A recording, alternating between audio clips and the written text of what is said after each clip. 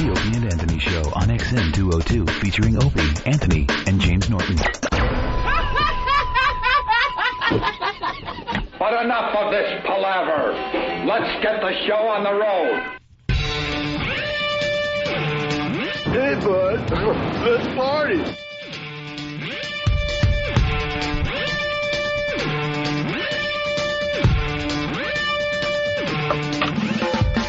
Good morning. Good morning. Good morning. Good morning. Good morning. Good morning. Good morning. I said good morning. Good morning. I said good morning. Good morning. Shut up! Stop whining. I'm not whining. Shut up! Shut up! No, I told you to shut up. Quiet. All right. Good morning. What, are we going to do this all day? We could. It's the Opie and Anthony Show. The One virus spreading across America. Day 2 in Chicago and San Francisco. Ratings are in. Yes, ratings are in. Ratings are in, and I think we're up. We're up. Gotta be. We're up 5 people. Jesus, it's gotta be.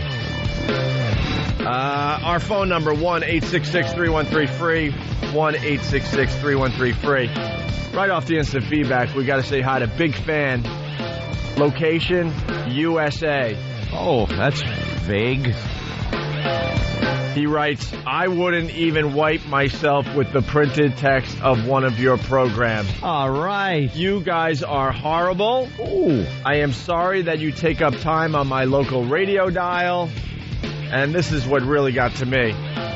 Isn't Burger King hiring where you are? I get it. We're so bad that we should be doing like what is considered a menial job. Perhaps working at Burger King behind the counter. I get it. Wow, how do we compete with that? He's a funny writer. What are you going to do? What are you going to do? He got Nothing. Guy's a funny writer. us. He got us. Did he give his real name? No. Big Fan, USA. Yeah, that's it. And the phones are lit already. So, what's up, Jimmy? What's up, Anthony? Howdy. Anthony, you Hanging. had fun last night? I was being a little socialite last night. I was out on the town. I was at Radio City Music Hall for reading, Opie. I went for reading. You know, there was 6,000 people to go watch people read books. Yeah, I don't get that. You don't get it. No, from time to time you'll read about such and such author will be reading from their new book at a Barnes and Noble or whatever, and they read 10 pages and then what? Or do they read for about 20 minutes. That is boring. 20 minutes. I mean, it's cool because you went and saw Stephen King. It's Stephen King. See, that's exciting right there to go, wow, that's Stephen King, and he's reading from one of his novels. John Irving. But then after 2-3 minutes, I'm thinking, okay, all right, that's Stephen King, and he's still reading. No, because the story was pretty cool. You know, it was a part out of The Body, which was the short story. Is there a beginning and an ending? Yeah. Or does he just Or does he just go, I'll read page 123 today? No, it was like Lardass's Revenge. It was a piece of the story that, you could absolutely get from beginning to end. It was a pie eating contest segment, where the fat kid eats the pies and proceeds to vomit and plans it this way because they have this pie eating contest all the time and every year. And he set it up where he would just vomit, and it started the whole town vomiting. And the way Stephen King is reading, he wrote it, and he's reading the goddamn thing. And it was very funny, very entertaining. And it's Stephen King. When did the locals start eating each other? Because, no, it wasn't one of those. Scary? I know, it wasn't one of those. It was more of a funny, kind of really gross vomit. Oh, like the puke doesn't mean thing. something? Like there's not a puke? No. There's not a puke creature? No, it wasn't one of those puke creatures. No puke creatures came out. No rats. No brand new disease happens because the whole town's puking? No. It's just pure comedy? No child-killing clown. Nothing like that. No? It was funny and gross. The people don't end up turning into puke themselves? No. And haunting the people that didn't puke? They didn't. All right. Nothing like that. You gotta love Stephen King books. And John Irving came out and read something that was very funny. I'm not familiar with a lot of his stuff, book-wise. I don't know who he is. Wrote Cider House Rules. That's a great book. Yeah. Guy's very charismatic. He was very interesting. Great voice. And then J.K. Rowling. Oh, you know, they were a bunch the of Harry kids. Potter chick. Yeah, a bunch of kids up in the balcony. It was just like whoosh when she came out. It was like deafening screeches of little kids. And then she came out and read a little, thing, and all the kids are going crazy. And all I think of those things like really terrible. If you're in church or at a funeral, you just think the most horrible thing you could do. Let me run up and tip the casket over. You get those thoughts. And I think the difference between being sane and insane is the sane people get those thoughts, but you just don't do them. Yeah. And insane people actually do these things. But you get the thoughts. But you have the part of your brain that keeps you, no, you idiot, you're not going to really do that. But you run through a scenario and go, oh, my God, how awful would this be? If I ran up and just started smacking around the corpse. Remember when we went to a taping, I think it was Bill Maher in L.A., way back in the day? Uh-huh. The whole time I was sitting in the audience, I'm thinking, man, I want to jump over the rail and just tackle him. Yeah, just tackle him. Just tackle him. Make the news. I don't even remember what he was talking about or what the show was about, because that's all I was thinking in my head. Like, how much fun would it be just to jump over and tackle him? Yeah. So I was thinking if I ran up on the stage and grabbed J.K. Rowling and held a knife to her throat and made her tell the ending to the last book in front of all the people, like, that would make the news. Yeah, that would How get much you... time would I do? But the ending would make more news than what you actually did. Yeah, exactly. Like, oh, and a stunning twist. By the way, she said it because that would be Sex and Church DJ decided to, that would be the biggest story. Sex and Church DJ ending a book. You start getting all warm because, like, your brain starts taking over. Yeah, like, your brain starts processing. And then you start thinking, the act. I really want to do this. Like, oh my God, and you get all nervous, like you're going to do it. Right. And people know you're going to do it. Well, how stupid is that? Your body starts reacting like, all right, we're going to do this, right? We are going to, yeah. Because your body doesn't know. Your body's just a stupid hunk of meat. Yeah. It's your brain that keeps you from doing it. But your body starts preparing for it. Yeah. All right, man, I'm ready. Right. You tell me. I'm ready. Just you tell give the me word, when. brain, anytime. I'm off. The legs are ready. The arms are ready. And then you got to tell your body, what are you, an idiot? Calm down. This is a jackass. It's a drill, right? Freaking stand down. Freaking that voice starts taking over. Oh, God. Oh, will you just shut up? Oh, is that horrible? Stop. Yeah, you start getting all sweaty. And then your chick looks at you like, what's wrong? Are you okay? Yeah, I'm fine. No, I was just going to kill J.K. Rowling, but don't worry about it, I'm I not. was debating if I should run up on stage and take her hostage. My body had completely prepared for it. Right. Thank goodness my brain decided to stand down, because I was ready to go. I was on ready alert. You think it's just us, or do other people out there have the other same people exact crap? do it all the right. time. That's It's good one to of know. those. It's one of those horrific things that happen that you just, like I said, sane people don't do it. Insane people don't have that filter in their head, and they actually do it. Right. Because you want to do it just to be silly and have fun. A little silly, hold a knife to someone's throat. Well, we were sitting there waiting for the festivities to start about 7:30, and they start introduce. The lights go down, big applause, like 6,000 people in Radio City, and they go to introduce the hostess of the evening, who's going to introduce the other people that are going to introduce the people. Before the big the reveal. authors. Before the big reveal. Yeah. Did you have any idea who the host was? Not at all. Or the hostess? Not at all. No Not clue. at all. Not you just at all. got the ticket for this reading. Got the tickets through an auction. It's a charity. It's for a charity event for artists that can't get, like, hospital insurance. Artists who decided they would say screw it to getting insurance.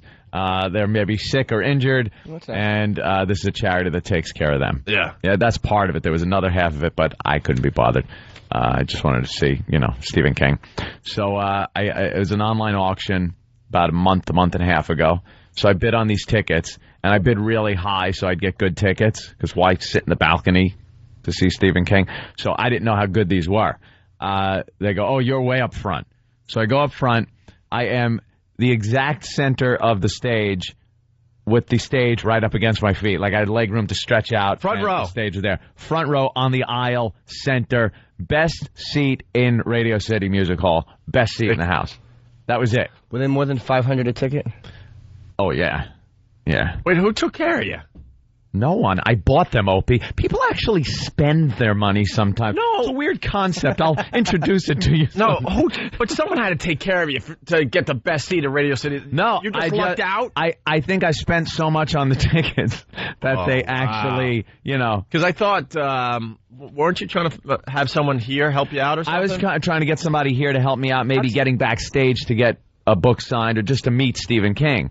But me, I'm lazy. I'm an ass. I waited last minute. I actually talked to Joel Hollander last night on some other stuff, but it was too late. It's like, you idiot. Why didn't you call me? You should have called me earlier. And I'm like, I'm a lazy ass. I forget. But it was totally cool. Anyway, I mean, it's Stephen King is like a couple of feet away reading. A part of his something he wrote. It sounds beyond. It was really, really cool. It sounds beyond cool, to be honest. And so the big deep voice guy comes on the PA. Ladies and gentlemen, welcome to Radio City Music Hall. Yes, blah blah blah. And now your hostess for the evening. She's known for Sister Act, Sister Act 2. Ladies and gentlemen, big hand for Whoopi Goldberg. Why are our lives crossing with Whoopi's right now? Now my body's really sweating because I'm getting thoughts that are just We horrid. don't give a crap about Whoopi and her stupid radio show, but for some reason we're connected with her these days. And my brain is starting to agree with my body, knowing that it would be huge news if I just went up there and tweaked her cans or something. Now, I'm sure you were getting recognized at Radio City Music Hall to begin with. I was keeping a pretty low profile. Yeah. No, nobody really recognized me. It was a bunch of snobs. I got a couple of looks.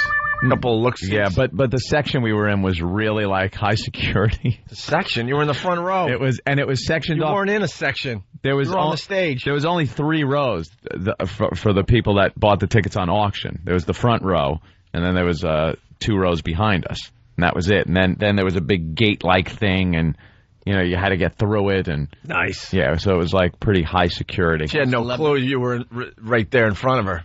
No clue. And with the way the lights are, you can never see the crowd. I wished, it would have been cool to kind of, have her see. But no, she didn't. Were there any celebrities there with you? Celebrities. I kind of scanned the crowd. Who brought up? Let's see. Jon Stewart was there. He brought up a J.K. Rowling. Yeah. He said Rowling. And all you heard was a bunch of kids go, Rowling! Rowling! Yelling at him for getting it wrong. Yeah. And then Soledad, who I'm watching on the news right now on CNN, Soledad O'Brien. How would you recognize her? She was there. How would I? I never would have She's recognized like her. She's one of the top anchors on CNN these days. She's very hot. I never would is have what it recognized is. She's probably the number one they got. I don't think there's any female news lady I would recognize. And she was on the Today Show for many, many years. Diane Sawyer, Connie Chung, but most of them chicks I would never recognize. And then, what was his name? I don't know. Some black guy. Money, athlete. No, he's been in movies and stuff. Usually plays a cop. Yeah. I don't remember his name. Denzel Washington? No, kind of looked like him. Samuel Jackson? No, kind of looked like him, though. So how was Whoopi? Whoopi was pretty funny. Yeah. I got to say, when she's in that kind of atmosphere, kind of an MC, hostess kind of thing, she was reading off a little teleprompter that was in the podium, and there were a couple of jokes that she didn't feel were really funny, and she skipped through them in a funny kind of way, and played off of little mistakes on the teleprompter pretty well. She does that good, that's her she's good on thing. stage, yeah. Yeah, that's her thing. That's her thing. It's like get a radio guy to do that, and he'd look really bad. Yeah. That's what we're getting at. She Exactly. thinks at doing radio, and we're having fun calling her out on it. She's got a good career as a comic actress. The press doesn't get anything right, though, because we've been going at it with Whoopi Goldberg for the last 2 days just because we can and because it's fun. That's the only reason we're doing it. We're not scared of her and her stupid show. And The press is getting it all wrong. They think Whoopi gave it to us and showed really us. gave it to us. Who said that? What person? It's the latest article that came out today on it. It's What got a paper? little viral thing going on here. The story is spreading, and as Yeah. it spreads, they're getting all their facts wrong. Getting things wrong. Whoopi told them is one of the articles was getting at. Maybe they do that just to make it more interesting because it's almost like O&A kick another set of teeth in. Nobody wants to. yeah. Well, one reporter said that O&A's Pest tried to get into the Whoopi show, but they were screening the calls. That's false. We got 3 or 4 calls in, no problem. And that Whoopi showed us because she made the stupid Howard Stern comment that like Howard's her friend That and showed us what? and that we don't deserve to walk in his dust. On the or- same dust sorry. that he walks on. yeah, or whatever. Sorry, had a pretty good radio career going for a dozen or so years, lady. Yeah, and ignored the fact that we beat the crap out of her for like 3 straight hours on our show. Yeah. She didn't get us. Using her own material against her. It wasn't even close. Her own lousy material. It wasn't even close. They called the game. I got to call out Steve from Bayshore. No, I wasn't disappointed that the author of Mein Kampf didn't come out and do a reading. Steve. You know what would be funny, too, by the way, if the J.K. Rowling decided that she was so sick of stupid Harry Potter, and in the final one, the wizard just says, you know what, I don't want to be a wizard, and he says, I'm going to work at Staples, and that's how the whole series ends. Ends. I think they would still love it. There's nothing this woman could do wrong. And I'll tell you something. Opie brought up the point that a lot of these people that started reading her books are older now. Yeah, They're not man. kids. Those books came out years ago. How long ago? 8 years ago was Yeah. the first one, maybe? So, Somewhere you know, around there? You get kids that were in their teens are now in their 20s, early 20s, and they had a question-answer period at the end. Oh, boy. And you just want to punch the jackass that gets up. And by the way, when they get up, they're on the big screen, and you look, and you can tell exactly what author they're going to ask a question of. You know what Stephen King's readers look like, you know what John Irving's readers look like, and J.K.'s readers. So these girls would get up and ask J.K. Rowling a question, and I swear to you, I thought it was that SNL William Shatner Star Trek goof where he's at the convention and people ask them hypothetical questions about Star Trek, the Enterprise, the gear, the equipment, and he just goes, it's a TV show. Yeah. Get a life. I fully expected her to say that. Because people are coming up, and believe me, I don't know enough about the story to even make up a hypothetical situation about the Harry Potter series. You haven't watched the movies? No. I watched See, the movies first get a one, bad, and I couldn't tell you one thing about it. They get a bad rap, man. The movies are not kid. They're not kid movies. Here's the anymore. most thing I Especially know the about most Harry recent Potter. one. It's the most I know. That a toy broom was put out that vibrated and had to be pulled off the market because too many young girls were enjoying it. We're getting off way too early in their That lives. was it. And they pulled it from the market. That's all I know about the great Harry story. Potter saga. Yeah, right on. But these girls would get up and start asking these hypothetical questions about the characters, why she chose certain ingredients for the wands. I mean, this type of crap. That's purely hypothetical, and I wished she would have been able to stand up and give that Shatner response of just, hey, it's a book. But I she made answered this every crap question up. seriously, right? Yeah, she's got like a reason why, and Once she's you know. done, though, don't forget, she's still writing them. Once she's finished, please, then she'll probably start slamming them. That maybe British because arrogance. she says it's over. You know, this is it, the last one. People are going to die in it. Yes. Perhaps Harry himself. How and many books is this? It's going to be 7. Is it up to 7? Like wow. her 7th book. And then they had a video clip montage of all the authors before they came out, and they have a clip of her holding the end of the story. The end of the 7th book in a big, like, heavy envelope, and she was, like, holding it like it was gold Of and course. petrified that the camera was going to see through the envelope. And she said she wrote that ending, like, in 1990. The ending to book 7, she knew about, like, how this was going to end years ago. So she's not going to change it. Please let it be. He's on a bed, shivering in a robe and sipping broth while one of his wizard friends walks his dog. When they have to go to the hospital and embarrassingly ask the doctor to remove the wand. That just turns up an X-ray that turns up on the web. Did he swallow that? Not exactly. Yeah, He was painting on a ladder, and he fell. That old gag. That old trophy gag. So it sounded like you had a wonderful night. It was a lot of fun. You know, I thought it was going to be... It was more something for my girlfriend at first because she's a really big Stephen King fan. Yeah. And I am, too. I think Stephen King's great. I love his stuff. And to see him... It sounds silly to sit in a big room full of people and watch someone read. It does sound silly, so I was just kind of, whatever.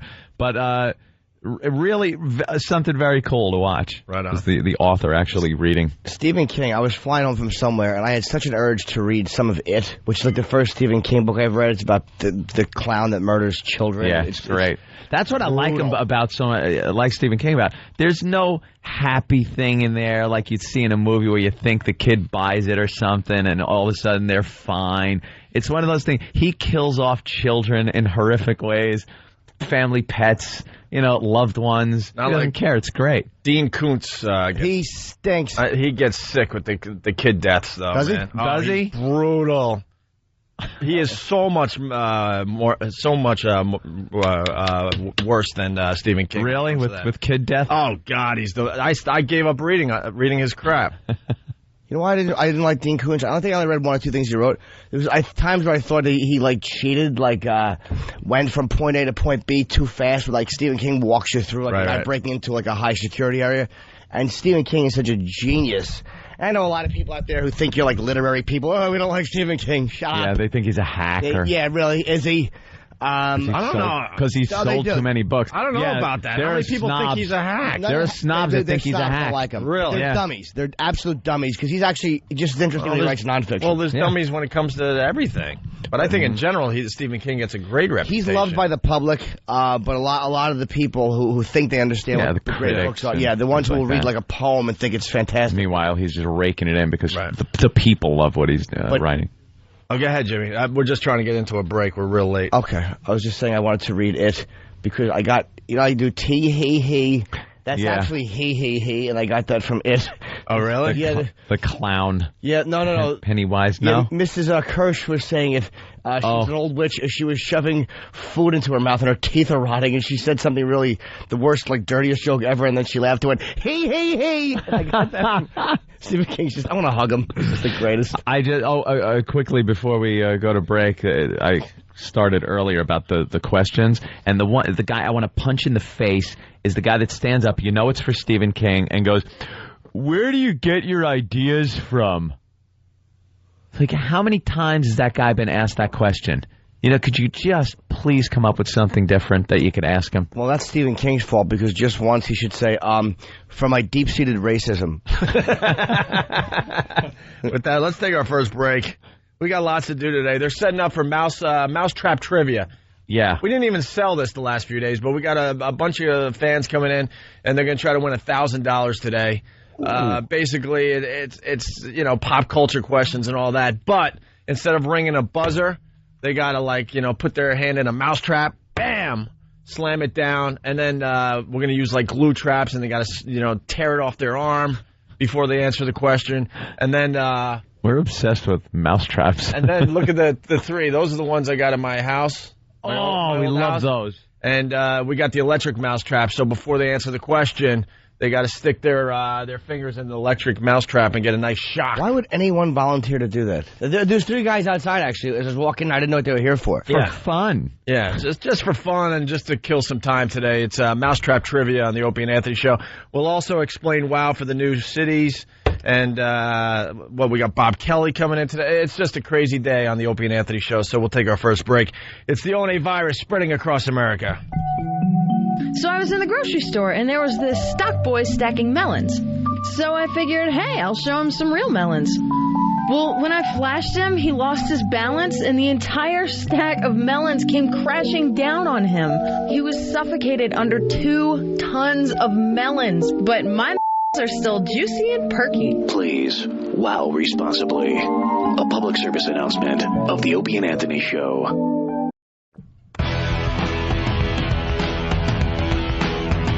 Hey, thanks for checking out the Opie and Anthony Show today. The ONA virus spreading across America, and it's Whip 'em Out Wednesday. Yes, it is. We love the wow. It works. It's a lot like fishing. All you got to do is get a wow on your vehicle somehow, in some fashion. A lot of the truckers like just scraping it in the dirt on the back of their rig. That works. We call this the O&A virus, and a lot of our concepts, spread and are spreading. And I got to tell you, the truckers are really helping spread the word of wow. Yep. They write in the back of their trucks in the dirt. Yeah, it doesn't matter how you get it on there. But a lot of people like the officially sanctioned bumper sticker. Bumper sticker. Yeah, you could get it somehow. I don't know. How do you get a sticker? I don't know. I really don't know. Figure it out. We're on so many radio stations. I guess it's up to each individual station to promote and help you get your wow stickers. Run a promo. But you slap that on your vehicle. Honestly, if you don't get a wow sticker, you can make a homemade wow sign. Those work just as well. And it's not just a great way to support the program. No. That would just be silly because anybody could give you a bumper sticker. This is giving you the gift of the breast. That's what it does. You drive around with this. The gift of the topless. The gift of the topless. Mondo topless. You put a sticker on your car, the wow sticker, and a girl sees it. She knows what it means. Mm-hmm. She will drive up next to you on your boring commute to or from work and flash you.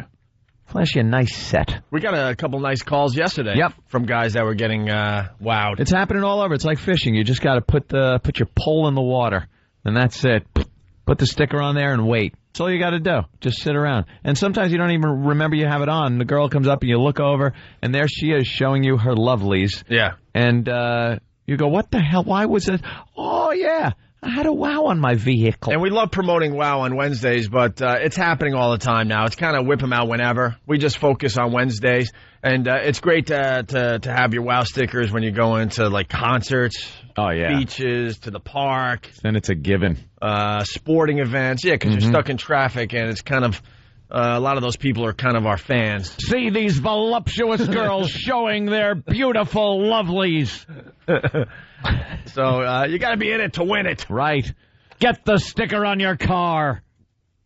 And all we ask is very simple. We've been doing this for about 8 years now. 8 years? Well, 8? Let's try 10 years. We've been doing this for about 10 years. Don't harass the ladies. There are plenty of women out there that will flash you. Yeah. And then once the flash is over, you part ways. It's a nice little pick-me-up. She doesn't want to pull over and sleep with you. Yeah. It was just being a good egg. Leave her alone. Andy in Jersey, what's up? Guys. Yeah. Hey, Ope. Yeah. When did you become Nikki Teton from Goodfellas? What? Oh, I say everything twice? Everything twice? Everything I say everything twice? I counted Do 7 I? times. Do I? Yeah. Bye. It's because you got to drill it into people's heads. I think that's the guy that just hates me, and he calls up with every little stupid thing I do wrong. I recognize the voice. Speaking of Whip 'em Out Wednesday, we got the Mondo topless clips. Yes, Mondo topless. Finally. From the 70s, Russ Myers, man. Yeah. This guy was the guy in the 70s for putting out porno. And it wasn't like the real hardcore porn. It was kind of... Well, this like predates porn. Well... 60s or 70s? There was porn in the 60s and 70s. This was early 70s, maybe late 60s. Yeah, but porn was, like bootlegging. Yeah, it was 8mm film. That you kind of like, you had to meet some dude on the corner in the middle of the night, and he would hand you a brown paper package. This was actual, commercialized. This is Stuff like you saw in theaters that played exclusively, dirty movies. The X-rated movies, and they had like little stories, or they weren't hardcore. Not like now, where it's you're going to be seeing some heavy duty work going on. These are PG-13 now. Yeah, it's like nothing. Just bosoms. It really is like PG-13. Yeah, exactly. Stan just did it. It's like when the woman pushes her chest out and shakes it back and forth. Yeah. You go, ooh. You know what, though? I went and saw the new Will Ferrell movie last night, Talladega Nights, the story of... Ricky Jones, whatever? Bobby Ricky. Oh, whatever. Ricky Jones. The movie was really, really funny. Will Ferrell has another hit on his hands. But I think we were saying this yesterday, how they've taken the breast shot out of movies. Remember every movie you would go see, whether it was like almost like a Disney film up to an R-rated, they always had to have that one scene Gratuitous where the breast girl is shot. just naked for no reason or Yeah. topless for no reason. And we were just discussing this yesterday, that they've pretty much taken that out of the ball game. You don't get the quick topless shot anymore. No. And in this movie, there's a scene where a girl is flashing Will Ferrell, and this girl, I guess, becomes his wife. I'm not giving much away, trust me. But as she goes to flash, and the whole theater is like expecting, all right, here it goes, the topless shot that every movie has. They go to in the back. They go in for a close up, and they just show her face as she's flashing. And I'm like, man, we were just talking about this yesterday, how they've taken the brush shot out of movies. Do you think, though, that was done on purpose? Because that sounds like something that's so annoying. Like, you go, God damn it, why? That, like, they almost did that, like, on purpose. To piss people off? Yeah. Yeah. Just to be irritating. It could be, because Will Ferrell likes to screw with you a little bit with his movies. You know, but I don't know, because we were just discussing how Animal House, Porky's. Hey, you get that fun, scene of the girl Caddyshack. naked or Cars. topless or something. Who could forget Lacey Underalls? Lacey in bed with Noonan. Oh, it was sexy. Yeah. So, anyway, getting back to Mondo Topless. So this is a Russ Myers film that This is Smales in the shower. Loofah my stretch marks. Hot stretch marks. So I found this Mondo Topless film years ago. Yeah. And we used that palaver drop in the intro. Yeah, that's Russ Actually, Myers. our new intro, we're not using it. And it comes from Mondo Topless. I heard it today. This Russ Meyer. Do we have it in the new one? Yeah. Oh, okay. I think it's become a staple, if I might. Oh, okay, I'm sorry, Steve. There was, whatever. So we got more clips from Mondo Topless today. And it kind of makes sense to play these today because we're now being heard on Free FM in San Francisco. Yep. And this, he filmed his movies, a lot of them in San Francisco. Right. And I guess he, back then, that's where you got your free-spirited women who were willing to do this.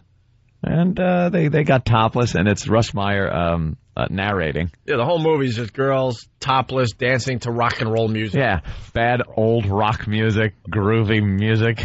Fake rock and roll music. Yeah. 'Cause they couldn't use the real rock and roll music. He got huge with Super Vixens in the 70s. That was like his movie. And then when cable TV really was in its infancy, and they would show like the same movie over and over again at night.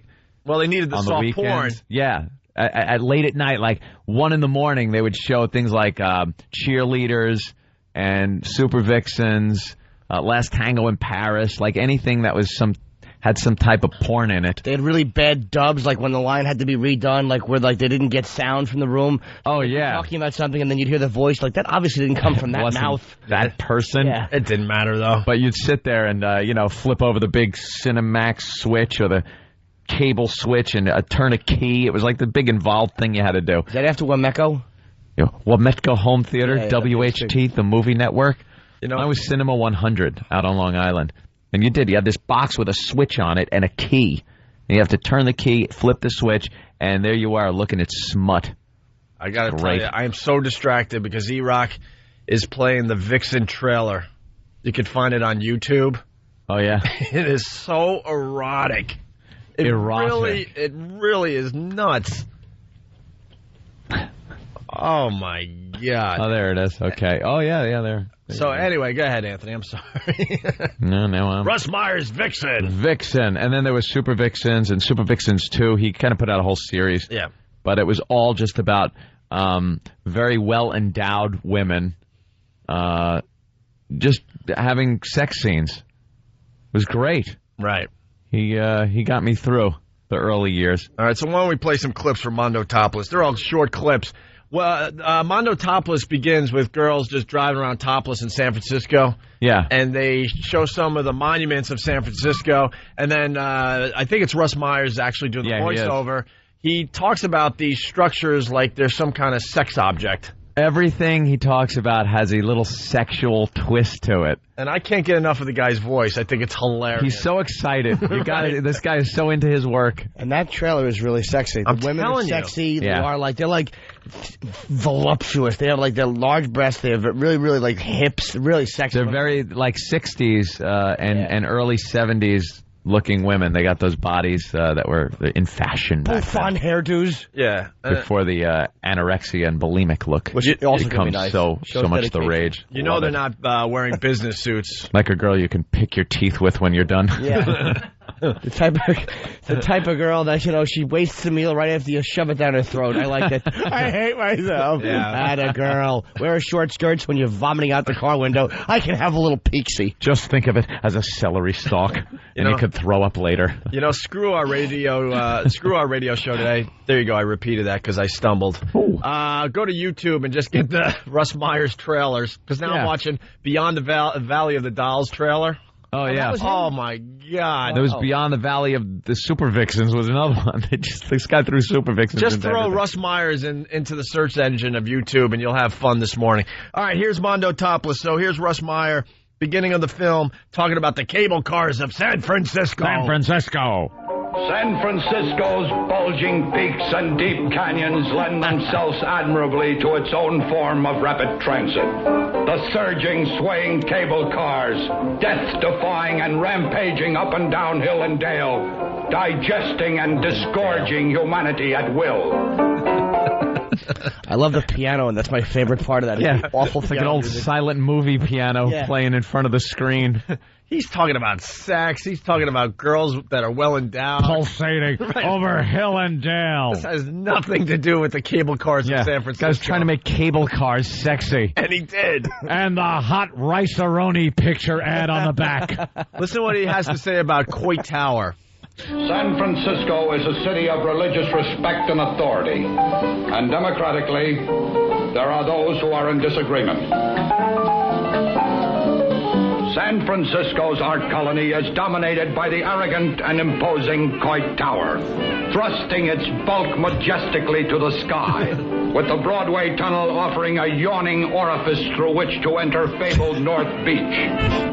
A yawning orifice. Is he talking about tunnels and towers? I think he's talking about some chick that's passed out cold.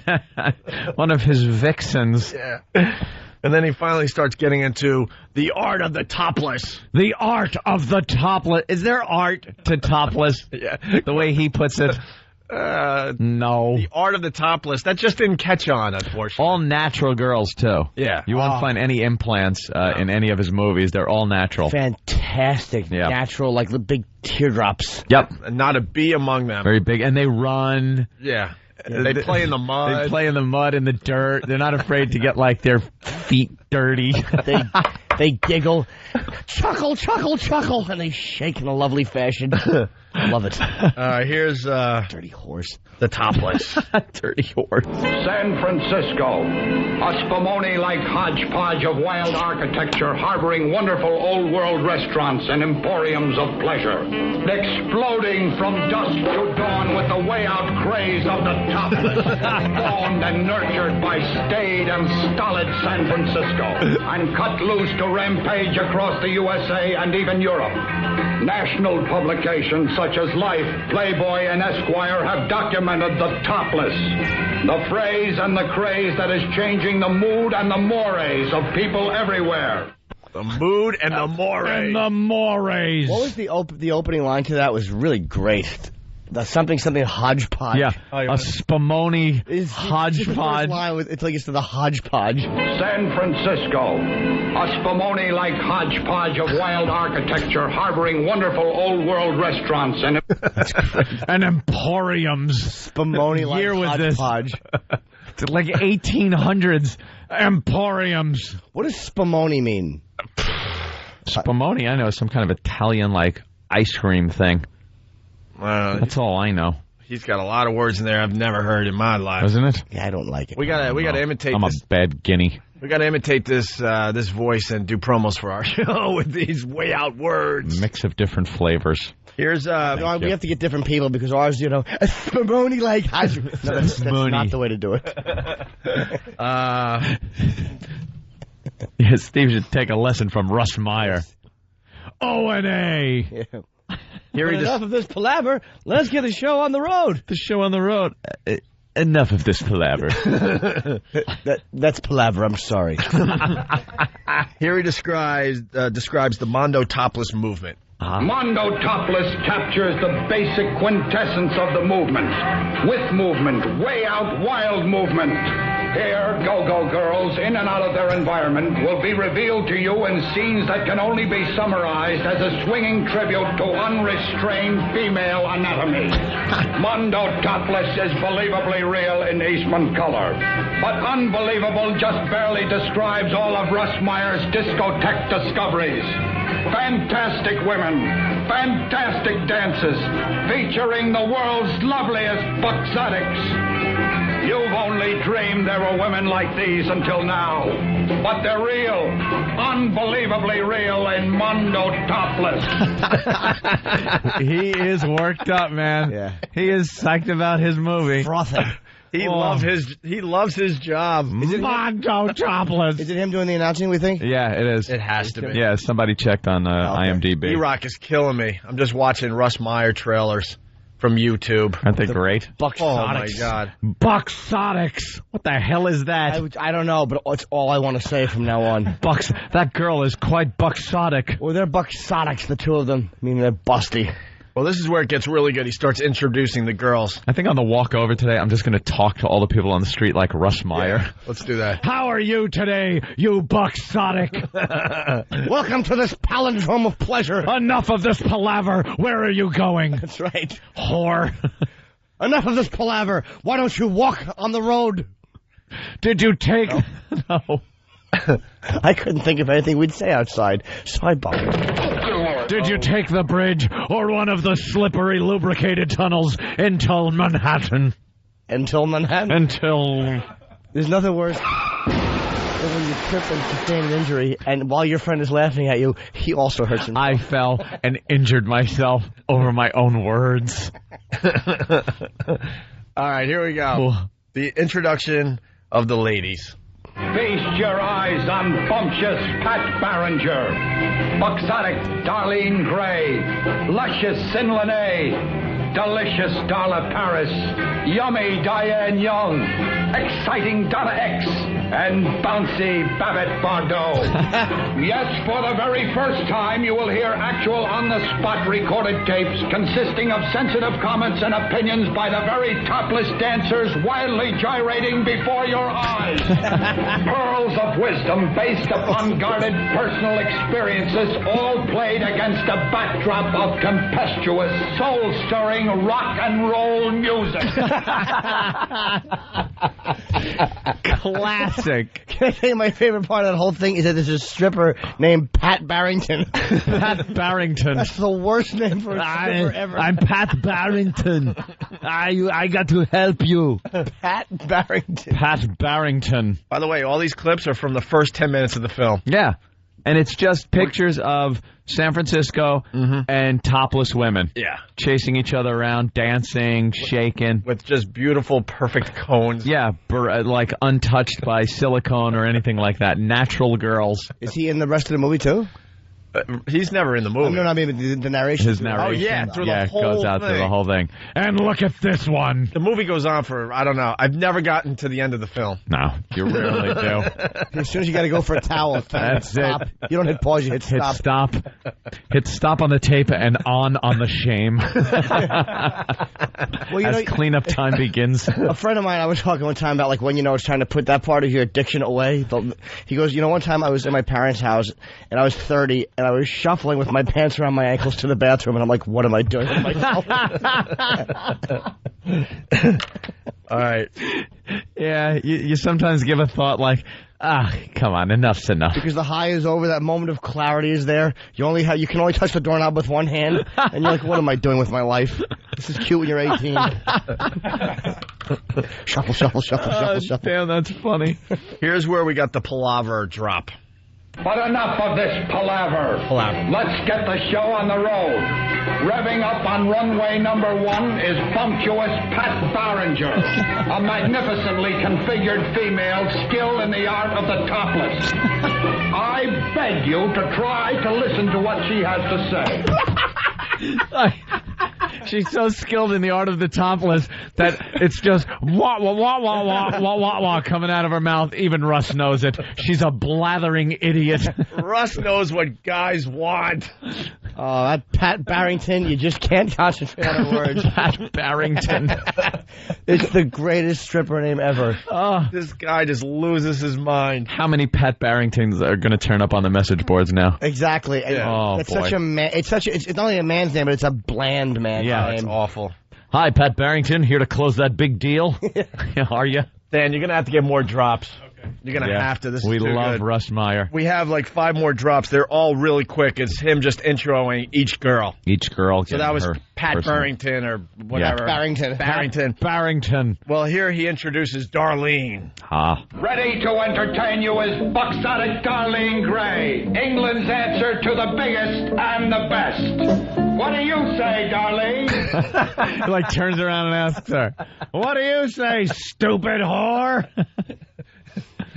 And of course, these girls just have nothing to say. Bill from Waterford, how is someone skilled in the art of the topless? I know, that's what we've been saying. The beauty of him. Like, It's just great how he uses his words. The art of the topless. the art of the topless. He's a stripper. The art of being topless? No, the art of the topless. The art of the topless. I've studied the topless for many years.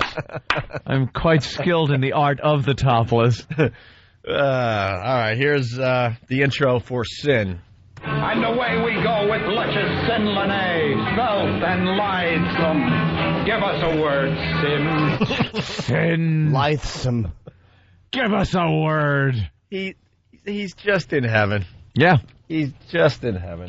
Guy was a filthy man making a living. Here's Darla. Try to follow delicious Darla Paris, vivaciously voluptuous. Mr. and Mrs. America and all the ships at sea. His old World War II lingo. That's right. Kilroy was here and here on these voluptuous ones. Now we show you a woman who looks like she's got 2 Kaiser helmets on her chest.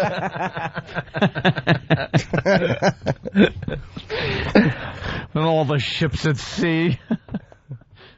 He's great. And under her shirt are 2 Jews who start all the wars in the world.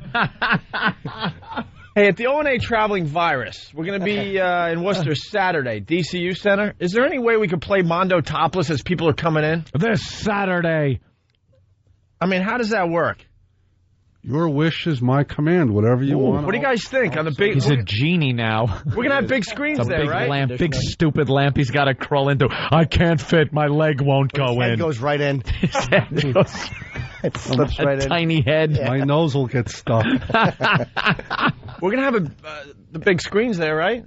Yes, sir. Can we play this? Just have it playing as Would be as people are great. filing in before the show. Is there just ask make sure that they can show that? I don't think it's anything that dirty, No, tell you it's the not. truth. No frontal nudity. Really? No, the girls aren't bottomless. He meant Topless. It's the art of the top. By frontal nudity, I think they usually mean some Bottomless. kind of bottom thing going on. Yeah, let's I find think out. topless is kind of okay. All right, I'll get an answer for you. Work today. on it. Yeah, I mean, they don't even. These girls are not bottomless. I'll get on my magic carpet. Your wish is my command. It's just It could be really funny to have playing Yeah, as people definitely. are filing in. Kenny has the driest hair I've ever seen. It's like I wash it. I'm not every saying day. it's not clean, but it's just you Do you use a conditioner? Yeah, it's all in one. Ah, see, that doesn't good work. old pert. Yeah, Doesn't work. and then Are you that like pressed for time? I You can't throw another like batch of. He doesn't even rinse it. He just puts it in his hair and Just leaves puts it- without even a shower. It's all bubbly as he's driving down the highway. Bubbles popping. I'm very good on time management. Is that it? Yeah. All right. Find out about Mondo Topless. Haste makes waste. Good point, Ken. Very Thank you. good. Thank you. Write Get outta that here. down. Just That's when you a think he keeper. has nothing to say, it's a gem like that. All right, we're going to finish up here with Russ Meyer. Here he is introing Diane. Settle back and let yummy Diane Young entertain you. Blondly beautiful. And while you're about it, lend her your ear. Yeah. I want to hear what some of these girls have to say, because I'm sure it's worthless babble. Well, that could be the next thing we do. Yeah. Because they talk about their toplessness. Yeah. The art of the topless. That's not a bad idea. Relax and enjoy exciting Donna X, Juno-esque of proportion. Listen closely to what she has to say about topless. About topless. Juno-esque. He's losing it. Juno-esque. He's running out of adjectives. Is he? And finally, this is the last one for today. Hang on, men, and zero in on bouncy Babette Bardot. French and Swedish. 50-50 where it counts. Speak to us, Babette, baby. He finishes strong. Best one. 50-50 where it counts. French and Swedish. Yeah. That's good because the French are known for, their mouths. Right. And I guess the Swedes are known for anything below the waist. But they should have thrown a little Greek in her, I think. Hey, let's hear that again. 33 1/3, where it counts. Let's hear this one again. Hang on, men, and zero in on bouncy Babette Bardot. French and Swedish. 50-50 where it counts. Speak to us, Babette, baby. Babette, baby. Love that guy. Oh, he's a really good egg. We've just touched the surface. That's the first 10, 15 minutes of the film, basically. Goes on. I've never seen the end of the film, so maybe we could see what. Maybe we could all watch it together later. What all the hubbub's about. I'm telling you, as people file into the ONA traveling virus, it could be fun to have on the huge screen. So. I'd go to a reading that he was doing. No kidding. All right, we got to take a break. Look, we're really late. We got Doug Stanhope on hold. Oh, good. Tripping and laughing his ass off. Oh, brother. Doug, stay right there. We'll talk to you next. It's the ONA virus spreading across America. Now we all know that Opie and Anthony Wow stickers are your tickets to a successful Whip 'em Out Wednesday. Well, yeah. Did you know that Wow stickers have many other uses? I sliced out both my kidneys, and I patched up the wounds with Wow stickers. But dude, how do you pee? Oh, boy. Can't pee. This was incredibly nearsighted. Can't go pee, pee dance, gotta go pee. The Opie and Anthony Show. Opie and Anthony.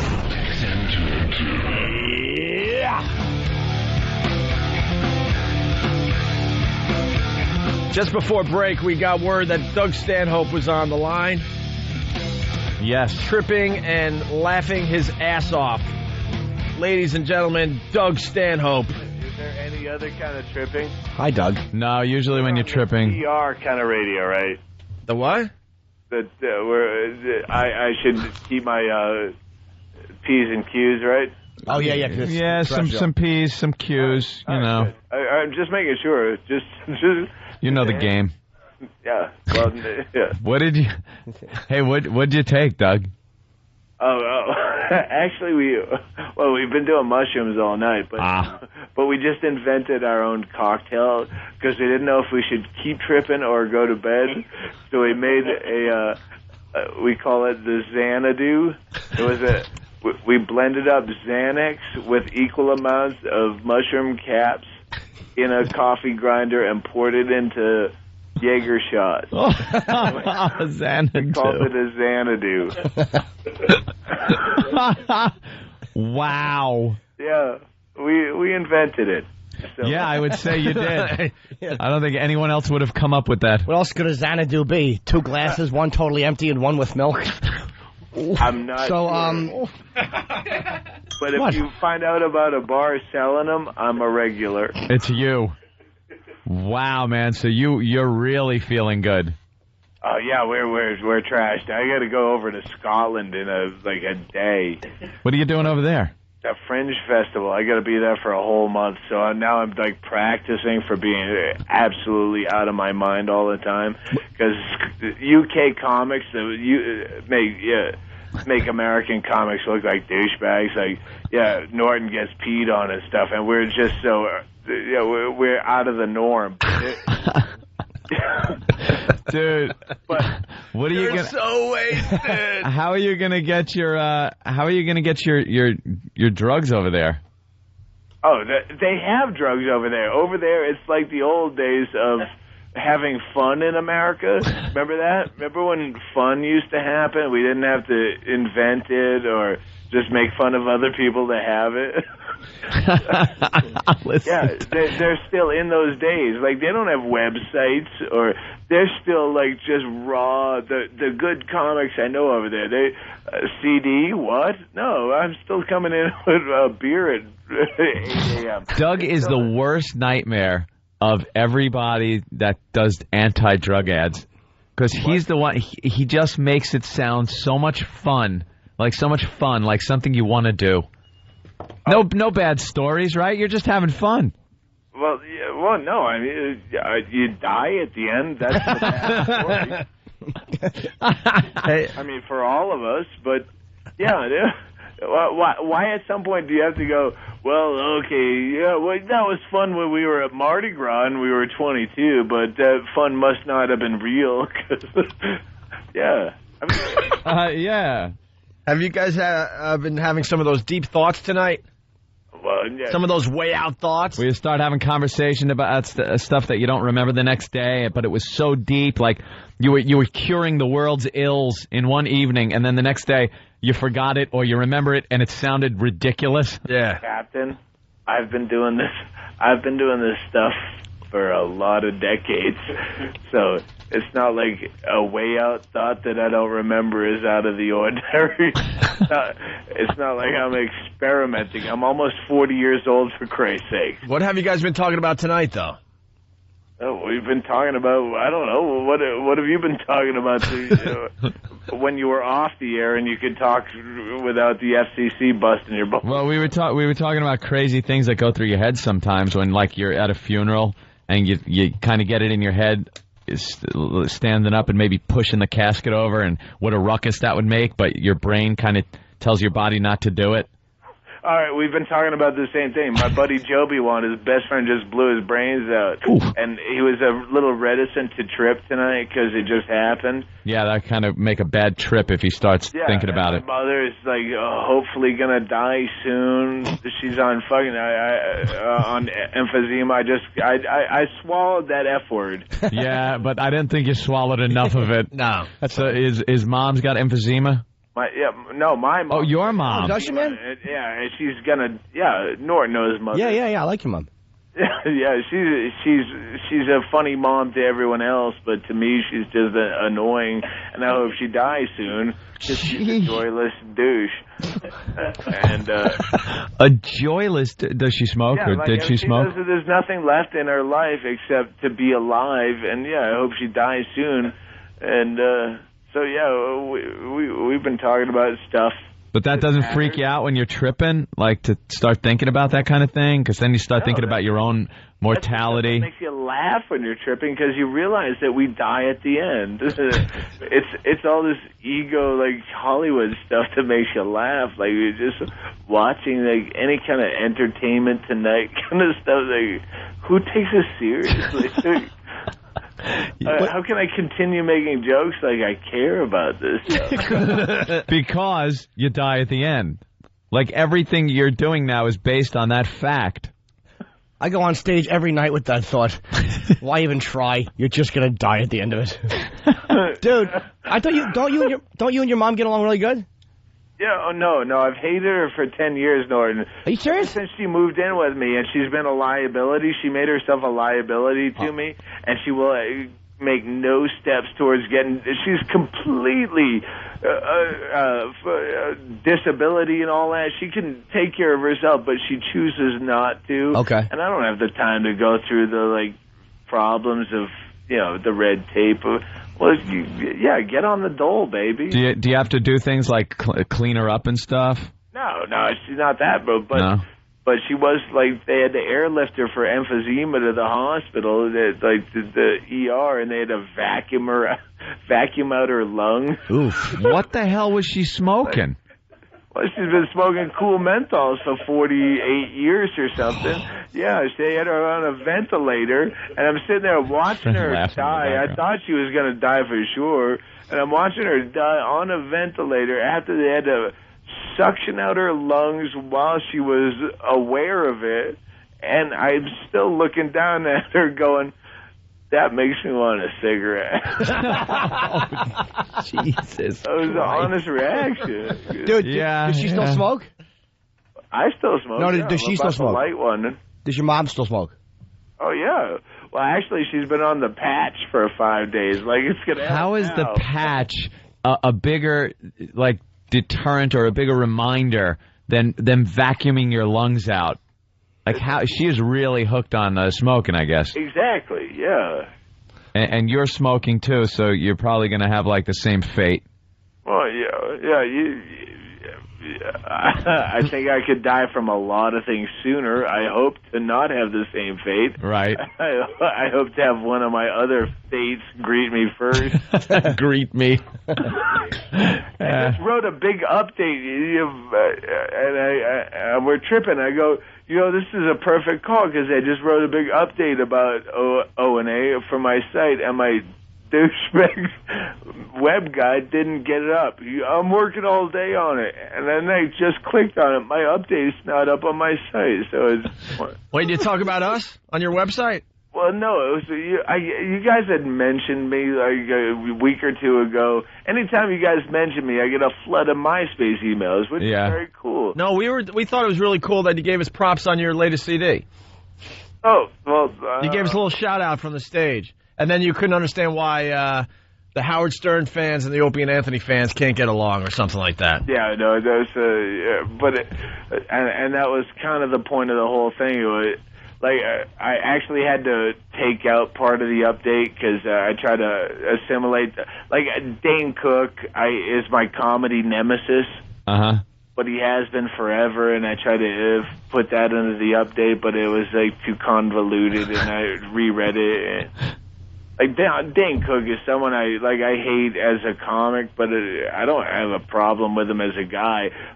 I live in a town of 6,000 people right now. Where the hell you live? Jesus. In Arizona, down on the Mexican border. And I took a month off. Easy to skip over this line if he needs to. Huh? I said I took a month off because I thought I needed it. Right. And I just telling my buddy as we were tripping, if Dane Cook and Larry the Cable Guy walked into my local bar after a month off in a small town like this, I would have hugged them as though they were dead relatives. just to have someone to communicate with. You can't. All right. You really have no one to talk to. Rivalry and artists, whatever. All right, we can talk like human beings. Doug, why'd you move to that little teeny town? I don't know, midlife crisis or I don't. Midlife crisis? You buy a vet or something. Yeah. I had to get out of L.A. It was just that ego nonsense was. I think we're gonna move to Austin in January. You're just a nomad. Hey, like Kane from Kung Fu. What do you think about stoned? What do you think about Mel Gibson? I hate the Jews. Doug doesn't care. No, I hate the Jews too. You do? Yeah. For what reason? Because I only hate the Jews that have to bring up that they're a Jew. Why do you have to keep saying you're a Jew? That was the first thing I thought, because I don't watch the news when I'm off. Yeah. And I put it on, and it was 56 minutes of Hezbollah, which is the Jews, and then there was a 5-minute. Here's what if Revelation is really coming upon us, and then finally we'll end it with a human interest piece about Mel Gibson hating the Jews and getting a DUI. All right. Next time if I get a DUI, I don't drive drunk anymore because I'm so overdue for a DUI. You figure you've been lucky, so. Oh, it's hugely lucky. Yeah. But if I do, I'm gonna go. I hate the Jews. Can I get pressed? I have to live down this man show thing. Can you arrest me? Jeez. Hey, you ever see it? Girls Gone Wild. I gotta get out of my. To be a respectable comic again. Not only do I hate the Jews, but I'll be appearing at the Houston Improv. But no, I just hate it. Like if you came up to me and go, you know what? Because as a Lutheran, and you prefaced everything as being as a Lutheran, but what does that matter? Yeah. You would hate the Lutherans. Yeah, Jews. Well, you know, because I have a Jewish background. What does Jew mean? Shut the fuck. I don't know. I think too much of the C got in that time. Yeah. But Doug, you're down in Arizona and you do peyote. Just mushrooms. Mushrooms? No. Oh, okay. I was going to ask you if you ever had one of those like Indian kind of. No, we did. We did. Me and Tom Rhodes did the other night on the same batch of mushrooms, on our bellies, vomiting and in our own waste. I urinated in my own pants for almost an hour on a heavy dose of the same mushrooms. But we did mescaline in the desert this May, and that was the first time I've found mescaline. But yeah, people don't do good drugs anymore. They do tweak, and they're all coked up, and it's all like pointless drugs. I haven't heard of. I haven't even heard of anybody that's done mescaline in 20 years. That was one of my favorite drugs. It until this year. Mescaline just made you laugh. Yeah, exactly. Just giggle. Oh, it's fantastic. No, I watched mountains melt. It was one of the most miraculous things, and I'm 40 years old, so... You watch mountains melt in the desert, man. Oh, it's fantastic. Ooh. Wow. Yeah, I watched French fries under a heat lamp once. Just turned like a kaleidoscope, it looked like. Every single French fry was a different color and was changing colors like chameleons. Really amazing. Last time I did mescaline. Have you ever had a bad trip?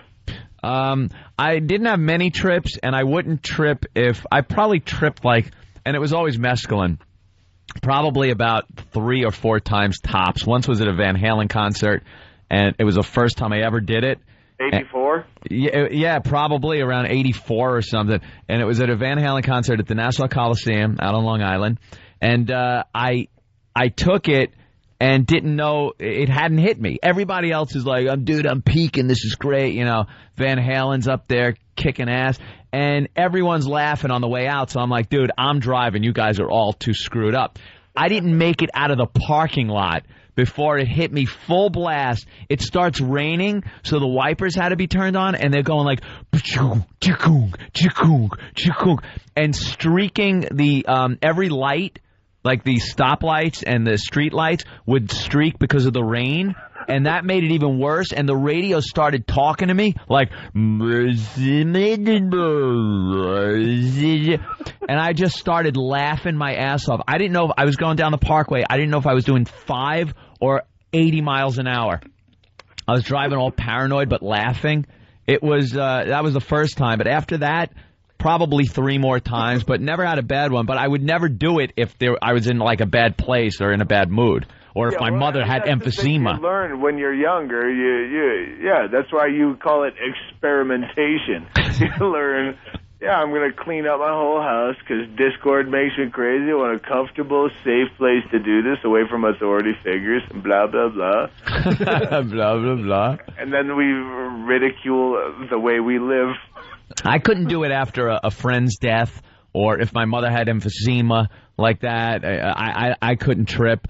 I had a bad time once just smoking too much weed and watching Gray Lady Down. It's some Charlton Heston submarine movie. And they went down and got into an accident, and the sub was sunk at the bottom of the ocean. And they were trapped. They couldn't get out. Yeah. Dude, I freaked out. I felt like I was in the sub and had like the worst anxiety attack. I had to run into my room. I was pretty much in the fetal position, sucking my thumb. It was one of the most awful... You shouldn't watch bad Charlton Heston movies while you're tripping. We just watched a movie at the end of a trip just to try to come down, and that's when we discovered these Xanadu shots. To decide whether we should keep tripping or go to bed, and tripping won. But that's you got to be in a good place. Self-reflection, and this. I wish the update was out. Watch my set later, after I bust my webmaster's balls. Some guy, when you mention me, whatever you mention me, I always get a flood of MySpace, but I get this perfect MySpace email from a fan of yours, and in the worst English, worst. hey, you have to decipher what he's trying to say. You know the MySpace. Yeah, I know the feeling. Oh, yeah. And the guy's name is Bob, and he's trying to make me decide. Like it was, they mentioned you in that school, but you have to decide between Opie and Howard. Yeah, it's like antimatter and matter. The two can't be in the same place. Yeah, no, Nah, we don't play that game. He plays that but you game. have to see the picture of the MySpace. That's what's great about MySpace is they give you a picture of the guy you're talking to, and the guy has this like big, stupid, oversized Mardi Gras hat with a half-tooth smile, and he's from Jersey, and he's talking about. Well, unless you want to go with the Howards, like he's going to invite you to his Hampton house. And I wrote this whole update that will eventually be up that should have been up now, except I have a douche for a webmaster. We'll check all day for that, Doug. Yeah. Doug, we got to take a break because, it's FM radio. Yeah, that's all right. We might call you back because we got a PSA we got to play for you. Have you ever bitten into a hot dog and heard it scream? And talk to you? After doing any LSD? we got an LSD PSA that's going to make you laugh really like hard. The 60s. I'm hanging on the line. All right, we'll keep you on hold. All right, Doug, hold on a minute. All right. Doug Stanhope, everyone. Doug's the Check him out on his MySpace. It's the real deal, man. He has a drinking problem. Wow. Wow. He's a rock star, though. We talk about that. Not many rock stars left. Yep. All right, we should take a break. It's the O&A virus spreading across America. When we get back, Bob Kelly, is he here? Bob Kelly joins the program. We got Mousetrap trivia today. We got Dave Wellington from WBCN checking in because we're doing a live broadcast from BCN this Friday because of the O&A traveling virus hitting the DCU Center in Worcester on Saturday. Tickets still available through Ticketmaster.com. All the info for our O&A traveling virus can be found on opieandanthony.com. Lots of info today. I'm sorry. All right, we'll continue in just a bit. I came up with something years ago. Basically, it says Whip 'em out Wednesday. Big, luscious, juicy ones. Ready? Wow. The swinging tribute to unrestrained female anatomy. It's Whip 'em Out Wednesday. The Opie and Anthony Show. Opie and Anthony. The Opie and Anthony Show. You're checking out the Opie and Anthony Show. The O&A virus spreading across America. We're trying to find this LSD PSA, yeah. Yeah, the LSD PSA. Basically, this girl bites into a hot dog and starts screaming. She loses her mind, and then it says, "Don't do LSD." Yeah, it's like it's from the 60s or maybe early 70s, but it's so bad. We've had so much fun with this PSA over the years. We can't find it, and it's a perfect day to play it after talking to Doug Stanhope. Girl's voice is really annoying. Hopefully, as a matter of fact. Before we get out of here, we'll try to get it on the radio. We're trying to find it at XM and run it over. It's kind of a bummer because it's perfect to play right now. Dave Wellington's on the line. We're going to be broadcasting live from WBCN this Friday because we got the O&A traveling virus thing happening on Saturday at the DCU Center with tickets still available. Yep. Don't forget, it's presented by Bud Light. Hey, Doug, what's going on? Hey, it's Dave. Everything's good, guys. I'm sorry, Dave. That's all right. That's all right. I was going to go back to Doug to tell him that we can't do the thing, but now we got Dave Wellington. I want to party with Doug. Yeah, who doesn't? Listen to him. Insane. Looking forward to you guys on Friday. It's going to be huge, and then on Saturday for the big traveling virus. Friday morning, we were working on some details yesterday, inviting listeners down to the station from 8 until 10 o'clock so they can do the walk with you guys. Oh, very cool. I hear like the new BCN's in a bad place, though, huh? Well, no, it's in Brighton. It's a different building, but it's... I mean a bad place as far as our listeners getting together, going down there and hanging and having a good time. It's a little difficult, but we do kind of have it worked out where people can park along up front. We'll have all the instructions on WBCN.com. They can park on Birmingham Parkway if they come down between 8 and 10, and we'll bring them around to the back of the building. It's just a little difficult to get to with traffic, but we'll have food down there. We've got 104 pairs of tickets to the show on Saturday. We'll have WOW stickers. I'm working on getting the Patriots cheerleaders to come out. Be a good time. Very, very cool. We're looking forward to it, Dave. Thanks, guys. I'm just reading from the sheet here on BCN's plans for us. Yeah. On Friday. Well, they were brainstorming some ideas yesterday. That's nice. All right, Dave. We look forward to it. We'll see you in Boston on Friday. Guys, tickets available. All the info's on the website. We'll see you Friday, and then, of course, Saturday for the craziness. Thanks, guys. Punching out. All right, there he goes. Dave Wellington, everyone. With that, we say hi to Bob Kelly. What's up, man? Hi, sweetie. Bob's back. What's up, man? Hi, Bob. Jimbo. BCN. That's weird that you guys. BCN was my station growing up. Was it? Yeah. Mark Parento. Oh, he had a little station on your lifestyle. He had a little incident. Yeah, he certainly did. So I'm scared to be on the radio now. This microphone is scaring me. It's dangling in my face. It's a memory. You have a mic with a stand. Man. Yeah. I think he actually had a crush on Dano. Who doesn't? The kid's got energy. He's got the look. Who doesn't like him? He's getting out soon, right? That's Parento? what we're hearing. Hearing Parento's getting out of prison soon. That's what we're hearing. He got put in for, man. That's it. Man. No, not man. Right. Man and boy. Yeah.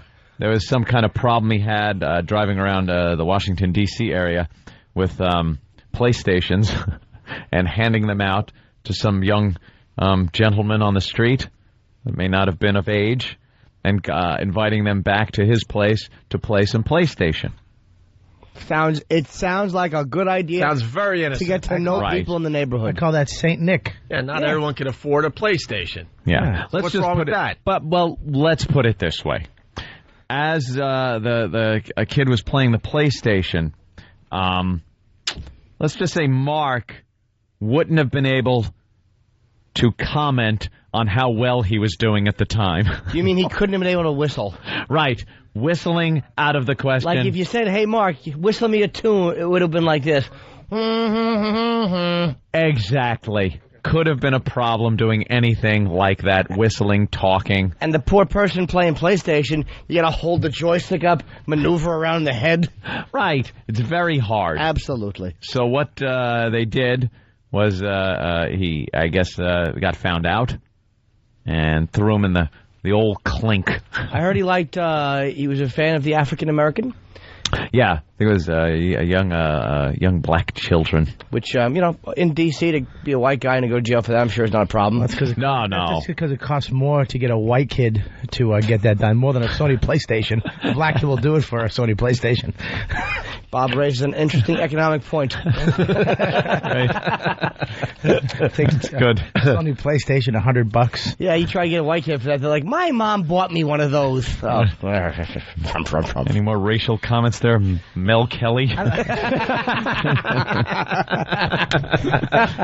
want freedom, except for them. Except for them. Those people. Hey, that's a good line. Yeah, so he's getting out soon. Yeah, I guess. Whatever. Yeah. We got Mousetrap trivia in a little bit here for $1,000. Who plays that? You were probably in the green room with the guys. Oh, I wasn't in the green. I didn't see him. Oh, you didn't see him? Yeah, we got like 4 guys that can answer questions, but they got to stick their hands in all sorts of mousetraps. The electric ones are going to be the showstoppers. That's just the new technology that is kicking ass, man. Mousetraps, when they say reinvent the mousetrap, that was it. There's various devices that just slap down on the poor little guy's neck and snap it, or the old glue traps. Those are fine, too. But those electric ones are just the most fun. They crawl in to the front, and there's like a little kind of maze that they got to go through. Yeah. Real quick little corner they turn. A quick left turn. And the bait is across from these 2 metal contacts. Yeah. And when they step on the metal contacts, dead! It's over, Johnny. 2 seconds. Dead. Just bam. I have a mouse problem in my old place. You put the goodness on the back wall, and they never get to the goodness. That's peanut butter, a little piece of banana. They don't even get goodness before they die. But do you get to hear it like a fly one? You hear it just like you hear a quick fry and a quick shake. And then a little red light blinks or something, letting you know you got one. Because they can't back up because they made that left turn. Yeah. So it's too late. Can you reuse it, or is that it for the... Oh, I've been reusing the same one. You open the top, you pull them out, you throw them away. It's all set for the next poor victim. All you can hear the mouse say with the microphone, it's like Pesci in Goodfellas when he walks in to be made. Oh, no. So when is the... It was nothing we could do. Couldn't be helped. We had to shock them. I started with the regular mouse traps, but these bastards, they're too smart. They're able to get the cheese out without getting snapped. So I started getting really frustrated, so then I got the glue traps. But they don't tell you on the glue traps, on the box, that the thing is going to suffer for days, and you have to, like, smash it over the head with something hard. The glue trap? Yeah, because in the morning I go to where they were coming out, and there's a mouse just stuck alive in the glue trap, and you can't free them because their body is just a mess from being stuck on the trap, and they've been gnawing at their own feet and stuff. Various appendages. Maybe they should tell you that on the side of the mouse trap, that you're going to have to kill it. Yeah, it's bad. I've had those. And so I did that once, and I was like, I can't do this. And then finally, the electric traps, they get the job done. Can't you just roll it up? Lethal injection? Yeah, I know. They're wheeling the mouse out on the gurney. They let off a little mouse scream, too. Do they? Oh, it's just wonderful to wake up to. And its ears stuck on the glue trap with like, no boy, hope of getting free. I'm in it now. Oh, good. Here comes this human to help me. No. What, do you just roll them up like a piece of paper? Can you do that? Can't you just, like, roll them up in it? You can't let the thing suffer. So I take it out back, and I just, like, take a cinder block and drop Are you kidding? What else are you going to do? There's a mouse holocaust going on in Opie's apartment. No, then What else are you going to do? You can't... Just throw it out. You can't free them. You pick it. No, not free them. You pick up the... What, to throw it in the garbage and let it just suffer for days until it finally starves to death? If you pick up the paper and crumble it in on itself, that stickiness will go over his mouth and nose, and he'll suffocate. Nah. And then you throw it away. Nah. It's like being in trapped in the World Trade Centers. No. Yeah, but it's a mouse. All right. No. By the way, we were just babbling to waste time. We found the LSD PSA. See? See how good people, we are? how it works? See how good we are? It was called filler. No one gives a crap about Some people call us out on it. My mice problem at this point. They go, are you looking for something? Mm-hmm. 'Cause I think this is filler. All right, and we got, hopefully, Doug Stanhope still here. Doug? Hey, I'm still here. Hey, man. All right, before we let you go so you can continue the trip, we got to play this thing for you. This is a real LSD PSA that they played back in the day. We're thinking late 60s, maybe early 70s. All right? All right, I'm with you. I'm just enjoying the show. I don't have XM, so I'm happy just to listen to you. Oh, we're not out there yet, huh? We're not in that 6,000 person town? Bisbee, Arizona. I'm in a town of 6,000 people, for Christ's sake. You know, that's a perfect town for XM. You got to get the XM. I'm sure local radio's not getting it. Free Sirius radio. Yeah. And I can't even get the satellite out here. It's small. You probably get XM, though. There's a lot more repeaters. All right, here we go. The LSD PSA. Either one's better than terrestrial. What did I say? All right, here we go. Listen to you. Here we go. I first dropped acid when I was 18. I was over at these people's house one night. This guy I went to school with was over there and asked me if I wanted to try some acid. Did he? I had read about it in the newspapers and heard a few friends talk about it, so I was curious. I was pretty jacked up on marijuana, so I decided to try it, and I dropped it. I don't know what I was waiting for, a flash or a rush or whatever, but I kept sitting there waiting, and nothing was happening. So I got up and then went to the dresser and put on a pair of pink capris and a green and brown blouse. I thought the colors were beautiful. So we... Green and brown is asking for it by the way you're dressed. Deserves a PlayStation.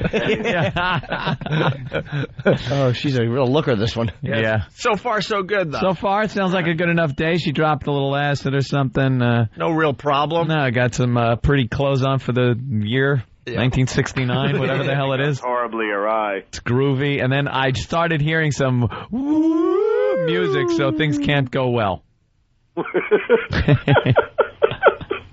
Here we go. Here we go. It gets ugly. Yeah, here we go. Back to it. So we tripped down to Market Street, and I decided to buy a hot dog.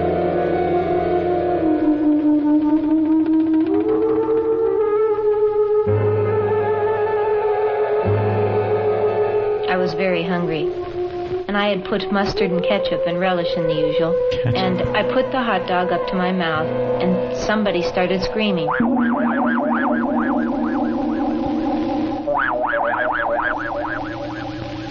I didn't know what was happening, so I looked up at my friend Terry and said, "Did you hear that? Didn't you hear someone scream?" He said no. I got the hot dog up to my mouth again, and I was ready to bite, and the scream got louder.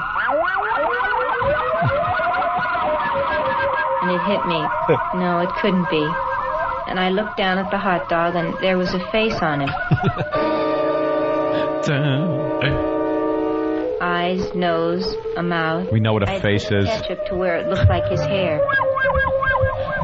And he started telling me that I couldn't eat him. That he had a wife and 7 kids at home to support. I can't hear the dialogue because of the music.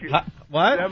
I can't hear the dialogue because of the music. I know, the awful music like drowns it out. Well, she looked down at the hot dog, Doug, and it looked like a face. And then the face is talking, saying it has 7 kids at home. And Yeah, it looked like a Duke lacrosse player on a penis. I get it. I get it. Had a face, a nose, a mouth, eyes, the ketchup ears. looked like hair. Yeah, the ketchup looked like hair. I think the message is, I must feel like a whore for putting out, because otherwise, if I just give in to my natural sexual urge, then a guy won't have to work 60 hours, put in overtime to get a spoiler for his Honda that might attract me to maybe giving him oral gratification in the toilet. Is this what you're getting from this? Wow. Nice buzz. Yeah. All right, I think the hot dog is some kind of, thing there. The hot dog, but the point is, drugs, any drug that makes you not produce is against the law. Any drug that will keep you dumb and happy in a 60-hour-a-week cubicle, that's legal. All right, let's get back to the story here. All right. That he had a wife and 7 kids at home to support. And I stood there with his hot dog and asked Terry, "Do you know this hot dog is talking to me?" And he says, "Nah, let's get out of here." He thought I was just faking. Thanks for the help. And I told him, "Look at the thing. He's got a face." And he's screaming. And the guy finally looked over, and he got on the same trip that I was on. Look at something? This bitch just screwed up the other guy's good trip. Poor Terry. Poor Terry is just hanging out. He's having a good time. He has to battle having a girl's name to begin with. Just wants to get high and enjoy himself. Have a little acid. Enjoy the time. Maybe get lucky with this whore later on. It's the 60s. He's free love. He's tripping with a hot piece of ass. Yeah, he's going to be getting some. She brings up a talking hot dog. He's like, "Nah, it's nothing." Meaning, bitch, shut up. Leave this alone. Don't think about it. Don't go there. She brings it up again. He looks. Oh Christ! It does have a face. Now he ruins his trip. Maybe Killjoy. Maybe it was his hot dog. Maybe, yeah. It's not talking, just Maybe put it in your mouth. It's his first trip, and he doesn't know well enough to leave her behind to go walk around the neighborhood. Yeah, just leave her alone, man. Yeah. And the hot dog had one eye, and it was looking at me intensely. They're having bad trips. That's for rookies to deal with. That's why you have youngsters like Butters hanging around. Drop her off at the hospital and just leave. Yeah, well, it gets better, so... Go, I'm waiting. So Terry has acknowledged the face on the hot dog? Yeah, Terry now is starting to get into the same bad trip that this broad is into. It's like having free XM. I love it. Here we go. Over, and he got on the same trip that I was on. And we sat there carrying on a conversation with that hot dog. Finally, I decided I was just hallucinating, so I put it in my mouth and bit down. It screamed so loud. That's Terry screaming. I see this a whole different way. They now. never left the apartment. They never left the apartment, and that's Terry screaming his ass off. She was tripping that they bought a hot dog.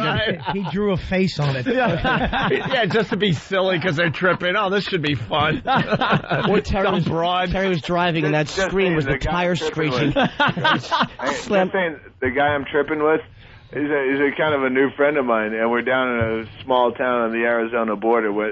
So he doesn't understand that I'm hearing, and then I put it into my mouth, and then I start yanking off, and he's like, "I thought you were on the radio," and you go, I'll explain later. Yeah, bear with me. Yeah, bear with me.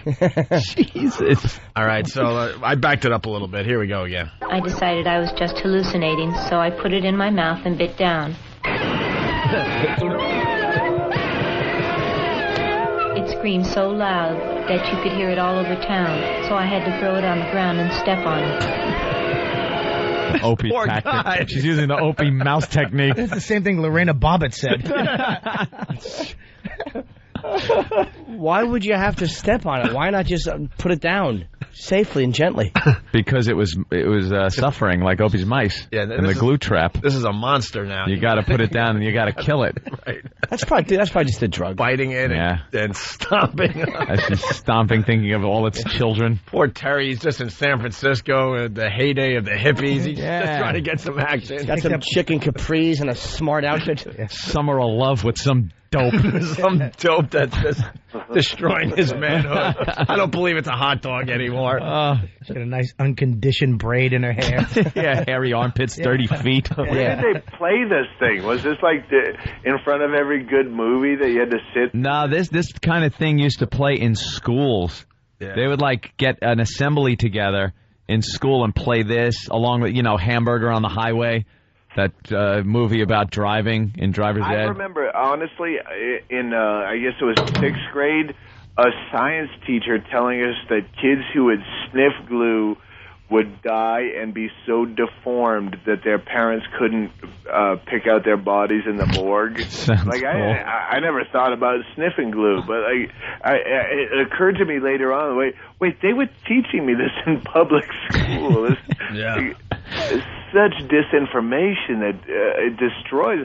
There's drugs that are bad, but once a kid learns that, hey, if I smoke a joint, I'm probably not going to blow my friend's head off. Yeah, it was always smoking a joint, and you would, if you were the babysitter, let's say you're babysitting and you smoke a little reefer, you would put the baby in the oven, and the mother would come home and find the turkey upstairs tucked into the crib. That was always like the story. And she'd go to check on her baby and go, why is there a turkey in the crib? And run downstairs, and the babysitter would go, no, the turkey's in the oven. And the mother would open the oven and scream because her baby was cooked in the oven because the babysitter smoked a joint. But the thing is, once kids realize that one of those... Am I there? Yeah. Yeah, you're there. Yeah, once kids realize that one of those things is garbage, they discount all of it. And they go, well, I guess heroin must be just as easy as pot. Like, if you're going to have PSAs, make them honest. Yeah. All right, let's get to the end of the story here. We got 40 more seconds. I'm all night. There's a great ending here. So loud that you could hear it all over town, so I had to throw it on the ground and step on it. And I was jumping on this hot dog in the middle of Market Street.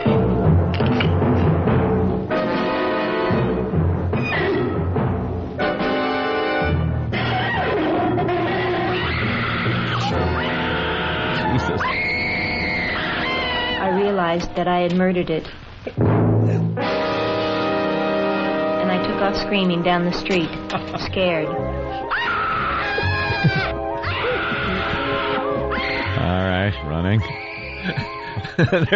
She ran down the street, just scared. Nothing makes me want to slap a woman more than when they scream like that. Because she murdered a hot dog. Terry, wait, is there video of this? Or is this Yeah, there is a video. Yeah, you're going to have to tell me how this PSA ends, because I can only... The sound effects are screaming over the dialogues. Yeah, I saw the video, or a piece of it, just recently. It was on something, I think maybe The Daily Show was playing, or a Colbert Report was playing like a piece of it. And, there's video. It's all groovy and done with, like, those light shows that used to be done with oil paint and the overhead projector.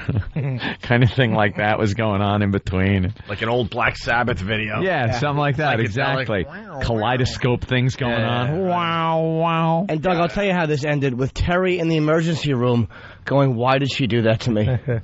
Why? She's jumping up and down. Why? All right, we got a break. Doug, we're going to let you go, all right? Hey, thanks for having me. I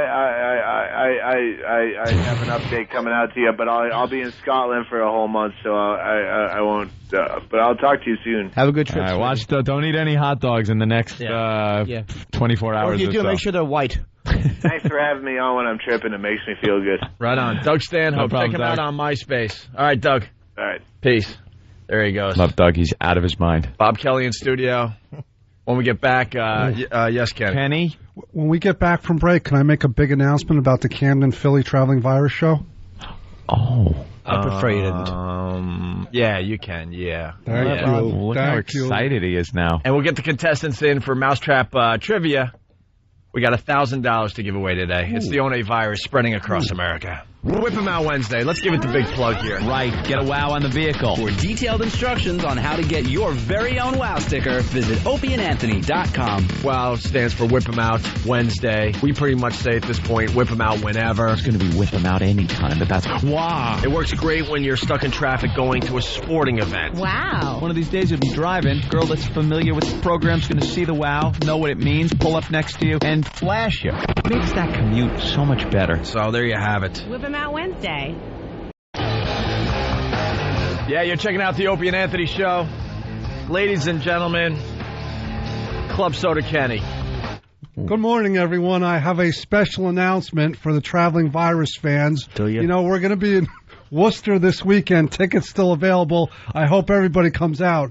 But the special announcement presented by Bud Light, by overwhelming demand, we have to open up the lawn seats for Camden. You know, that's the Philly show. And they go on sale Friday morning, and they're usually $20 for a lawn seat. But this weekend and this weekend only, special $10 tickets presented by Bud Light. $10, people. I'm doing an Anthony impression of the other guy impression. Oh, of, the Russ home, Meyer. home shopping guy. But the only difference is you're talented and I'm not. Wait, you're doing Russ Meyer? No, I was doing an impression of Anthony. Right. Doing the home shopping guy. Oh, wow. It sounded just like that. Yeah, I thought it was a real person. I closed my eyes. No kidding. I think it's the real person. But anyway, let's get back to business. Presented by Bud Light. Don West. Overwhelming demand. We're opening up the lawn seats for Camden this weekend only. $10 tickets. After Sunday night, they go to $20. So act now, people. The Tweeter Center, by the way, is where the show is in Camden. Right. Exactly. And keep listening to WYSP for more details on this fine offer, okay? Holy crap, we got through that. He's so excited. I know. Guy's a natural announcer. Yeah. We got Bob Kelly in studio. His mic's off. What's wrong, Bob? The mic is off. Yeah. Bob Kelly in studio. There it is. Was the mic off the whole time for Kenny? I wish. Oh, a mousetrap. Oh, contestants. Hey, we got to turn around. So we got Mousetrap Trivia. We have $1,000 up for grabs. Look at the big dopey name tags they put on these guys. Whose idea was that? I can already see an advantage on this. Someone has an advantage. Yeah. Yeah. Why? Look at the advantage. Somebody has an advantage. Now, let me look and varied see. head shapes. Oh, okay. Life, The guy that doesn't care about pain? Yeah.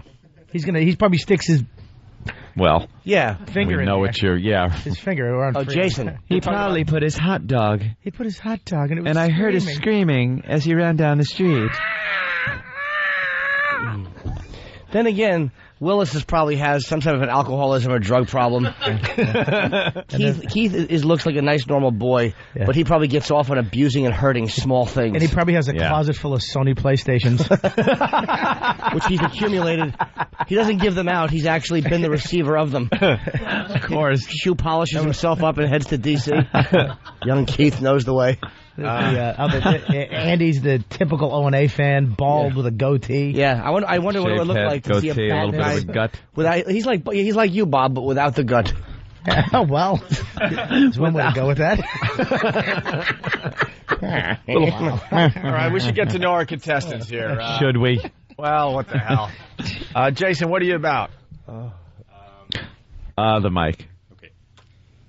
Does the mic work? Yeah, it's working. I'm a PhD student at Princeton. You might want to speak up, though. Yeah, a little louder, sweetie. Yeah. Okay. I'm a grad student at A Princeton. PhD student at Princeton. What are you going for? Your PhD in what? In what? Electrical engineering. Electrical engineering. Okay. Don't make it sound like you're going to be a goddamn brain surgeon. Yeah. Going for my doctorate. Yeah, those in ears. That was exciting. Except for the ears, you look like my Aunt Peggy. We have to explain the ears. So you're going to be running conduit through people's new home construction. His ears, he's got the... You start as a laborer when you get out of college. Now, we haven't... He's stretching his earlobes. We've all seen that. But, I mean, those are really large. Right. Yeah, that's good. When do you get the plates in your lips? What made you do Anytime that? now? Aesthetic purposes. What size are those? What size are the rings? Around 1.5 inches. An inch and a half? Inch and a half. Now, That's a relatively new thing to do to your body. You know, we've all seen the old dude with the tattoos. So people with tattoos know what's going to happen eventually. I mean, we don't have an old person walking around yet with the results of having stretched earlobes when they were a kid. See him on the Discovery Channel sometimes. Yes. That's kind of taken from South American tribes and African tribes. Yeah, the Maasai tribe. The Maasai tribe? Yeah. Isn't that a shot in pool? You should get glasses that match that. Like some round glasses, like Magoo glasses that match the things in your ears. Magoo. All right, let's move on to Willis. Willis, what are you about?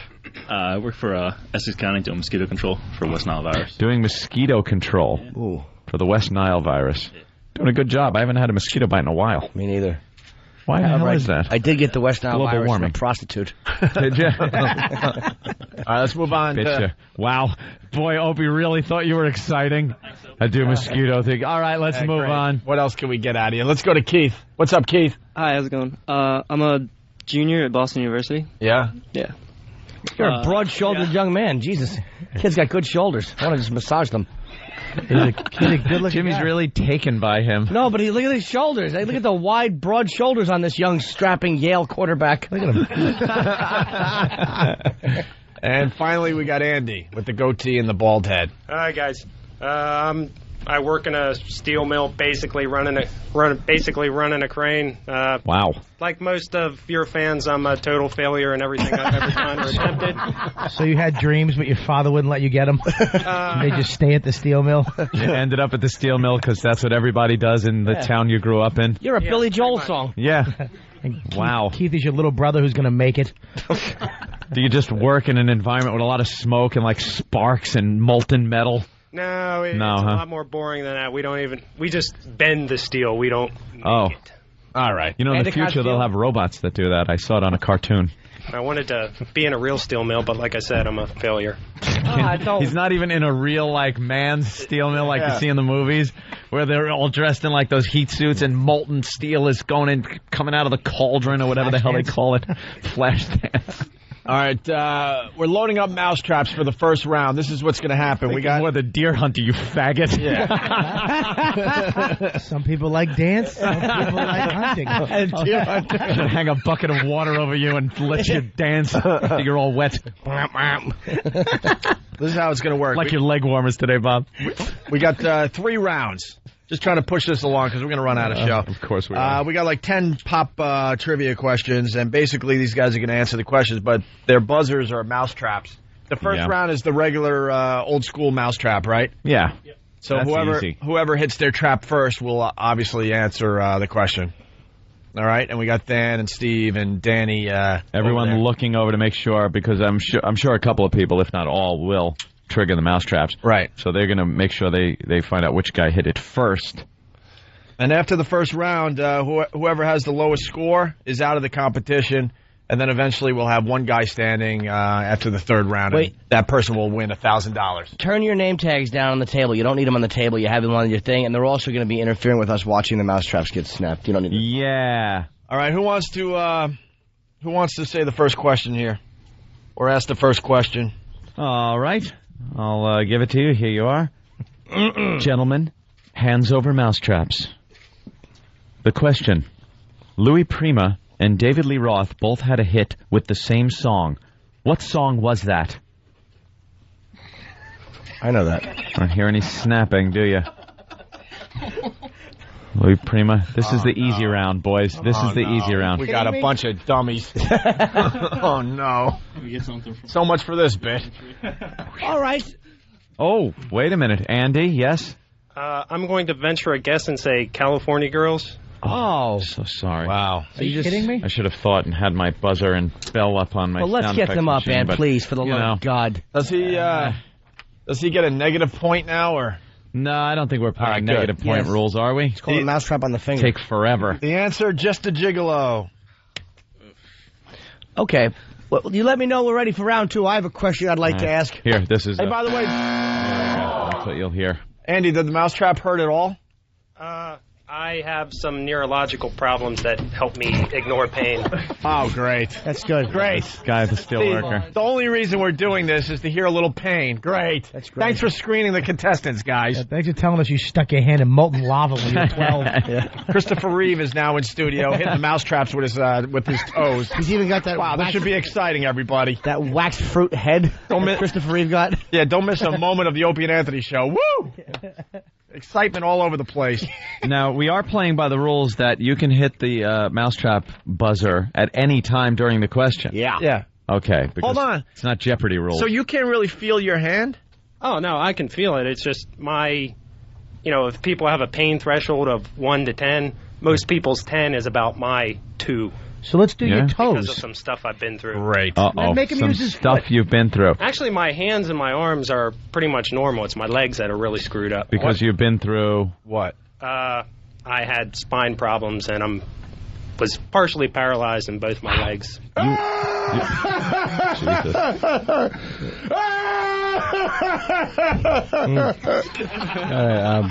Are we ready for question 2?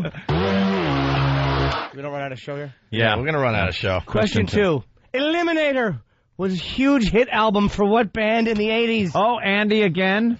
Would that be ZZ Top? It would be. Yes, ZZ Top. And what Asian wrote this question? Eliminator was huge hit. Eliminator was huge hit. Dopes we have.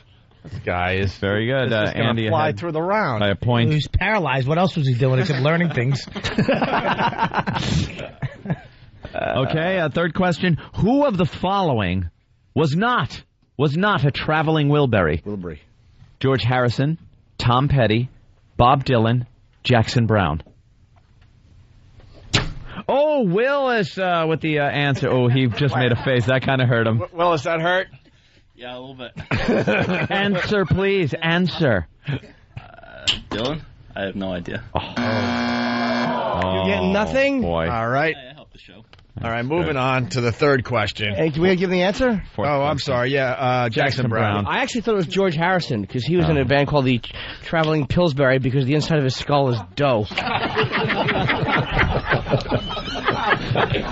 Someone is suggesting we give Andy a rat trap to see if he can feel. Second one stung a little bit. Oh, great. That's terrific. Got over 1 million people listening to you almost feeling pain. We ought to make it so they have to press the buzzer with one finger. All right. Or their helmet. Or their helmet. There you go. That's the Keep an eye, people. Double Jeopardy round. Keep an eye, people. Okay, here's another question. Everybody, fingers over mousetraps. Why did Fox Mulder join the FBI on the X-Files? Oh, Andy. I believe he was trying to find out what happened to his sister. Yes, he believed aliens abducted his sister. Attaboy, Andy. Very good, Andy. Just walking away with this. That kind of hurt, right? That's right. Yeah, we can. Getting better. All right, I got an idea because we really don't know how this is going to work. Andy is safe. You're going to the second round.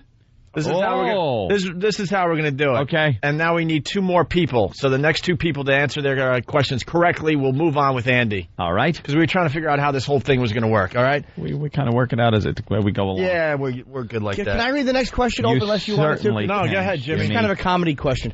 How did actor Vic Morrow die? Oh my God. Actor Vic Morrow. Might remember him from the 1960s series. He was also in Blackboard Combat. Jungle with Glenn Ford. Yes. And and Willis takes one for the answer. AIDS. AIDS. Oh, although that is a very funny answer, no. That is incorrect. That's right. Accurate. Right. He was having his hat taken back. He was a helicopter accident on a movie set. Yes, a rotor blade decapitated him. Yes, it was a hat repossession. Set of The Twilight Zone, the movie. All right, let's move on here. Okay, what was the name of the spaceship on Lost in Space? Can't keep. Where are all these questions from? 1960. How old do we look? I know. That's true. Who wrote these? Wow, really? And this is the easy round. Can I get some kind of bonus if I answer it? No, Andy, you get a kiss you on the know mouth. what it is, don't you? What is the answer, Andy? I believe that's the Jupiter 2. There you go. Yes, That was the Jupiter 2. You guys stink. Question 7. Who had a hit with the song Fame and starred in the film, too? Oh, wow. How do you guys not know this? that. Of course you do. are a collection of dolts. You're a Princeton guy. How do you not know this? These are kind of old questions. Who the hell They wrote really it? are. He's working. Not Pop watching. culture doesn't mean things your pop would know. Jesus Christ, guys. The What's answer something new. is Irene Cara. Irene Cara. All right, let's move on to the next question. We still need 2 people to move on to the second round. All right, next question. The Two Jakes is a sequel of what movie? Oh, boy. Of what movie? That is... I know. That's 30 years old. The answer, by the way, is one Jake. Wow. Do you have any new questions? It's a sequel to Chinatown. Yeah, it was Chinatown. Okay, question. Fingers over mousetraps. After Mother Love Bone's singer died of an overdose, 2 of its members formed which band? Oh, Jason. Temple of the Dog. Well, that was the tribute they did to Andy Wood. Yeah, what how do you want to Anybody play else that, want? Judge? Anyone else want to?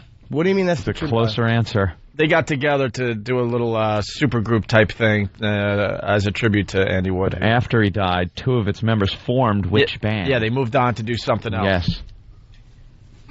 Oh my God. Taking a guess? I'll do. Go ahead, young man. Oh. Ow! Your answer? To move on to the next round. He said, I don't know. He said, click, I don't know. Pearl Jam. Pearl Jam. Oh, jeez, they're never going to get this one either. Yeah, well, this is easy. Can I ask a question? First round? Go ahead, Kenny, what? All right, ready? Pay attention, contestants. What day is it today? Wow. I think who hit it first? Wednesday? Keith? Wednesday. Judges? Whip him out Wednesday. Oh, well, I think on the technicality. That's right. And I like the fact that he actually asked Wednesday. All right. We still need 2 guys to move on. Yeah, Get 2 the next guys. question.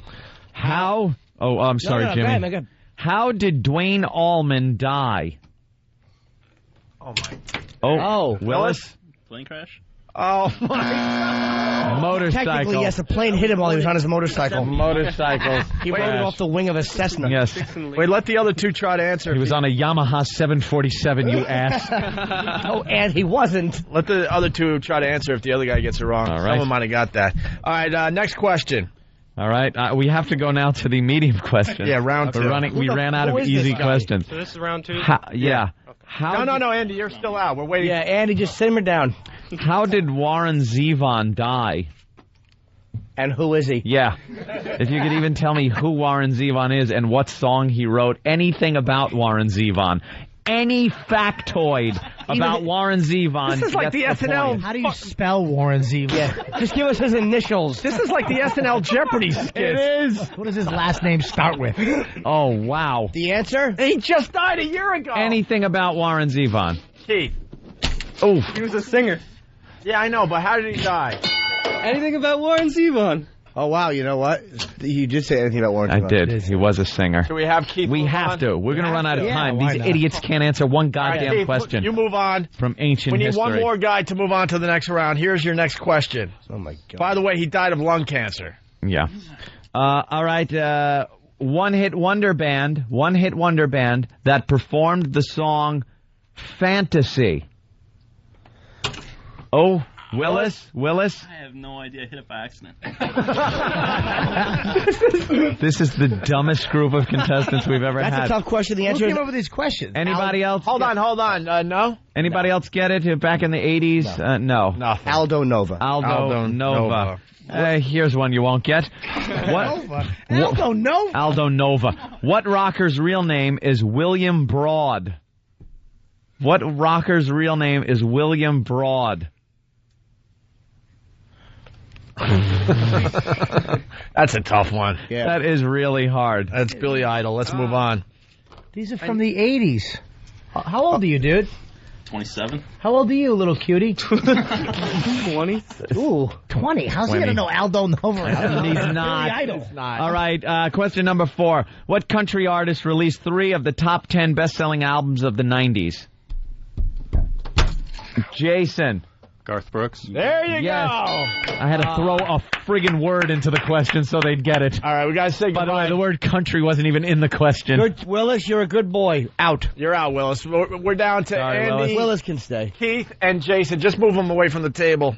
We got $1,000 to give away. All right, let's start right away with round 2. Oh, my God, they'll never get Yeah, this one they will get. The first two, Shut up, Jimmy. the first 2 people that answer their questions correctly will go on to the finals. Okay, here we go. How did Sam Kinison die? Oh, He was in a car crash with a high school student. Absolutely. Oh, okay. No, I was looking at the next one down that they won't get. All right, Jason moves on to the finals. Now it's between Andy and Keith to see if see who goes into the finals. Let's go. Next question. Who sings the Karate Kid anthem, You're the Best Around? Anyone who gets this is a homosexual. Steve? I was about to say me in the shower every day. I didn't think either of them would die. That's Joe Esposito. Joe Esposito. Who the frig is that? Didn't he win the gold at the USA hockey team? All right. At the USA hockey team, where the wheels came off of that halfway through. Wow. Are you talking about Phil Esposito? Is that it? You stink. Yeah, nothing. All right. Nothing to do with the Olympics. Another question. When? He played the role of Cole Trickle. Oh, Andy. That would be Tom Cruise. Oh, boy. Tom Cruise, Andy moves on to indeed. the finals with Jason. Yes. Keith, you're out. Thank you. Keith, they're going to bring you in the back and take some photos of you. Just let it happen.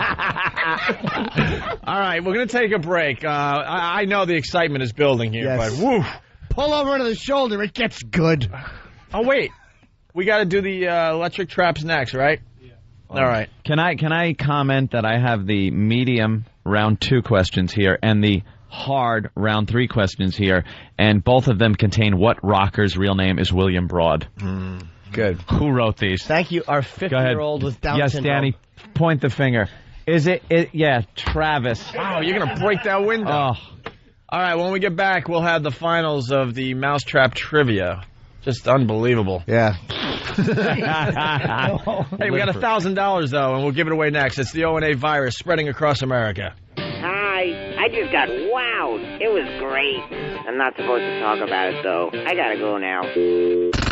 Introducing the Opie and Anthony Wow line. If you get wowed, we want to hear about it. Call 866-WOW-ME-05. That's 866-WOW-ME-05. And tell us all about it. And if your message isn't too stupid, we might just play it on the air. Opie and Anthony. It's the Opie and Anthony Show. Oh, we're back with the Opie and Anthony Show. The excitement is just building as we try to give away $1,000 today. We stink. Oh, we wow. stink on ice. This whole thing is about pain and seeing these guys react to pain. And we learn one of the guys has some kind of paralysis, so he's just pounding away in the mousetraps, feeling nothing. Pain means nothing to him. And then we realize we have a bunch of dummies that can't answer half these questions. And we realize that the questions suck. The questions suck because they're written by Grandpa. So I don't know who Travis wrote these. I think Actually, Chuck Barry wrote this show. This is awful.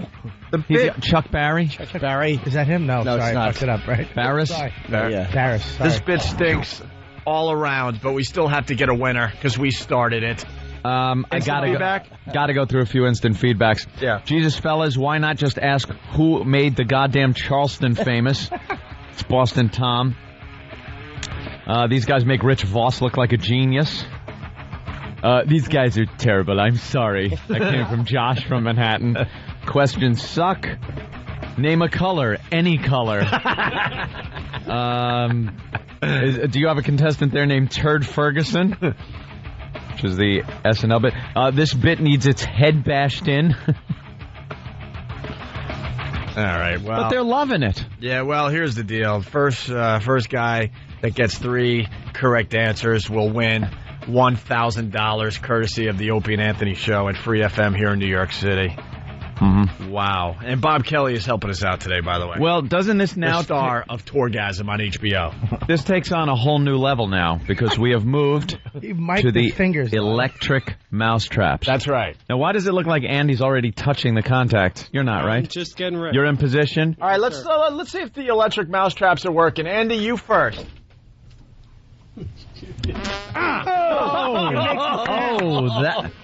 That had to hurt.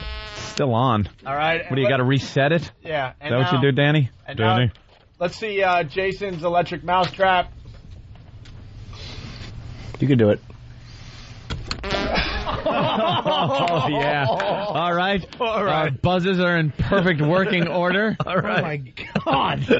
Oh, my God. All right, now they're jumping. We just need these guys to jump a little bit. All right, let's move on. First guy to 3 wins the $1,000. Steve, are you kidding me? What happened? Steve just handed me questions that are the polar opposites of the ones we just got. One of which we said already as a joke of being the easiest question ever. All right. We'll save these for last if we run out of questions. If we need. Are we going right to the round 3 hard questions? He played the role of Cole Trickle.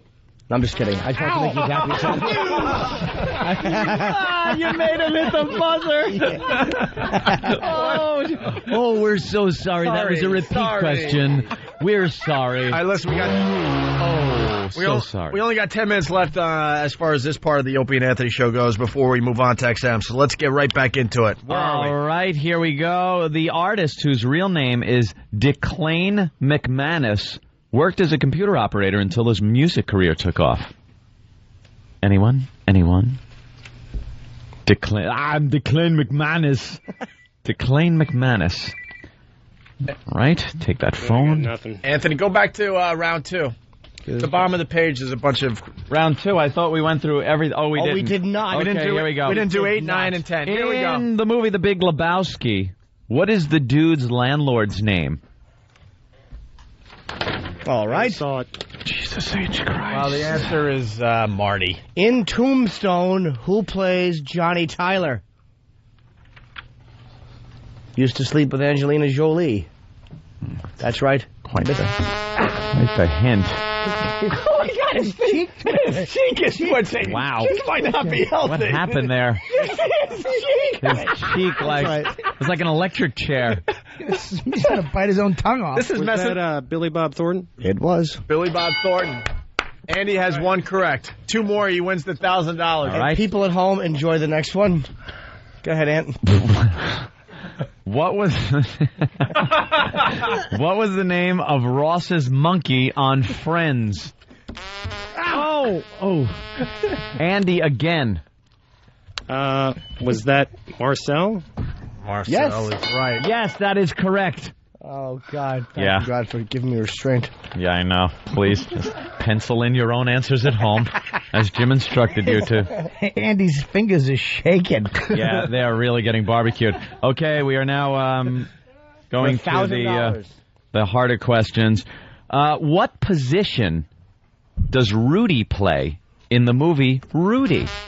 Oh, Andy, again, for the win. This could be it. It could be a sweep. What is your answer? He is a defensive end. Yes, that is absolutely correct. Wow.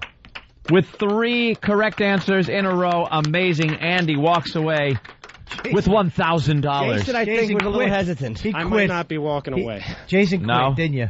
To be limping away, rolling away? Huh? Jason quit. Pretty much. Well, what's the matter? Oh, you didn't like that mousetrap thing, huh? No.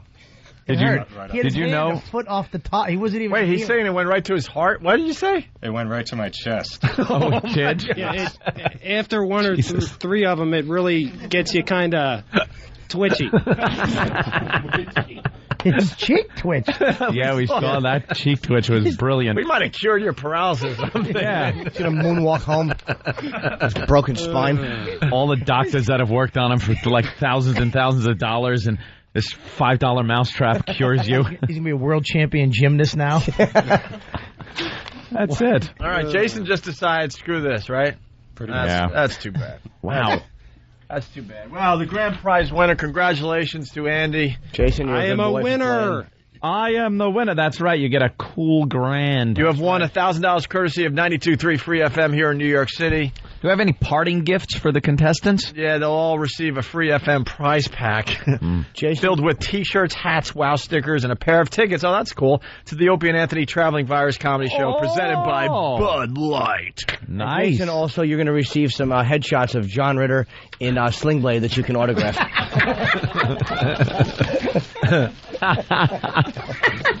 I get a couple of young lad Keith back here? Oh, well, how photos of young Keith? Yes, the broad-shouldered young buck. That's your new name. Hey, anybody want to rip arm hair out with the glue traps? Because we weren't able to use those during I'll take some. All right, why don't you... put their hands up happily. The third round, but we realized that this thing sucked so bad that we just wanted to move on as fast as possible. Right. The third round was glue traps to the arms. Who rips it off? Can I rip one off? Go ahead, Bob. Could you let Bob Kelly rip one off? Bobby boy. All right. I can rip it off? I don't want to rip it off you. I want to rip it off John Ritter. Okay. He doesn't want one ripped off. Yeah, he does. Yeah, he does. Oh, does he? All right. Hey, he raised his hand. All right, Bob. Slap that on. It's a glue trap. Bob wants to do two at once. These things. Is there a picture of a mouse on that? Oh, it's like a Viking? Yeah. Boy, the Vikings have really come down in rank over the years. From conquering countries to killing mice. Killing mice. All right, Danny has applied the glue trap to Jason's arm. Bob Kelly's there. You press down real hard? Yeah, Bob, Danny's then a you have to... sadistic bastard. Of course he did. After you pull it off, you got to lick the hair off. Good. Now grab hold of that from somewhere on it and just rip straight down. Get a mic on it. Don't raise your... Get a mic on that goddamn thing. You cool, right? This will take skin away. Hey, ready? Fast and hard. 1, 2... Oh, God, he had to do it in 2 swipes. It ripped in half. Bumps on your hand. Oh, they're implants. Of what? They're just Teflon implants. Why? Part of the piercing thing. Aesthetic. You have Teflon implants in your arm? Aesthetic. What are you? What are they going to be making? Yeah, what are you going for? I just liked how they looked. They look like calcium deposits. Calcium in your body and you couldn't... It's not the tumor. I guess not. He's not into electric shock. He's into Teflon implants. What? Bob's body looks like W.C. Fields. Ah, yes. Hands are moving a little bit. Teflon implants. What do you think? I can't hear you? Get away from me, kid. You bother me. It's not like we're on 2 different radio shows. That's true. Stop whispering. I'm sorry, Bob. No, not you, Ant. Silent film actor. Bob said that my acting on Lucky Louie, he said I should have my dialogue written under me with music playing. What did you say I should do? You should have a damsel in distress on the railroad track at every scene. With a snidely whiplash mustache. That's what he said I should be rolling my mustache in my fingers. Oh, Jesus. All right. That would really hurt my feelings. Someone else wants to take a... he wants to take a glue trap as well, Andy Bob. is... He's going to take one. Any of the guys that didn't get in the contest, if they want to take a glue trap to some of their hair, are you ready? Bring them in as well. Born ready. Dude, this one we're going to actually do on 3, no joking around. All right? And I'm going to do it in one swipe. Dr. Kelly. Yeah. Well, he doesn't have, nougat implants in his wrist. What's wrong with this guy? Nougat. You ready? Yes, sir. You ever have your coochie waxed? Same thing. Ready? 1. Oh, shit. Oh, well, yeah, that'll... What happened? That's got to burn. Any skin come off? Yeah, there's some cursing and everything. Some over here. Well, you lost some skin? The root. Look at the root. Oh, man. Nice. You can see the root. Yes? Ew. What is that? What is that scar? That's an old scar. From what? I cut myself when I was trying to cut a piece of Stromboli. Trying to get a girlfriend and it didn't work out? Stromboli? Never heard of a horrible Stromboli accident. He's wearing Mandels. I like this kid. Mandels. Anyone else? Well, have you checked out the young lads' sandals? I did. Flip-flops on young Keith. They're pink or something, aren't they? As a true California boy should. No, they're like pumpkin-colored. What are those? What are you going to do? All right, we Rip got the Keith. one wispy hair off his arm?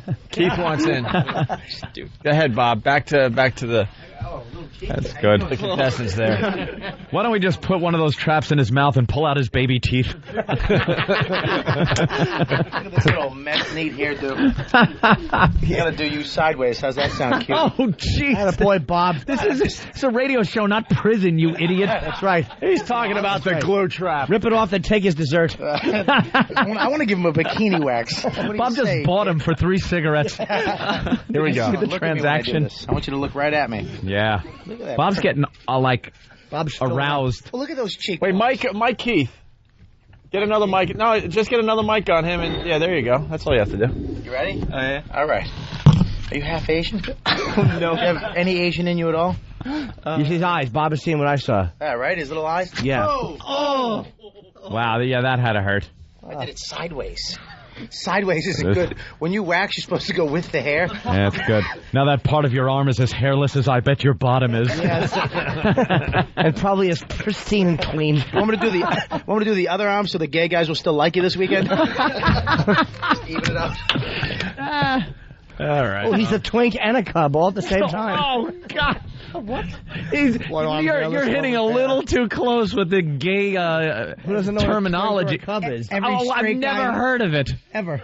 What is Top that? and bottom. Everyone knows. I can imagine what a cub would be. Yeah. The opposite of Steve, which is a bear. But a twink. What is a twink? A smooth guy. Yeah. Is it? Yeah. Really? It's my favorite So word. you would be a twink. No, but I'm too fat to be a twink. I'm a You're a twink. Twinkie. I'm a twink / fat pig. I hope he had the best line. He goes, "You're a Twinkie." Twinkie. Maybe Oak's line hurt. All right, we done? I think we were done an hour ago. Unfortunately. Wow. No, that was very we try good. new things on this show. I liked it. I think that was fun. We're going to have to take the Mousetrap trivia back to the lab. Yeah. And perfect that a little Well, bit. we tried sucking and we did well. Bob Kelly, we promoting anything today? Yeah, we get the Jersey Stress Factory. When? And, not this week because we're doing the virus tour. So tell us when it's not, It's and we'll figure it out. Yeah. Thursday, Friday, Saturday? next not, week. Thursday, this Friday, week. Saturday, yep. A week from this weekend. And How about Jay we- Davis just bumped himself off the show. So if you come to see Jay Davis, he's not going to be And there. Bob Kelly is also on our Traveling Virus Tour and on Tourgasm Sunday night at 11, of course, after Old Lucky Louie at 10:30 on HBO. Very, very nice. Go to Bob Kelly's MySpace account for all his touring info. Right. Mousetrap donation plugs. Daryl at Viking Pest Control. Thank you so much. Mr. Pest Jr. from Ridgewood, New Jersey helped us out as well today. If you're not joining us on XM, you guys have a great day, and we'll see you tomorrow.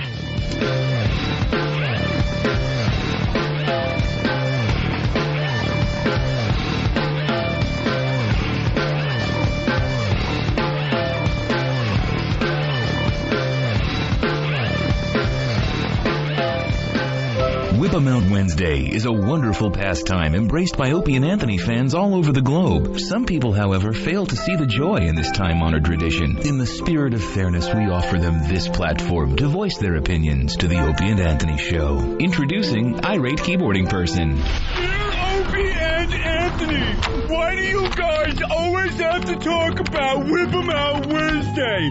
I don't want to see strange. The only I want to see are the ones on my lovely bride Eunice, or the ones on my back. I really need to see a doctor. I think there's this. If the thought of seeing naked upsets you this much, we submit to you that there may be a larger issue you're not dealing with.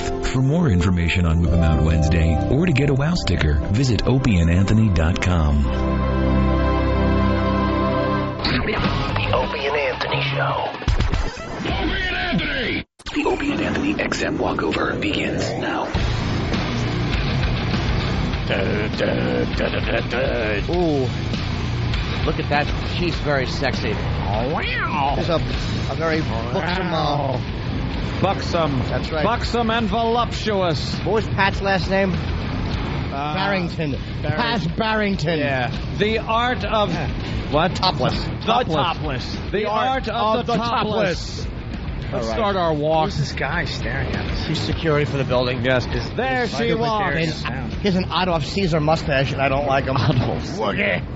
I think we lost the roly-poly douche, actually. Yeah, I think we did too. I think he's gone. What happened? Bob that Kelly's guy? helping us out with the walk today. Bob Kelly, everybody. Yeah, don't expect much. I stink in the streets. No, you don't. You're good. No, you're Oh, good. look at her. She's fine. Hi, Hey ma'am. there, Bob. How are you? Thank you. The art of the topless. Hot enough for you? Yeah, I bet, right? Hot enough for you? What's in the bag, ma'am? Thank you. Filipino. All right, I want to try to interrupt somebody if possible. All right. Let's see if we can get somebody at the light. Oh. Sir, do you want to comment on the heat and how you're handling it? All right. No. Hope you die. Miss, How about something's that soup? fallen on your head. Let's talk to our new homeless friend. All right. Hi, sir. What's your name? All right. What, are you wanted by the FBI? I can't hear you. What? I'm not doing nothing. No interviews, sir. Well, why not?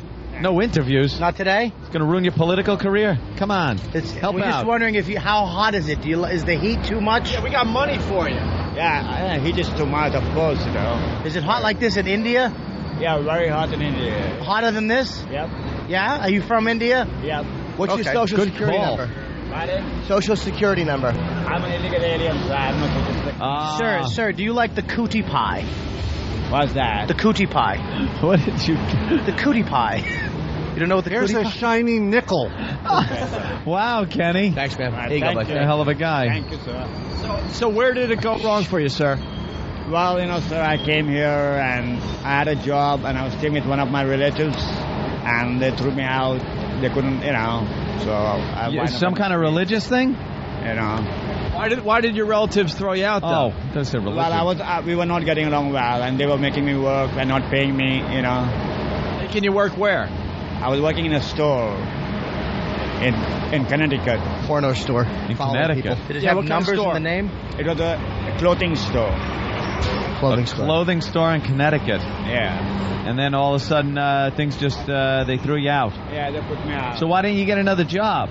Because, you know, it's hard when you're an illegal alien to get a job. I would guess it would be, right? You know, so...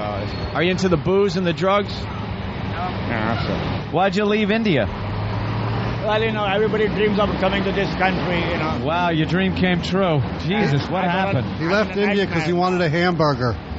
That's true. You like beef? You like hamburgers? No, I'm a vegetarian. Oh, you are? All right. You only eat vegetables? Yeah. What do you think of the American dream? Well, I don't know. It's very hard to try, you know. Yeah, from your point of view, it's not looking too good. You know. What are you going to do? Do you have a plan? Well, I don't know. I'm waiting for my son. My son is in Nigeria. Yeah. And let's see what... Does he keep sending me fucking emails that he's got like this bank account with $10 million and I'll get 3 if... Because tell him to knock that off. I get that email every day.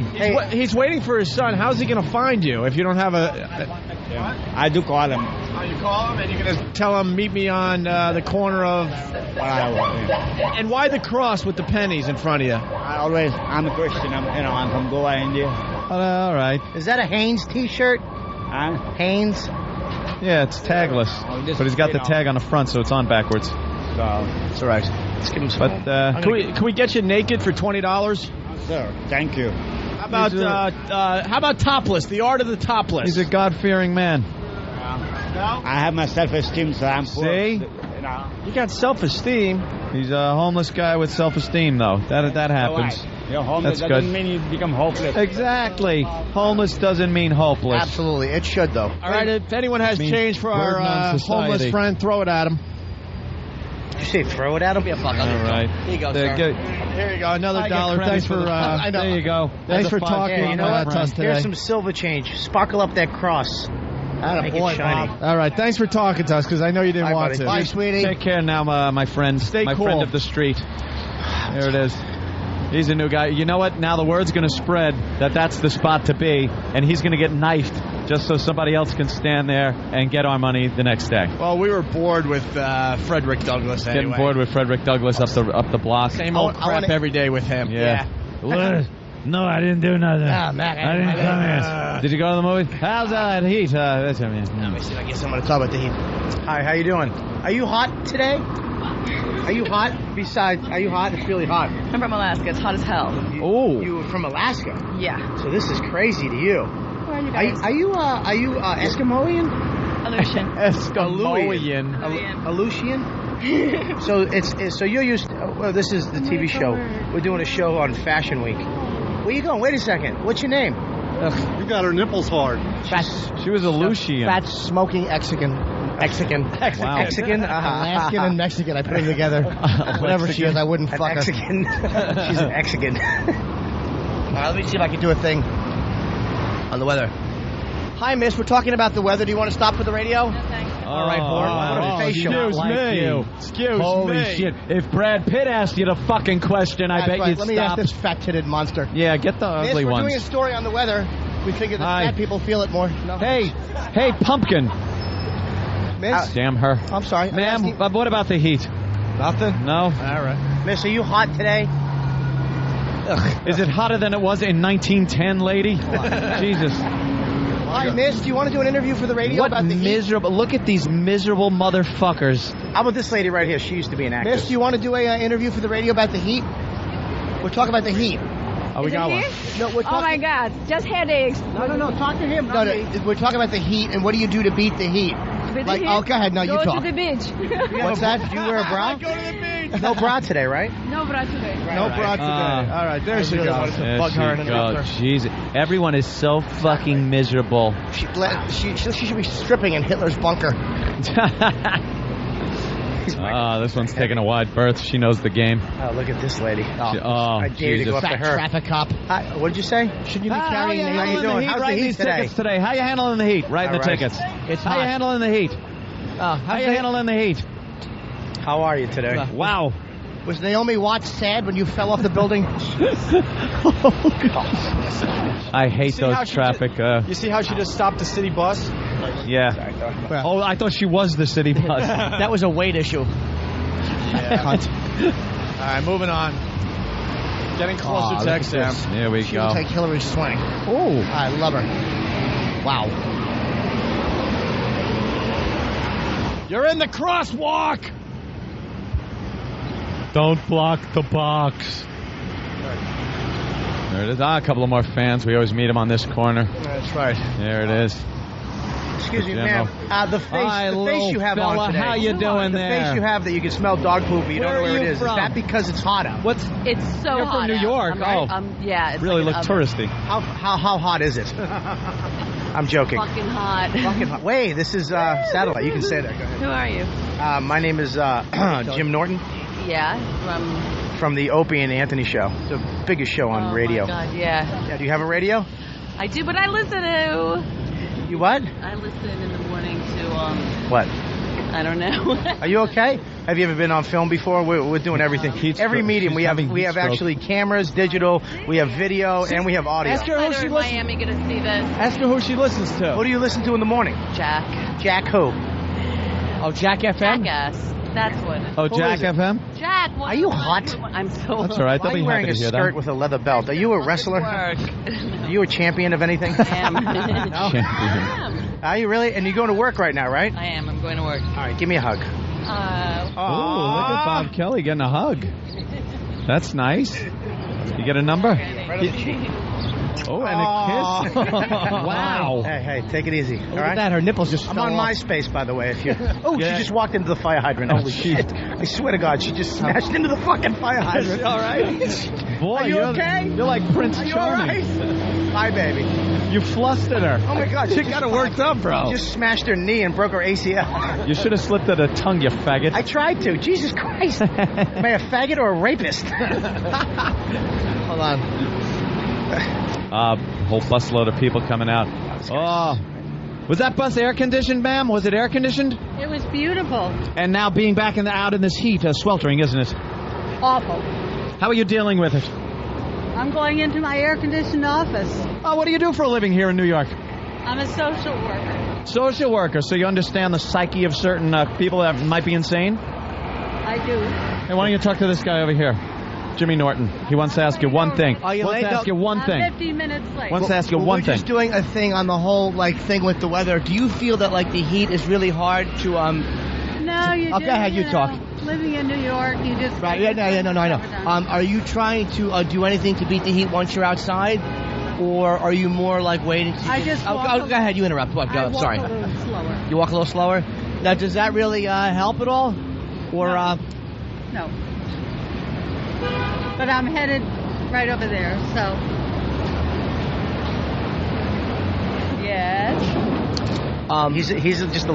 Are you silent gaming her? I'm late for work. But Because keeping my her bus there. was late. So now I'm going to get it from my bus.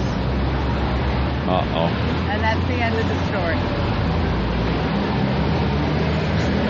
And thank you for talking to me. Keeps making faces like he's going to ask her something and she won't leave.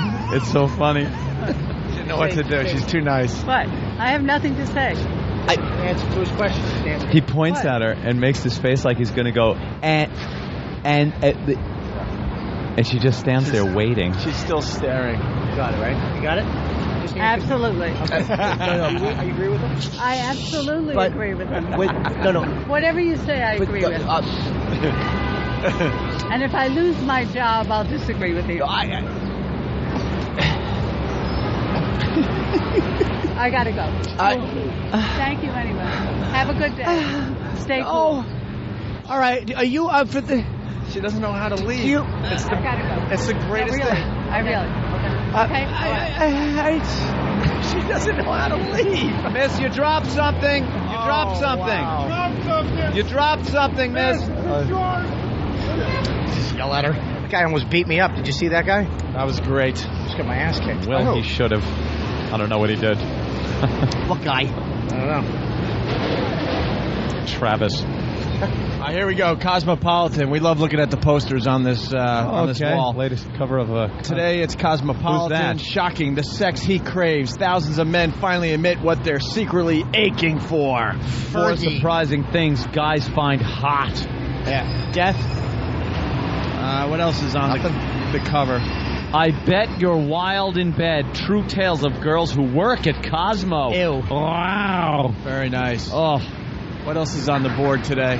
Curing black eyes and how I burnt the dinner. With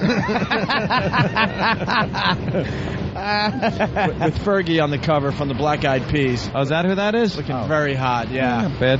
And then you got, what else? Outkast. They got a new album coming out. Ooh, look, on the cover of Cosmo, new sexercises that double female pleasure. Sexercise. That means you lift weights while you're having your asshole eaten.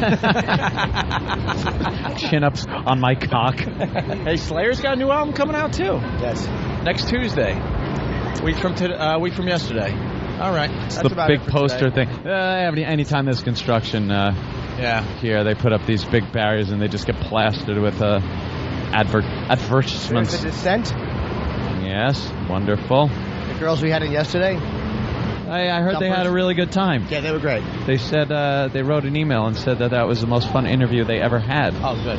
Yeah. They were checking me out, digging on my body. No, they weren't. All right. No, they weren't. We're done with our... Well, that was fun today. Yeah, that was definitely fun. Glad we did something. Everyone all right out here? Everyone cool? Everyone all good? Cool? All right. Thank you. Had a nice crowd today for That the was walk. good. It was fun. And we'll continue in just a bit. Opie and Anthony, XM202. Masochist. That sucks. Lesbian. I like that in a woman. And every other kind of deviant. I love paying for sex. This moral decay weakens our resistance to the onslaught of the communist masters of deceit. We're a bunch of scumbags. These abnormalities are corrupting the minds and the hearts of our children. Jackass. I can't believe it. It's pedophile humor. It's depressing and horrendous. It's awful. A bunch of idiots. Perversion for profit. Here it comes! Here it comes! The Opie and Anthony program. El virus de Opie and Anthony. God, that irritates me. It's just like somebody took a bath to my brain. We're the only radio show that makes you want to hate us. Opie. I want my coffee. Anthony. I want that fact. Jim Norton. I want Ozzy. We are going to dumb this thing down to the point that we're going to be #1 with Down syndrome children. Hysterical. The Opie and Anthony Show. But enough of this palaver. Let's get the show on the road.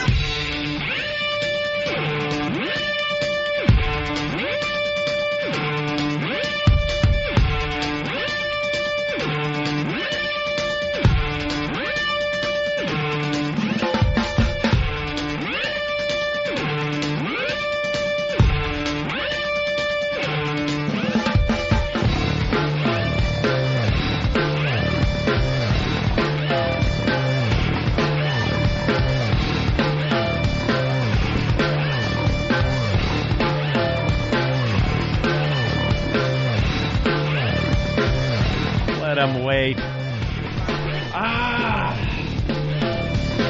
We got to remind people we're going to be on David Letterman August 31st. That's right. We're very excited about that. We got to create a buzz. Going to be on David Letterman August 31st, Bob Kelly. That's huge. How insane is that? Yeah, we're very, very excited about that. No. That's great, man. Extremely excited. Who's going to sit in the first seat, you or Anthony? I don't know. We got to flip a Kern. The Kern? Give me back my Kern. That's great, dude. Good for you. We're trying to get the whole audience to be Opie and Anthony fans. Yeah, we want pests in the audience. Then it would be very, very easy to do. That'd be actually cool to do something with the pests. See, like our fans, watch what they do and have them do stuff that you know on the radio show. That'd be crazy. That are ridiculous. All right. Wow, lots of dumps thanks to Doug Stanhope. Oh, right. Lots and lots of dumps. Let's see. Oh, look at that. So, push that mic down. I don't know what's going on with that microphone over there. And it that just one echoes around the room or something. Yeah, it's got to be turned off unless somebody's sitting there, or else it echoes. All right, that was a good walkover today too. A lot of fun. A lot of fun. 1, 2, 3, 4, 5, 6, 7. Good. I like lots of dumps. 7 dumpies. Lots of dumps are very healthy for the Opie and Anthony show. Oh, it's fun to see if we could do like a friendly show, but the reality is we need some dumps. We need some good old dumps. I did not say this is like the SNL fuck. No, it doesn't even make sense. I was trying to say something else maybe, and he panicked. All right. You want to do the dumps real fast, and then we'll move on? Yeah, dump. Let's go to the dump sheet. Live from the Opie and Anthony Show studios, the Daily Dump Report. Here we go, and Doug Stanhope getting quite a few today. 7:10 a.m. Norton gets peed on. They don't like that. Don't like anything about urinating on people. Yeah. You can talk about urination. You can even piss on yourself. You can't say piss. You can say peed on Your yourself. mic stinks today. My mic is... It's because... Is this one on? I don't know what the problem is. If there's too many... mic on? Watch what happens. Ready? Talk. Okay, now it's fine. Perfect. Whose mic are you turning on and off? No, it echoes. Bob Kelly's mic. Yeah, that one stinks. picks right up here. everything. And we've been having this problem for a while. They got to figure it out. Makes it kind of echoey. It's taking the room noise and it's a whole thing. It's not set for Here's me from here. It's not set for Omni. All right, let's go. Uni. Thank God for XM because regular radio doesn't like Norton gets peed on. Yeah. At 7:13 a.m. she's on fucking. And then I guess he held himself, but the fucking got out. Doug Stanhope on the phone, of course. And 7:21 a.m. shut the fuck. And then he stopped himself again. He stops himself right after he says the curse. Well, he's tripping. Yeah. Doug Stanhope on the phone. And at 7:54, I start yanking off. Doug Stanhope on the phone talking about jerking off. 8:26 a.m. This is like the SNL fuck. That's not what it... You didn't say that. Opie tried to stop himself, but it was too close. I'd love to know what you were trying to say there. I'll have to listen to the replay. A mumbling mess this morning, but I think I was just trying to say this is like the SNL bit. Yeah. Or the SNL Jeopardy bit. Or the SNL fucking bit. Maybe. I don't know. Maybe I did do that. At 8:40 a.m., Bob Kelly, sorry I fucked it up. That's what you said, Bob. Said it just like that, too, didn't I? Yes, you did. And 8:50, a contestant, after he had his hair waxed with a mousetrap, uttered, "Oh shit." Of course he did. That looked very painful. And that's it. 7? Not bad. We got to do better next time. Not bad. We'll go for 10 tomorrow. Let's say hi to Dan in Pennsylvania. Dan, what's up? Hey, I heard Stern the other day saying that he could put the ixnay on your appearance on Letterman if he wanted to, but Go ahead. he didn't care. Go ahead. Yeah, someone Go call ahead. up Howard and tell him if... tell him Opie and Anthony said to do it. Go ahead.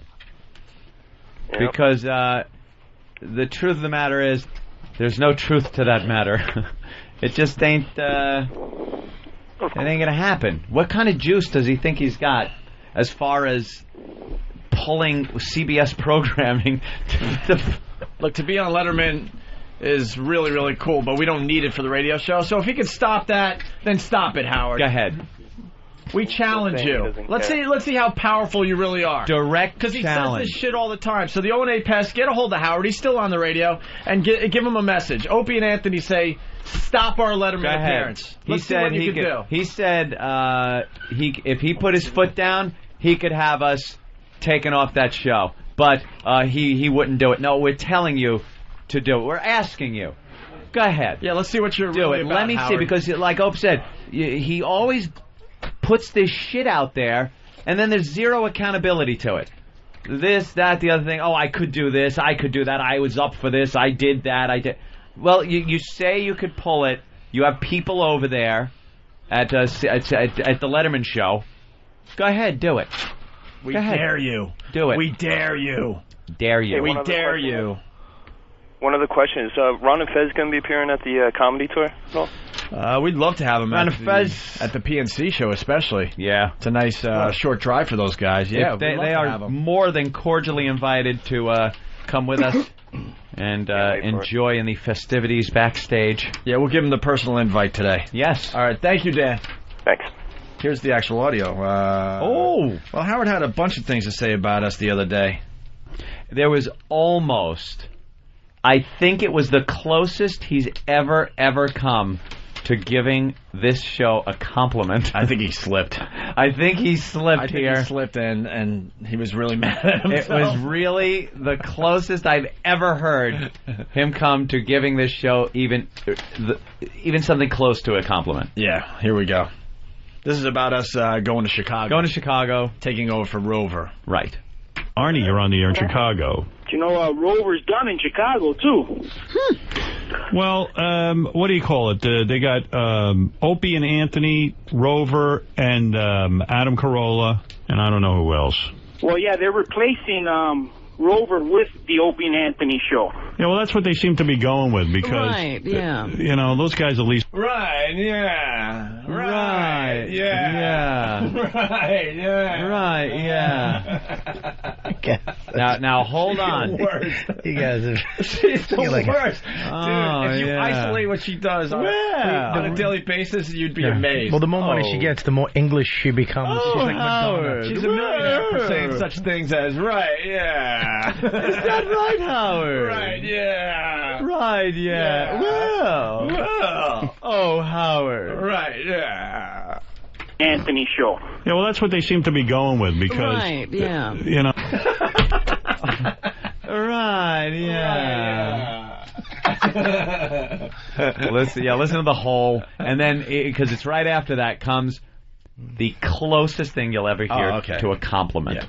Show. Yeah, well, that's what they seem to be going with because, Right, yeah. you know, those guys at least had a radio show that worked. What? I don't know. Whoa! Hold on! Whoa! You can't step on the brakes like that. Car's plowing in the back of you. You think he was kicking himself like, shit, I said it. A show that works. God damn it. I meant a show that copies me and sucks. And it came out a show that works. At least they have a show that works at sucking. A show that works at sucking, Robin. Fuck, I slipped.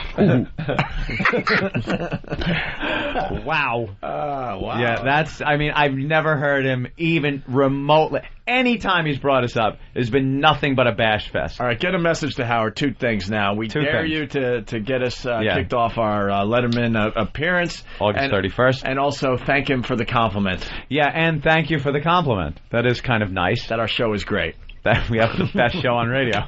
Anthony show. Yeah, well, that's what they seem to be going with because, Right, yeah. you know, those guys at least had a radio show that worked. I don't know. I see them rolling into more and more markets. It's funny because when we left, the plan was not to give all of our stations to one person because they were afraid again of somebody having too much power in the company. But I don't know. That seems to have gone out the window. Damn right it did. We will have the power. The power. They're falling right into our trap. We will get the stations, then we get the power, then you'll get the woman. Oh, wait a minute. That's cocaine dealing. Sorry, I was talking about radio. He gonna put out his tongue like a lizard to Farid. Come back, Howard. Come on.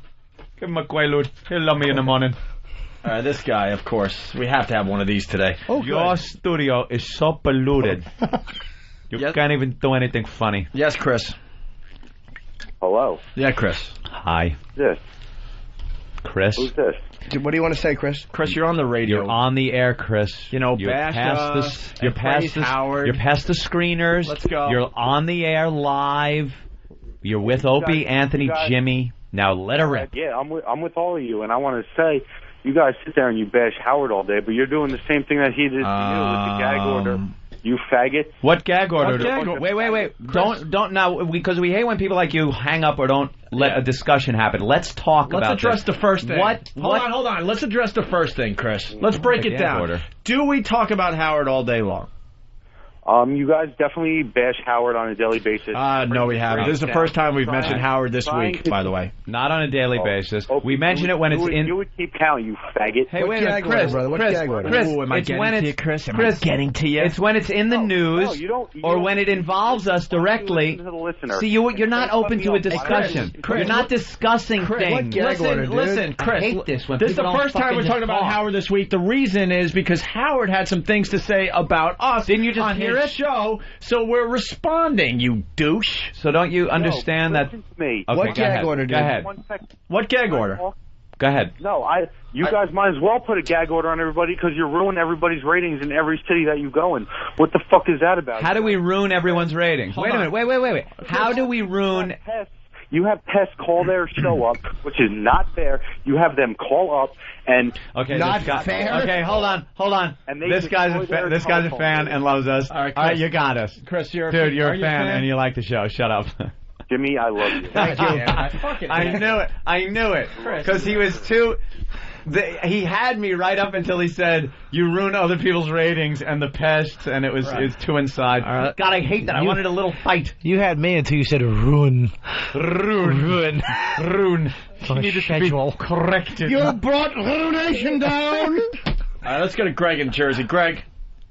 Hey, guys. I don't know what Howard's getting at, but he did say that O&A had a great show. Oh, you mean he? Yeah, I don't know. no, had. Let me hear it in context. All right. I have to, and I want to hear the whole again. It's just hysterical. Oh, so maybe had.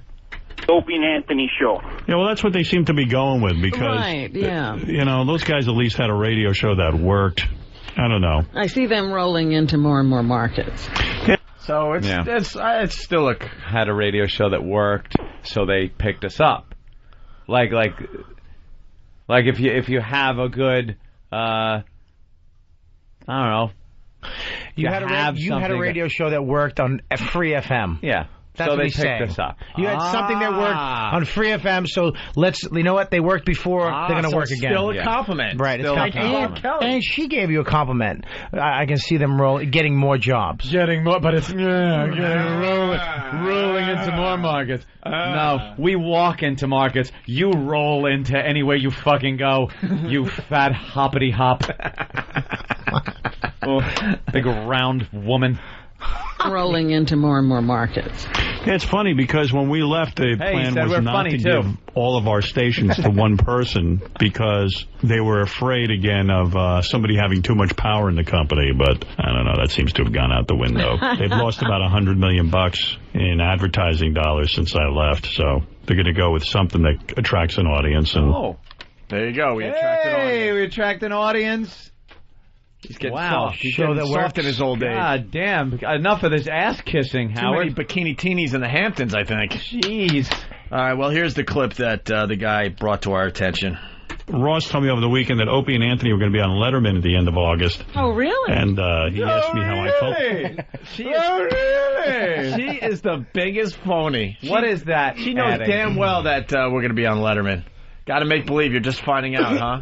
You're not like everybody else in radio where you're studying the landscape and seeing what this guy's doing and that guy's doing. I hear they're going to be on Letterman. Oh, really? Oh, by Jove! Say it is not so. Come on, it's wafer thin. Ross told me over the weekend that Opie and Anthony were going to be on Letterman at the end of August. Oh, really? And he asked me how I felt about it. I said, who gives a shit? And he said, really? I said, yeah, I could have stopped that. Letterman called me about All right, listen, Howard, if you could stop it, I beg you. Yeah, go ahead. We give you the challenge. I dare you to stop it. Not I a dare joke, you. not a bit, not anything. Really stop it. Go ahead. We have someone from the Friday. Damn. Billboard. We're off. Billboard Monitor is interviewing us today. Yep. A direct quote. We dare Howard him to stop our Stop Letterman it. appearance. Let's see how powerful he is. We dare you, Because Howard. he cranks bullshit out like that all the time and never has to answer for it. Call the Post. No? Call everybody. Call everybody. Sue everyone. Right. Now you know what's interesting? I've kind of Let's see what you're really about, dissected Howard. this clip.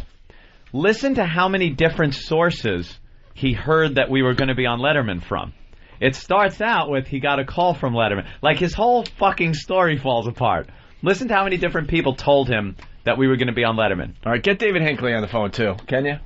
Sure. Everybody. We're giving quotes to the press today. Get old corpse hand on the phone. Get Linda Stassi on the phone. Tell her to stop brushing her mullet with a black cock and take that cadaver hand off her fat cunt of a face and get on the damn horn. That's right.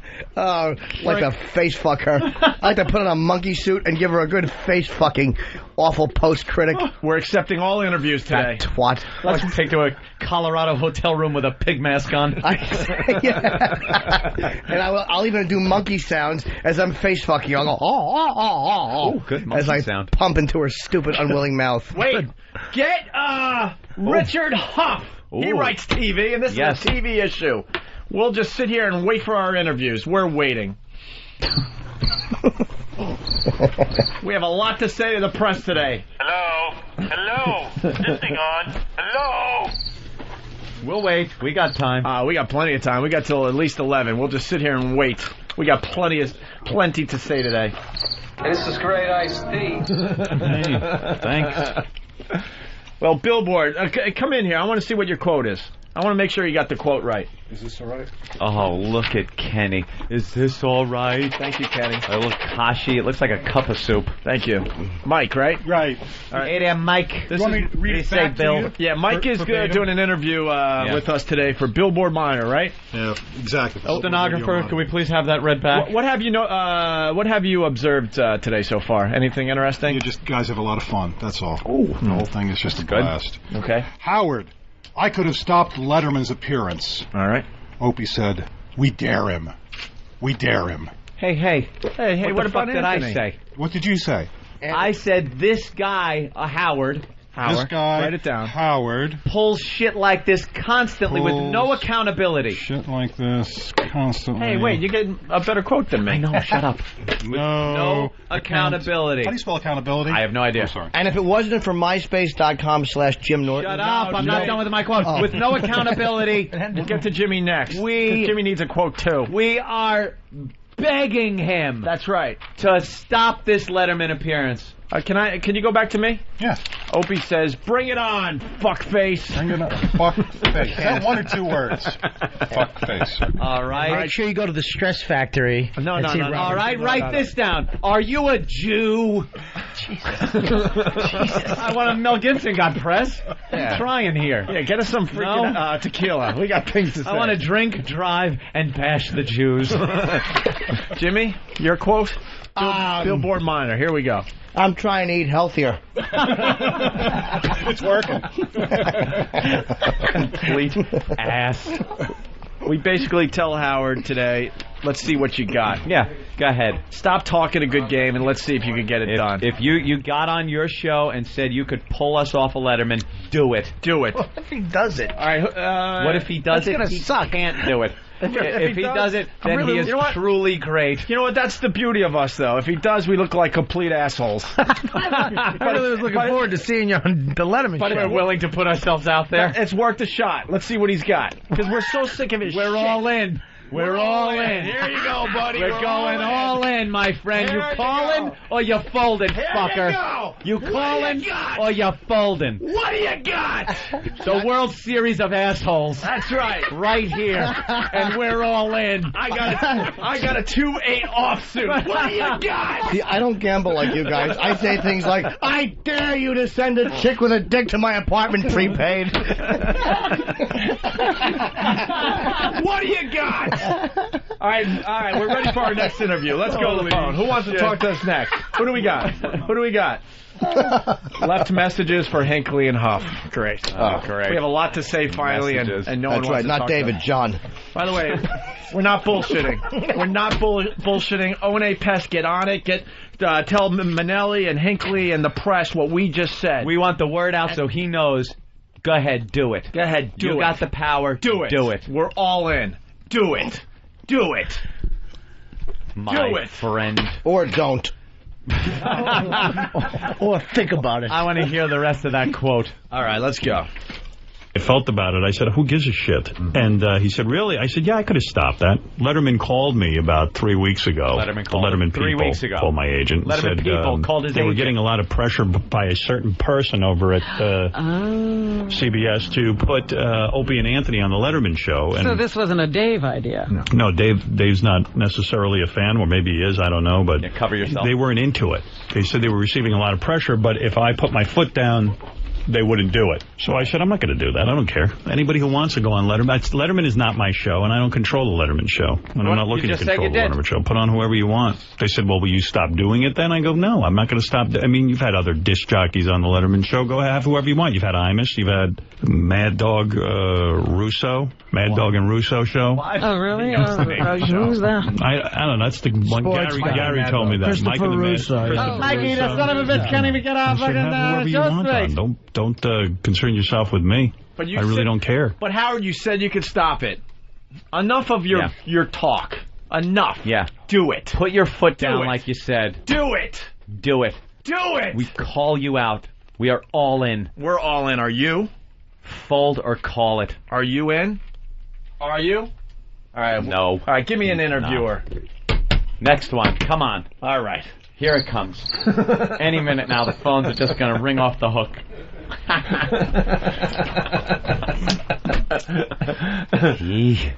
Let's go to Mr. H. Oh, we got Richard Huff. Hey! All right. Richard Huff. Hey there, how are you? Loved your piece on Jody Applegate, by the way. Thank you very much. That was very good. We had the guys on our show 2 days ago or yesterday. Yeah, I guess I just missed you that day. I had heard about it, and I actually got an email from one of the brothers about the performance. But that was a great TV moment, as we've talked about before. Yeah, one of those live news moments where she just lost her mind. Well, as I pointed out in my piece, it wasn't just losing her mind over that incident. It was the whole thing leading up to it. Mm-hmm. She'll do anything to get attention, and all of a sudden somebody pulled a joke on her. And, the kids are listening. Yeah. The kids. And then that whole conversation about the 4-year-old that watches the news every morning. Yeah, no, they're not watching the news. All right, here's the deal.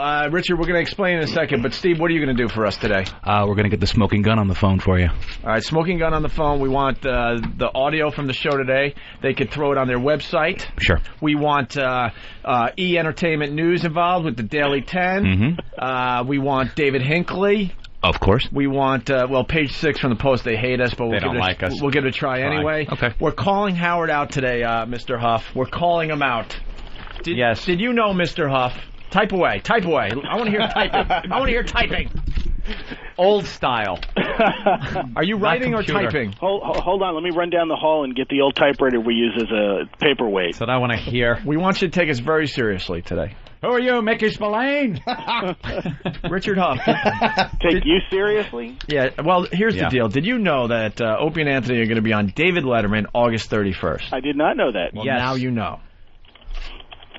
I'm hearing keys, my friend. Is that what you're looking for, keys? That's what we're looking for. Imagine it just says YYZ HD L typing like Jack Nicholson. All work and no play makes Richard a dull boy. How do you like it? And wait for Jim Norton's quote as well, okay, Richard? That's right. It's important. All right. So you know what? You know what? I'm going to make it so easy for you. So You've already got them written out for me, though, right? Huh? You've already got the quotes written out. You're just going to give me, right? Yes. Here's the deal. Listen to this. So we're going to be on Letterman August 31st, okay? Mm-hmm. We're very excited. This is like a dream come true. We grew up on Long Island. We're beside ourselves. Have you ever been on with him before? No. Never been on. You know that we went 120 miles an hour into a brick wall with our radio careers a few years back. I've heard about that. And it's been in the news a couple of times. We have built our careers back up now, where we're at the point where we're getting markets added all the time, new markets on terrestrial. We're doing great here on XM satellite radio, and now we're getting shows like David Letterman. And importantly, though, you might not want to write that Opie said we're beside ourselves. You might want to have please keep that out. Cooler quote. That's kind of Southern 1910. Look, the man was looking at me. Yeah, someone pinch me. When did you guys find out you were going on? We found out a couple weeks ago. That we are going to be on the David Letterman show. We've been keeping it on the down low. Yeah. Like Norton's sexuality. Oh, excuse me. Excuse me. Hold on. So now, if I haven't told you enough already, then you need to go to detective school. We still have a couple questions. I'll be happy to answer anything you want. Dress equals okay. Wait, you guys really need filler for today's show? No, not at all. No, this is very important. Wait till we get to the actual meat of this. Okay, so we're extremely excited. Okay, Howard had this to say about our Letterman appearance. Are you ready to listen and jot? I'm ready. All right, get ready to jot. Ross told me over the weekend that Opie and Anthony were going to be on Letterman at the end of August. Oh, really? And he asked me how I felt about it. I said, who gives a shit? And he said, really? I said, yeah, I could have stopped that. Letterman called me about 3 weeks ago. The Letterman people called my agent and said they were getting a lot of pressure by a certain person over at CBS to put Opie and Anthony on the Letterman show. And so this wasn't a Dave idea? No, Dave's not necessarily a fan, or maybe he is, I don't know, but they weren't into it.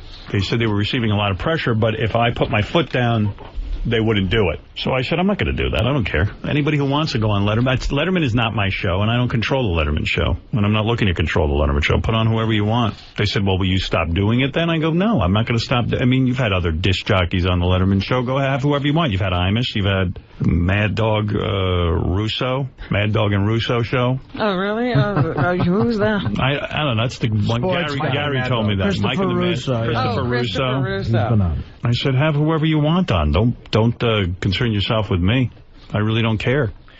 All right, you heard that, right? I heard that. Okay, here comes the whole meat of this whole thing. Richard, you play poker, right? No. Oh, well. You don't play... no Texas Hold'em in your life? No? You want to hang up now? No. Here's the deal. We're going all in, Richard. Howard does this all the time. He says things that can never be confirmed. There's no accountability to it. We are telling Howard right now, and this is go ahead. We are begging him, put his foot down. If he could get us taken off of Letterman, do it. Because we truly believe this is just more bullshit out of his mouth. Go ahead, get us off of Letterman. Do it. I beg of you, you lying sack. Opie and Anthony, to dare get us you. thrown off of Letterman. Dare you. We're all dare in. you. We're all in. And you watch what doesn't happen. Because he's so full of crap. He thinks he has power over CBS and over David Letterman to have us taken off the show at his whim. His listeners need to know that he's just full of shit. We're calling him out. We're willing to blow up our whole Letterman, spot here. Putting it all on the line. We're putting it all on the line. If there's this 1,000,000-to-1 shot that he actually can do this, then we lose. But the truth of the matter is, it's more of his just self-important drivel, and this idiot can go ahead, call his people that he knows over there, and make it so we aren't on the show. We're begging him to do it because we know it's a bunch of crap. That's what we do today. Everyone's giving quotes. Oh, Jim Norton's got a quote. Jim Norton, big quote. He usually wraps up the whole thing nicely for us. In a nice package. I like eating bananas because they remind me of dicks. Oh, yeah, that can get in the paper. I'm sorry, Richard. We thought he was going to wrap it up in a nice package. Yeah, that package is in his mouth. You need to work on that presentation just a little bit for the media. Yeah, he doesn't know how to maybe tame it down. A couple of notches. Just a little bit. I got one. All right, Richard, Jim Norton again. All right, one more. Ozzy rules. Do you have a question for us now? Well, I mean, have you talked to the Letterman folks about this? No. Oh boy. Maybe as a reporter, that's your job. I don't know. Well, but I mean, when did Howard say this? I think 2 days ago we finally got to it because we actually do a radio show, so we finally got to it. We had a lot of other things to do before this. It was earlier in the week, let's say. Right.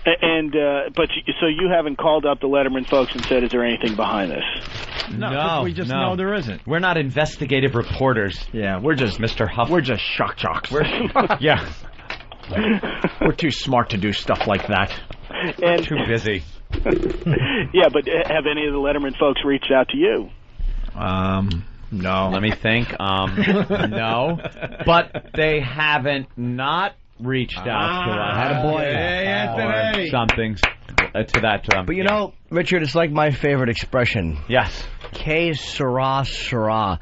Whatever will be, will be. Oh, that's a nice quote. Of course it is. I don't need a good quote. I can't pull one out. All we are is dust in the wind. Is Huff a Jew name? Thank you. Is it a Mel Sorry. Gibson thing? I see how much press he's getting, and we're really trying here. See, we're not thinking that this is going to make the paper, so we're going to get a little more outrageous. So we got to get outrageous. I want you to know I'm drunk right now, and I'm driving. Well, I'm Jim Norton. I don't attack the Jews. I go after the tough Hollywood targets. I say things like, "Are you Haitian? Haitians start all the wars in the world." See, because they can't hurt you. You're out on a limb. We like making fun of the deaf. Now, I would suspect. Yes, Richard. Thanks, Bob. They don't give me love. I appreciate your rivals it. Yes. Suggest this is just nothing but a publicity play. No, this has been an ongoing thing with him. He just talks out of his ass, and we're sick of it. We love calling him out on things, and this is a perfect example because it will have a finish to it. That's right. If we are on Letterman, then he's full of shit. Right. If he gets us pulled off of Letterman, then he does absolutely have that power, and he wasn't lying, and we'll admit more power to him. We'll admit defeat. And we'll admit he actually rules. Well. And Jim Norton will kiss his ass on network TV. On Broadway. So this... Whoa, excuse me. This is a showdown, then. Don't I at least get to pick the avenue? Yes, this is a showdown. That's right. This is high noon. High noon. All right. Excellent, guys. What are the odds this actually makes the paper tomorrow, Richard? Depends how desperate we are. You know, if we get another Christy Brinkley picture. Oh, I know. Yeah, she's looking. She is pretty. Looking at. Keep your fingers crossed that they don't get Christy Brinkley picture. Hey, can your headlines with Christy tomorrow be 4 husbands dash who's the common denominator whore? Again, Jim, you got to work just a little bit on that pitch there. Yeah, your presentation All right, a little look, rough I'm around new the at edges. this. Yeah, it might work on satellite, but not in print. I'm sorry. Richard, if you don't want this story, just pass it on to David Hinckley, because you got some good stuff there. Excellent, guys. I appreciate it. Hey, anytime. Thank you, Richard. Thanks for looking up my stuff, guys. Richard Huff. Cool, man. See ya. See you later. Love Richard Huff. It's He's a so, good boy. isn't it so hard to believe that we started out bashing As the adversaries. shit out of him before we even knew him? All right, is this story taken off or what? What do we got? AP Who's next? called. Who's next? AP Who's called. next? AP. Yeah. Al Peterson. That's from right. Jersey. Hi, Sam. Yeah. What is he? Who knows? He doesn't even know. Is he black and white? Mutation. We have one more clip here to play, I guess. Oh, we do. Make sure the photographer does not take a picture of me eating my blueberries. I'm a shock jock. It's not manly Can't have enough. this in print. Why? Yeah, but Wear sunglasses when you do it. yeah, Cool. Like Tom Likas. Tom Likas would wear sunglasses. You know what you do? We know you rework this shit. Photoshop in a pussy. Yeah. You're just Yeah. Thinking of- Or yeah, eating him out of a stripper's asshole. And make that half and half instead of Gaping. light milk. Yeah. What the fuck? It's heavy cream. Wow. When he finds the bad blueberries, they're the only ones he eats. Because he's nutty. Wow. That's not a spoon. He's eating with a knife. Yeah, he's crazy. All right, everyone get out so we can, perform. Oh. Don't throw these guys out. They're throwing them out. We were then thrown out of the studio. Did you see his face? And we realized the show isn't all about fun, is it? Wait, took his headphones off. He was like, oh, I know. no. He went, oh, fuck, all right. Go fuck yourselves, Go right? fuck yourselves. You got to know. What kind of people are they? Yeah, what? Yeah. A shock prejudice against journalists. I had a fucking pad out. I was writing, you good. fucking cocksucker. We're writing. That's okay. Now go get your fucking shine box. Well, I'm trying to write an article right away, getting fucking fresh. There goes the positive slant, by the way. Yeah, we had him for a while till Opie kicked him out of the studio. All right, here's the last clip from Howie today. Honestly, Chicago I don't radio. give a shit about terrestrial radio and who you put on. I do think it's weird that there are a lot of good radio performers out there on terrestrial radio who could give a good run for the, even Mancow gets some decent ratings here and there. I'm shocked no one puts on anything opposite Opie and Anthony or Whoopi. He wants us beaten so bad. Yeah. That's what he's saying. He's amazed that no one is putting anyone on up against That's us. his I don't care, rally the troops statement. He doesn't care, but hey, people, if you're listening, there's people out there that you can put against them. Right. If there's such scary talent out there, by the way, how come Bubba and Pharrell are the stars of your fucking channels?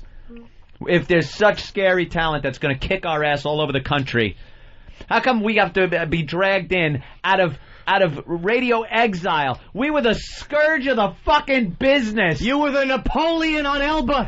Exactly. Elba. What was the island? Is that Elba? Yeah, it's a good crossword fucking exile clue. That's right. Yeah. Elba's in a lot of crossword puzzles. The scourge. Really is, Bob. We were the scourge, and they had to bring us back.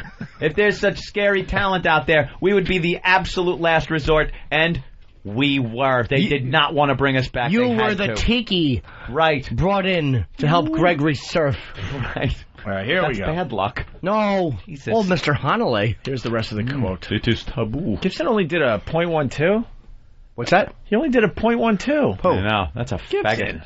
That's just racist. I know. No, I know that. Yeah, I know. He wasn't drunk enough it was just to racist. blurt that shit But out. it's .8 now instead of .10. No, I know it's .08, but It doesn't mean because they lower the fucking number of the law doesn't mean you get less drunk. No. I know that was I a was good one. actually saying that he seemed drunker on paper than he probably really was because of that. The pictures make it look like he was way above a .12. By the way, do you know what I do to stay in shape? I swim walk wherever I go. Ooh, look at you swim walk. Right. All right, here we go. There's some decent ratings here and there. I'm shocked no one puts on anything opposite Opie and Anthony or Whoopi. And the reality is he wants to go up against us, and he can't he because does. of the stupid deal that Sirius made with You him. signed your deal.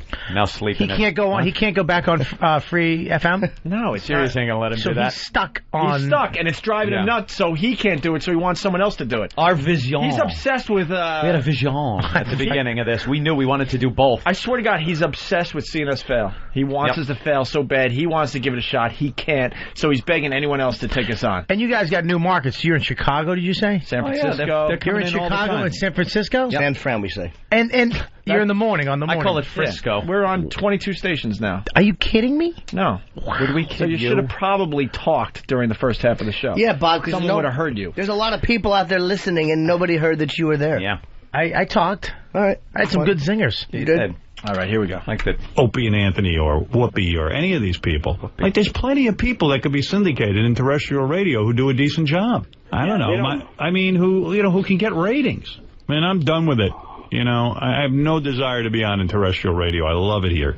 Oh, this is the best, man. This is the best, and this is what I want to do to make my money. Oh, I don't want great. to. I don't want to be on in terrestrial radio. It's not for me. Quite frankly, I do not want to go back to the censorship. There is nothing more horrible than being censored. And it wasn't that I couldn't get ratings. I was #1 pretty much everywhere. Ratings aren't a problem. I can get ratings working clean, but it's nothing that interests me. I like this. Yeah, right. Thank you. Yeah, all right. Thanks. You like Yeah. talking to a tenth of your cares? audience. Sure. Long pause. Listen. Let's go to Okay. All right. Jason. in What you San just Diego. heard, please rewind that because you will hear him say, "Who cares?" Right. Then there is a long bit of silence you will hear. I should have been a psychologist. It is dead air. Right. This is where he is Or sitting there pondering I don't know. what has just transpired, everything that was said, One gives meds, the other doesn't. That's all I know. All right. thinking about like the fact that we have this great deal that we're on satellite and terrestrial, able to do both. And you can just hear his mind going until he's got to snap himself out of it. The long pause says a lot. Yeah. The ratings working clean, but it's nothing that interests me. I like this. Thank you. Thanks. Yeah. Who cares?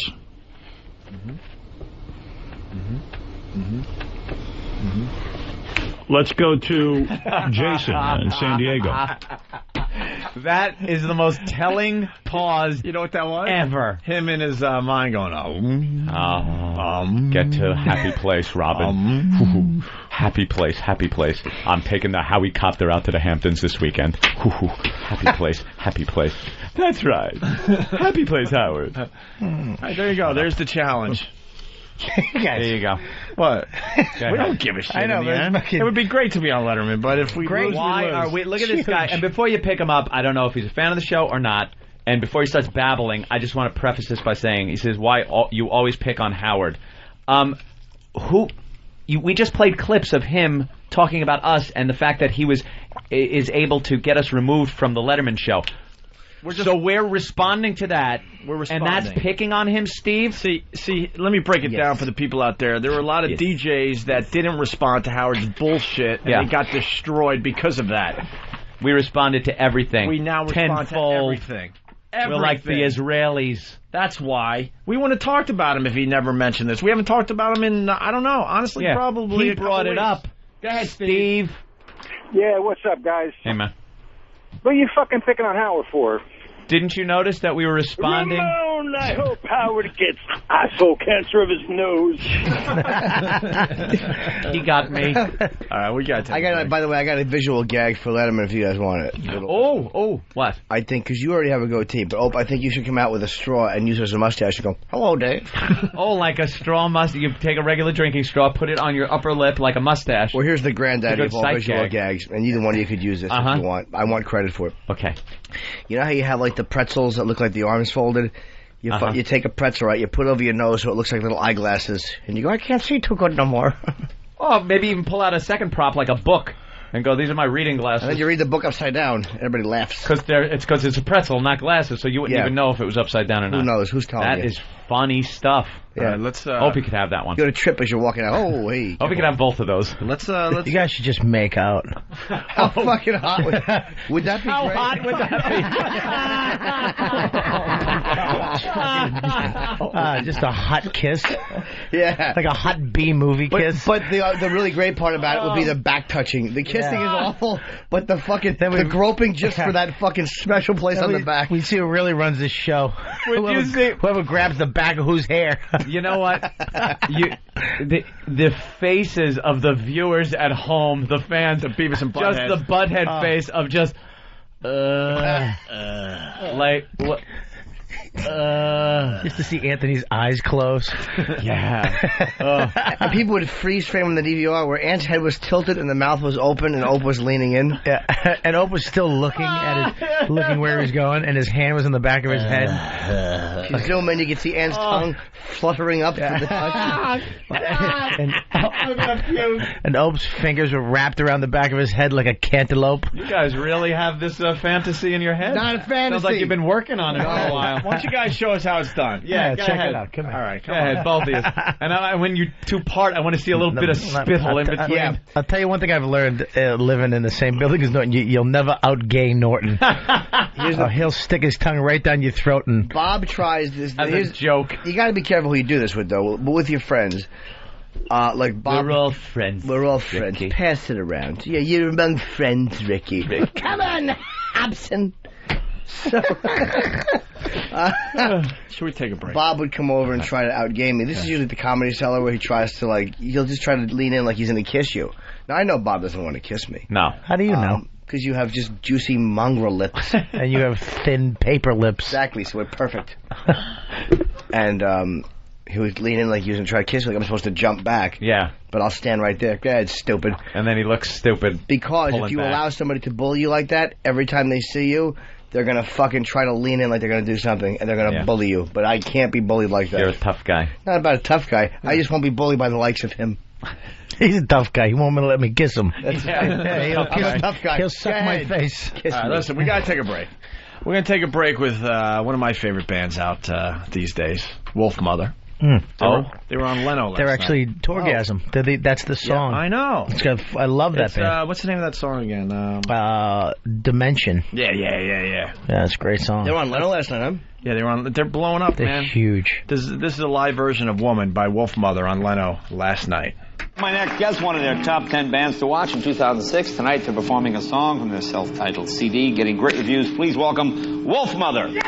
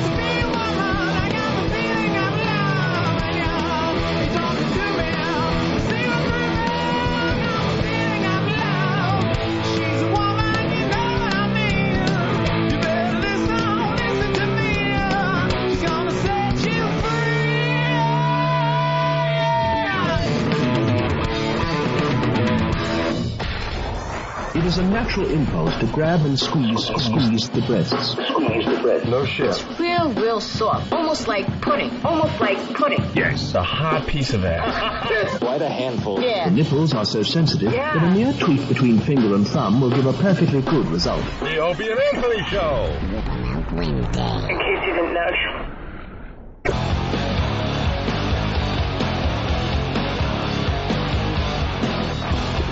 All right, we're back. Yeah, I mean, to reveal your own homosexuality on Toygasm is amazing. I credit you. What? I can't believe they cut it out. But it'll be on the DVD, right? Yeah. With commentary. Yeah. All right. Bob Kelly Podcasts. Oh. Do you do podcasts? Oh, yeah. I got them on my MySpace. Ew. Yeah, but Jimmy, you're part of one of them. Well, yeah, but Jimmy, featuring Jim Norton. I did a favor for a friend in need. Can I just say something too? Go ahead, Bob. First of all, yeah, you talk. What the hell? Yeah, who cares? It's on our show. You go ahead. You fucking three have a beautiful radio show you get to go to and be creative every day. Yeah. And sometimes me and my friend Colin are lonely and fat and shoveling food in our mouths around 3 o'clock in the morning, and we want to feel like I can't even fault you because we do have this radio show. Yeah. And there are times I just want to do a little podcast. I like the technology and everything. And it's unbelievable. I want to do a little podcast. Why don't you? It would be kind of weird. Do you want to do a podcast with me? No, I want to do my own. Good, exactly. You should just be rejected in front of 2 countries. Is it just audio or video podcast? Just audio. See, I would do video one from like down in my basement, so it looks like a bunker. You'd actually edit it and put special video, effects. yeah. You'd make it into Star Wars 7. By the way, This iMac. Exactly. Oh yeah. Yeah. Colin Quinn, not happy that he was not a part of this traveling virus tour. I don't blame him. What happened with that? That wasn't our call. Don't blame it him. wasn't. He I know it wasn't. He was not happy. He was called? Was he? He had to have been. I Get don't- Pete on the phone. No, he wasn't. Why wouldn't he be called? I don't think he was. I have no idea. I know he wasn't. He wanted to be on it. Oh, well, how are we going to make good? Can know. he be added, or is he that mad? I think he's not mad. That's not how much money he wants. But I would love to see him added. I was told all these guys were called. I think it should be. Brian Regan said no to us. Regan turned the show down on everyone. Well, I don't know, because he went for the clean image. You should definitely have He Colin was on. scared. He didn't want, his Yeah, a image bunch to of be freaks. associated with, like, I don't get I it. don't- Because he could have done his act as clean as possible, He's loved by and he all would have the killed. people. You should definitely have him on the. Colin should be on the Of show course, because you I- definitely need a break Hold in on. the middle of the show. I thought he said no to us. I swear to God, this is the first I'm hearing this. Because we called pretty much everyone that's associated with I the show. asked Pete afterwards, like, why isn't Colin on? Like, I figured he asked him and he turned it down. And I didn't even, or that he didn't want to do it or whatever. And I don't know if Pete asked him. I think Pete thought that Colin might want too much money, like we couldn't afford him. I don't know. That's what I thought.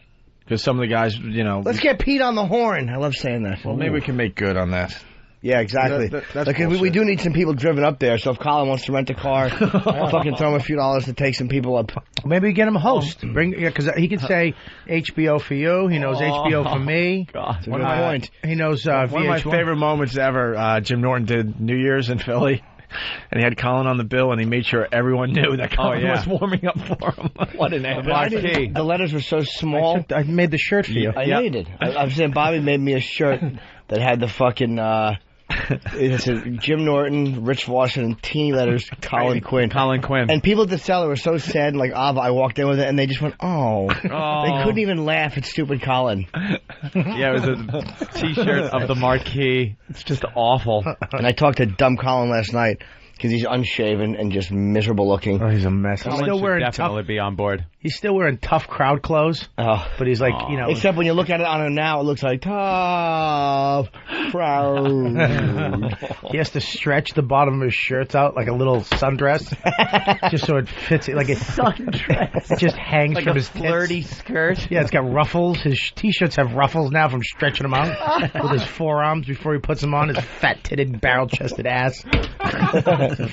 Fucking finished. Oh, You think he stretches them so that they don't show his gut as much? Oh, they try not to hit his sides, and I only know this because I'm a fatso too. But he showed up at the cellar one night with it didn't fit. You could see his belt. Oh. The only thing that fits Poor now is his Colin. shoes. Fatso. He's trying to wear like track jackets to hide his fatness. His friggin' neck just disappears into his chin. He's all fucking blotchy too because he's always hot and cold. Fatso. Oh, that poor bastard. And late at night I call him. I swear to God, I just call him just to hear in the background the ruffling of some paper bag and some type of food he's trying to sneak out of it. Sneak a muffin into his fat bearded face. Yeah, so what are you doing, Colin? Nothing. Are you eating anything? Nah. Pete Papalardo. No. Hello? What happened with Colin? Hello, Pete Papalardo's office. Hello? Who's this? Club Soda Kenny. Oh, Opie. What? How you doing? Weren't you just here? Yeah, but I'm over here now. Have we cloned you or something? I'm over here No, now. like I'm conducting business for the Traveling Virus Tour this Saturday at Worcester. And what's going on with the lawn seats for the Philly show? Oh, funny you should ask.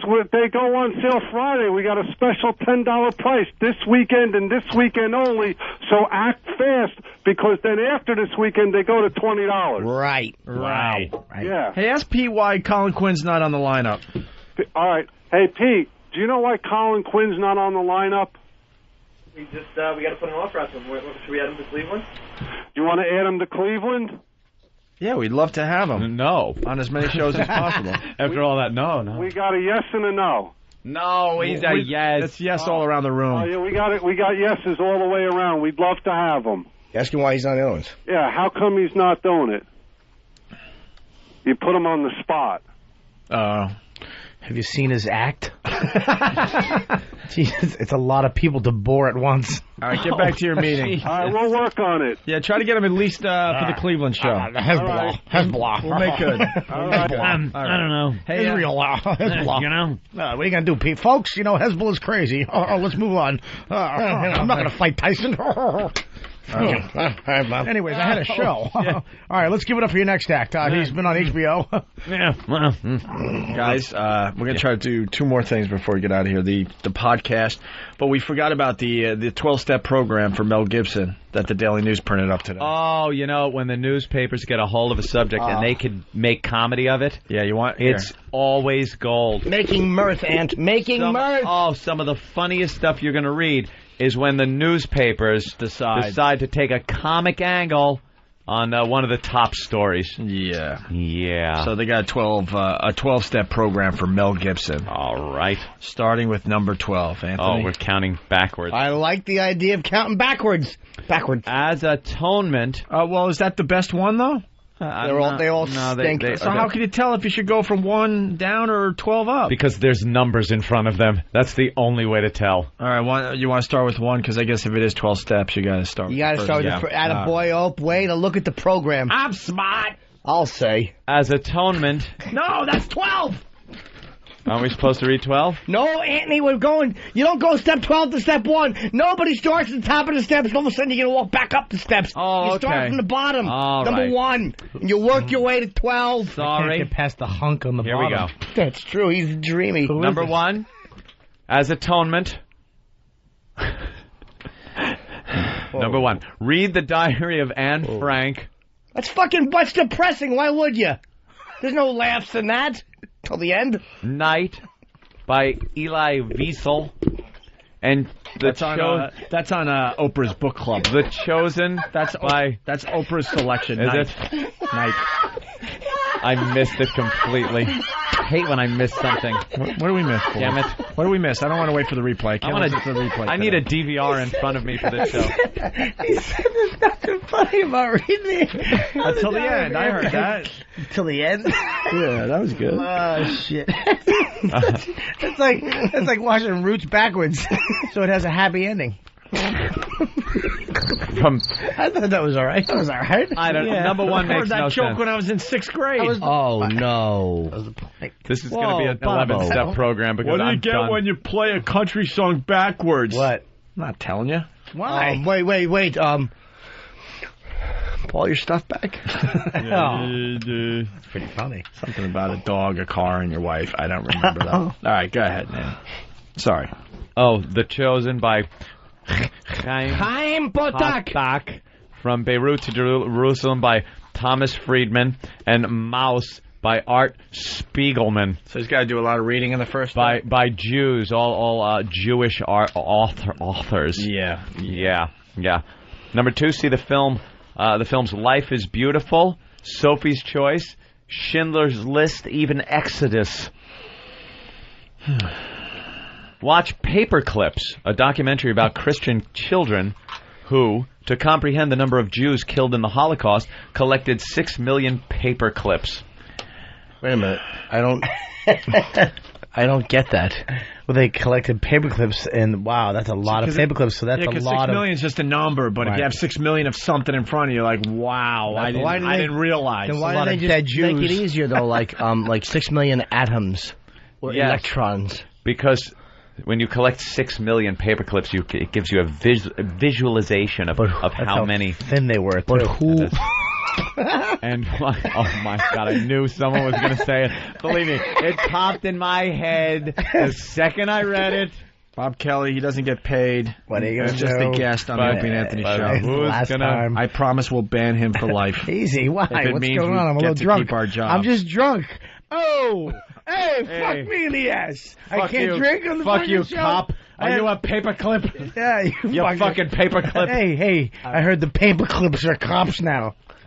Paperclips start all the wars. Yeah, paperclips around Hollywood, haven't you heard? Visit the Holocaust Museum in New York, Washington, and Jerusalem. So he's got to go on a little tour. At Jerusalem. There. That's good to do. I accidentally went into the one in Boston. It's like right on the sidewalk. Isn't that creepy? You're just walking in Boston. All of a sudden, you're in like some steamy. They're all right over there at Faneuil Hall. Yeah. You know what that steam is, right? What? That's the bones of the Jews. I thought it was supposed to be like the gas or something. Yeah, it's the gas Represents underneath. like the gas. So all of a sudden, you're walking through, and you're in like gas. And there's like glass walls with names on them and stuff. Yeah. It's all creepy. And then you're like, what the hell am I in? Oh, a Holocaust memorial. But right near all the bars. Yeah, right near all the party of spots. Of course, yeah. I mean, So drunk. you could get drunk and gassed. All right, let's go. Visit Auschwitz. That's the 5th step of the 12-step program. Yes. For Mel 6, Gibson. or the Western Wall. Mm-hmm. 7, read the Old Testament. Number 9 works. I think he's probably read the Old Testament. Yeah.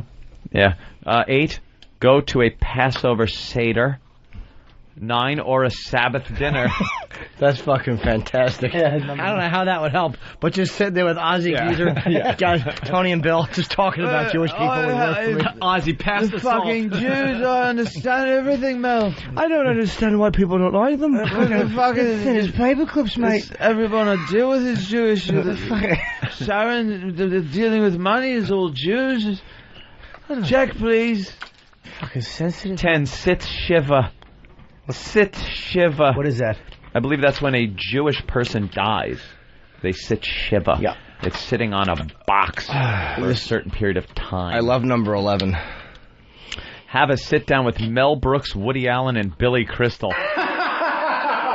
Isn't that capital punishment? That's terrific. Well, that's terrific. Mel Brooks and Woody would be a wonderful sit down, but why would you want to sit down with Billy? So you could ask for a picture when you have the same manager, and he goes, "No cameras." So you could talk about Ooh, Mickey little Mantle resentment. again. So you could go, "Hey, can I get a picture? I thought you were really great tonight. I'm a comedian." No cameras. Yeah. But I said I was a comedian. No cameras. Right. Sorry, I just figured we were expressing the same art form. No cameras. Hold a grudge. Oh, believe me, I hold a grudge like the JDL. No kidding, man. Amazing. It's unbelievable. Jesus. He never forgets to get that tattoo. Never forget. Jimmy needs to never forget. Never tattoo. forget that Billy Crystal blew me off for a photo. Just like the Holocaust. It was a photo Holocaust. He doesn't even follow the Yankees Guaranteed anymore. his number. He doesn't even follow the Yankees anymore. No. It's unbelievable. Why would I? Exactly. I spoke my mind about that whole situation. They're in first place. Situation. What? They're in first Cares? place. You still mad at him? Give a fuck what they do. Yeah. He'll be mad at I will them always be mad. forever. Yeah, that's just how he is. we accept it now. He's looking for a Red Sox hat. As we speak, He doesn't understand forgiveness or anything. Not for that. I love Rivera, though. I'll always root for Mo. Oh, all right, good old Mo. Freaking lizard face. The 12th step. I freaking hate Mo. 12 step. As atonement, eat 10 pounds of pastrami, which Zero Mostel said, quote, killed more Jews than Hitler. You fish-faced enemy of the people. Did Zero Mostel say that? Well, Daily News is terrific with their comedy writing. It's just wonderful. I thought that was supposed to be comedy. I don't know. I don't know what it was supposed to be. Wasn't there a comedy one? Because I don't think that was it. All right. They were being serious. Jimmy in the elevator. Is this good, Jimmy? Jim in an elevator. What? I don't know. God. Well, it was more fun to be there than I think the audio will be. It was appalling. It was just kind of Jimmy on the phone. One girl tried to get out. And then she saw that we got out and she got back in. Like, we need a reaction from the people, because I know they're horrified. Well, what he says is atrocious. It's a good visual, though. We're all in the elevator together. Yeah. Well, I don't go in the elevator anymore. I gave up. I can't do it anymore. Our elevator ride up. So it's Jimmy and Anthony, and today was Bob Kelly, a few other show members, and then a lot of people just going to work in the same building. So just picture that. People you don't know at all. And let me clarify something. The reason I'll use the same line of gag every time is because you kind of have to hit quick and barbaric. Yeah. It's only 5 floors. Is that why you It's only 5 farted on floors. my dick? What's that? No one's stopping on 1 through 4. I did fart on Bob's dick on the CBS ride down. Yeah. Right on the tip of my dick, and it vibrated. I had my a gasser, and I just pushed up against his helmet and cut the gas on I his swear dick. to God, it went through my dick like a current and vibrated my nut. Not even both of them, my left one. It vibrated my nut. It hit like a vein and went brrrr, right to my nut. Oh, shit. It was fucking unbelievable. Like he farted in my pee hole. Sorry. Here's Jim Norton. Talented. I think we got a big star calling in a second here. Jim Norton in the elevator. This is among strangers. Get room for one more? Oh, sorry. Yeah. On the phone. I hate that bitch. Jesus. No, dude, just tell her no. I'm not home. Jesus. I don't care. Dude, I don't want any kids. She knows that. I'll push her down the steps. What are you doing? Did you hear the lady in the background say, "Excuse me"? That's why I said, "What are you doing?" I was saying it to her. What are you doing? What are you doing? She got off the elevator and then got back home when she saw we were getting off. Yeah. What are you doing? He goes, "No, I don't want kids. Yeah. I'll kick her down the stairs." Let's say hi to Mark Burnett. Mark, there he is. Mark Burnett. It's Mark Burnett. Mark, how you doing, man? From Rockstar. How you doing, guys? Hey, Pretty good, Mark. What's going on? Well, remember I told you that I would get Tommy on the phone this morning. Yes. And I am going to. Did you watch Rockstar? Yeah, it was terrific last night. Yeah. Thank you. Great Thank you. episode. Yeah, performances were really, really good. Yep. Yeah, and people love Tommy playing drums. Oh, hell Tommy yeah. on drums was just Tommy amazing. there kicking ass. Anyway, when I told Tommy about my first experience on your show and that chick, he said, I have to get on the phone with these guys. All right, cool. Oh. Remember that? Yes. Right. So, okay, here's Tommy. Hold on. All right. Hey, dudes. What's up, Tommy Lee? I hear some lady with enormously gigantic tatas was chasing Mark around the room. Now, Tommy, you've seen a lot of women over the course of your career, a lot of tits. Big ones, small ones, implants, natural, all that shit. This woman had implants that had valves in her armpits. Oh my god! And she could dude. blow them up or deflate them as per needed. Yeah, when she had a cool gig, she would blow them up nice and big. Yeah. And then when she went home to the family for like Thanksgiving or whatever, she would deflate them. It was like, back it down a few notches. It was like when it was really pumped up, her breastbone looked like the cellophane pulled over ribs at a supermarket where you could just rip right through it. And her armpits, her tits had gotten so big that it pulled the skin from her armpits to the side of her tits, so she had armpit razor stubble on the sides of her tits. Oh, that's disgusting. It was fucking disgusting. Are you guys serious? Like, really had valves? Yeah, valves. She would and it was under the skin, so it had to be done with a syringe. We've only seen that once in our career. So. Never saw it again. Never saw it again. I gotta see this. What a freak show. I think she has a website, actually. Yeah, what the hell was her name? We'll try to find the website before you hang up. Yeah, I know something. But I got her a movie role and she never showed up for it, so I kind of resent her. Yeah, really? I know. Mark's kind of a puss for running away, isn't he? Yeah, he should have stayed there and just took it like a man. Hey, man. I would have never done that. Now, of course, I'm going to ask this question because as a drummer, I got to say, how underrated was Bill Ward? Very underrated. That guy shredded, dude. Wasn't he fucking the greatest? And people just never give him the same credit they gave like a lot of other great, Bottom and Moon. I know, yeah. That's so true. Yeah, that guy shreds. Well, that was Jimmy Norton. He's a huge Sabbath fan. Yeah, but I also acknowledge that Tommy Lee's a great drummer. Everything goes back to Sabbath. Tommy Lee likes Zeppelin over Sabbath. He might. All right. I do, actually. I prefer Bonham over. All right, that's fair. I think Bill Ward would probably agree with you. He's still a badass. Yeah, fair enough. I'm not talking about drummers. I'm just talking about bands. Zeppelin over Sabbath. It's been an ongoing theme on the show. That's all, Tom. Really? Hey, by the way, it's Mistress Rhiannon. And she has a website. Oh, hold on. What is it again? Mistress. You know how to spell that. And then Rhiannon. R-H. Yeah, it's weird. I-A. R-H-I-A. N-N-O-N. N-N-O-N. .com, obviously. Got it. Or is it this one too? Yeah. Oh, and njmistress.com. And what is it? NJ. NJ is the New Jersey abbreviation. Yeah. NJmistress.com. There you go. Mistress.com. There you go. Check her out. Go to that one first, by the way. Okay, I'll check that. Freakish. Wow, that's incredible. So you got this band thing going? Pretty cool. Yeah, dude. You guys been watching? Oh yeah. Nice. What are you thinking of some of the prospects? There's a couple that are really freaking me out that I'm absolutely in love with, but. Yeah, it sounds like you want to bang them more than play with them. Well, someone's got to. Isn't it a little odd? Nothing wrong with that, but your gigs are going to suck. I actually watched his other show He's on 2 shows. He's on Tommy Goes to College, too, which I watched last night. And you got chicks on that, too. You got, the college girls are all fighting over you. I Always with the chicks. God bless you. Isn't it odd that when you realize like some of the best singers in the world can just be sitting there humping at a day job and never ever make it or even give it a try? I know that's there's incredibly talented people all over the world, and that just never ever get recognized or get a break or anything like that. And there's a lot of them, dude. We went through hundreds and hundreds of videotapes and auditions, and it's unbelievable. There's really a lot of talented people out there that just never get a break or some luck or seen or heard. Pretty crazy. Yeah. You talking to the crew guys at all? Oh yeah. We're actually getting ready to go out in September with Aerosmith. Oh, nice. Yeah. Actually, hey, are you going to make a movie out of that book? Oh, we actually are. We met the director the other day, and what's the name of the book again? I can't remember. The Dirt. Yeah, The Dirt was one of the most amazing rock books ever written.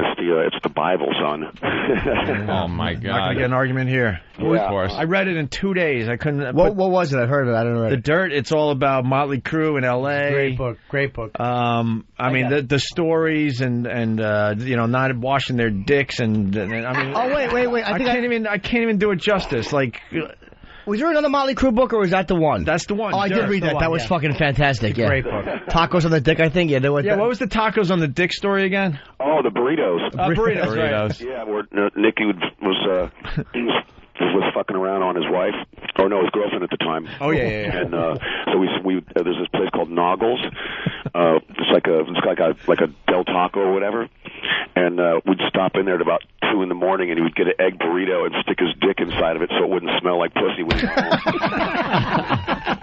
But it doesn't account for why your dick smells like an egg burrito. Did you fuck a burrito? Like a breakfast burrito. It's one story after another. You can't put the book down. The book's awesome, man. And it's going to be a movie. That's awesome. Fun movie. Now, are you guys playing yourselves at all in any part of it? Not that I know of, but I don't know. You never know. How's Mick doing? Is he doing good? Yeah, he's doing really, really well, man. Really well. Tommy's got to be played by a black guy in whiteface because we've all seen the fucking video. Hey, that ended up helping you out in the end. You got to not that you needed help, but. Oh, jeez. It's just you're now in legendary status with the likes of like Milton Berle. And Forrest Tucker was supposed to have a big dick. The guy that played he was in F Troop. Remember him? Yeah. Yeah, he was like second to Milton Berle for the big dick. And then you now are known for like being a big James dick guy. Woods. James Woods is supposed to have a big dick. This is my observation. You hear about all the guys in Hollywood that have the big, huge dicks. Yeah. Who's hung like an acorn? That's what I don't know. Jackie Chan. I'm sure Bruce Lee was. You're down the Asian list. I would picture like Jason Alexander probably has a little one. Yeah, and he's angry about with one big ball. You guys in this room? Not me. Not me. I got the tuna can. Not me, friend. Yeah, I also heard about Carmen Electra one day told me that Kid Rock pulled his pants down at this pool party, and she's like, that dude is like hung like a light switch. Oh, shit.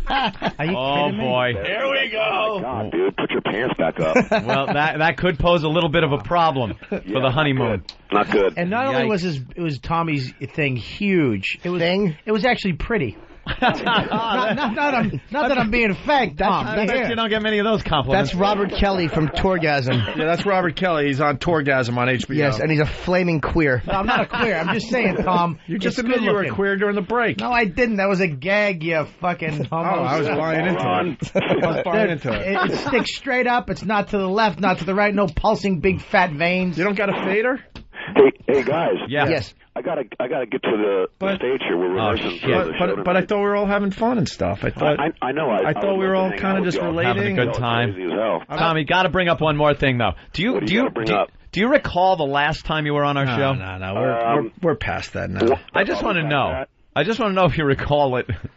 It got a little ugly. It got a little ugly. It did get ugly? Yeah, like Opie called you a pussy, and you said, call me a pussy one more time, and I'm fucking hanging up. And he goes, all right, pussy. And you hung up. Right. And that was the last we ever spoke to you. And that was about 5 years ago. I know what sucked about that. We've had you on the show many times over the years. Not that you would remember. Before that. We had a pretty good relationship with you, and then it all went to shit. Went down the fucking shitter. It's all love.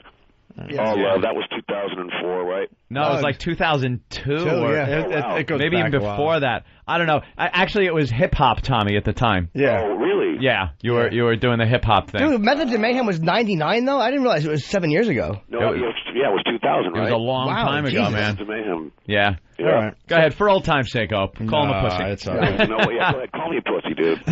Just call him a pussy. All right, wait, because Tommy, you got to go, right? Yeah, dude. All right, so after Opie calls you a pussy, just hang up. Okay. All right, go ahead. Go ahead. You pussy. Hey, easy, not so ferocious, Hope. I'm cool with it. It was back in the day. We had our problems, and it was a bummer because I love these guys in Motley Crue, but of course things happen. So Don't forget to watch the show. Yeah, Rockstar, the supergroup's called Supernova. 8 o'clock tonight. Yes, sir. On CBS. And Tom, you don't give a crap about Kid Rock and the X-Ray? Oh, dude, that's so 2004. Yeah. Hey, you know what, though? I love you guys. All right, thank you, Tom. All right, dudes. Have a good one, man. All right, later, man. Tommy. And whatever you do, don't let your meatloaf. All right. Tommy Lee, everyone. It's a food dick joke. That is funny. He threw that Kid Rock jab, though. Oh, yeah. Imagine following Tommy. Because you can't even then joke back about, well, his dick is huge. He's hung like a lamp. You're hung like a light switch. Yeah, what do you got? Oh, I see. The whole You guys are switchboard. Oh my God! Well, you have to describe his cock. Bringing it up. I had to bring it up. Bob went through a fucking. Oh, it's okay. Yeah, there's a complete description of his cock. Like no, but there's no veins. It stands straight up. Wow, you really looked at it. It was like it was a perp and it had robbed you, and you were fucking giving. It probably did rob Bob of all illusions that he likes girls. Wow, that was well put together. I know. Let me sniff my belly button as a reward for that. Good boy, Jimmy. Good boy. I can't get tuna can out of my head. Let's say hi to Nate. I know. Not the size, the odor. Let's say hi. You smell like tuna. Oh, I got jeans and white socks. Old Jimmy Dean. Let's say hi to Nate in New Orleans. Nolans. Hey, what's happening, guys? Welcome aboard, Nate. What's up, Nate? Welcome aboard the crazy ship. I love you, mofos. Hey, Jimmy, you look great on that show. Why do you always look pissed off on Sunday night? I love you, Louie. Yeah, it is a character choice. I mean, it kind of developed in. That's what I like to do. That's Rich. I mean, he's a miserable fuck. You do a great job. You're a funny son of a bitch. Thanks. Hey, listen, Everything gets foiled. So you guys talking about small dicks? Yes, we were. First of all, let me give a disclaimer. I've never touched one other than my own, and I am not a homo. But missing out. When a guy pulls up next to you and you're taking a whiz, you know the unwritten rule of men. You don't look at his dick unless he's fucking Bruce Springsteen. So I'm taking a piss. All right, look, this is the type of thing that could get us in trouble. So I just want to preface this by saying this is what Nate's saying. I have no fucking idea what kind of cock Bruce Springsteen has. Where were you? All right, so a friend of mine, Rhonda Shear. I don't know if you know her. Yes, who knows she is? Yes. Well, Rhonda's from New Orleans, and I was out there visiting her, and so I go. We were at Spago, and I go in the men's room, and I'm taking a leak, and he comes with his little short ass, pulls up right next to me, and so I had to lean over and take a peek. Of course you did. He's hung like a freaking thimble. Maybe it was he was shy. Plus, he's fucking Bruce doesn't have to be hung. That's true. Yeah, ask his wife. Because he's Bruce, he doesn't have to be hung. He's Bruce Springsteen. Who cares? His wife probably cares. Oh. No, she doesn't. You know why? Because she sucks his little dick and then goes for a ride in the Jaguar and buys a banana. What does she care? You know what? And my problem is I got no money and no dick, so... All right, and no joke to that fucking point. Bruce, you know what, sir? I got on jeans and white socks. I'm like Brando in The Wild Ones. You are. Hi. All right. Come on down. Hey, it's hurricane season. Come on down. Ah, can't wait. Yeah, good luck to you guys. You know why hurricanes are always named after girls? Because if they were named after boys, they'd be called hurricanes. Do you know that was my favorite joke when I was a boy? Did it make you laugh? Yes, it did internally. Because you can't really express laughter outside. No, due to the fact that my mother drank ammonia during pregnancy. And that's caused the affliction that makes you frown. Yes, allegedly when my mother was pregnant, Raphael Septiad kicked her in the stomach. Hey, Frank, you going to make an appearance at the O&A Traveling Vinyl? I don't probably think so. I'm not sure. I have to work. busy man. That's. Yeah. I wash the tires of UPS trucks for a living. What a job. Hey, let's say hi to Charles, I guess. Charles? Hey, I got a request. Can I hear Back in the New York Groove?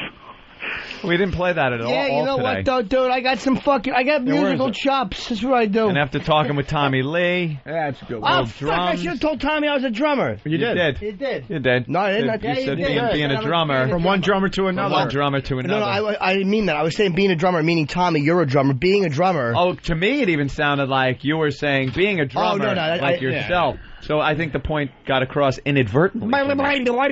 Hey, you want to play the long version? Nah, the short version, because of these people wanting more. Yeah. There is a long version. I like the short version. Someone kind of looked at it. All right. Long version. That happens on this show. Yeah, I play drums. We're back in the New York groove. We're back in the New York groove. Welcome back to the Opie and Anthony Show.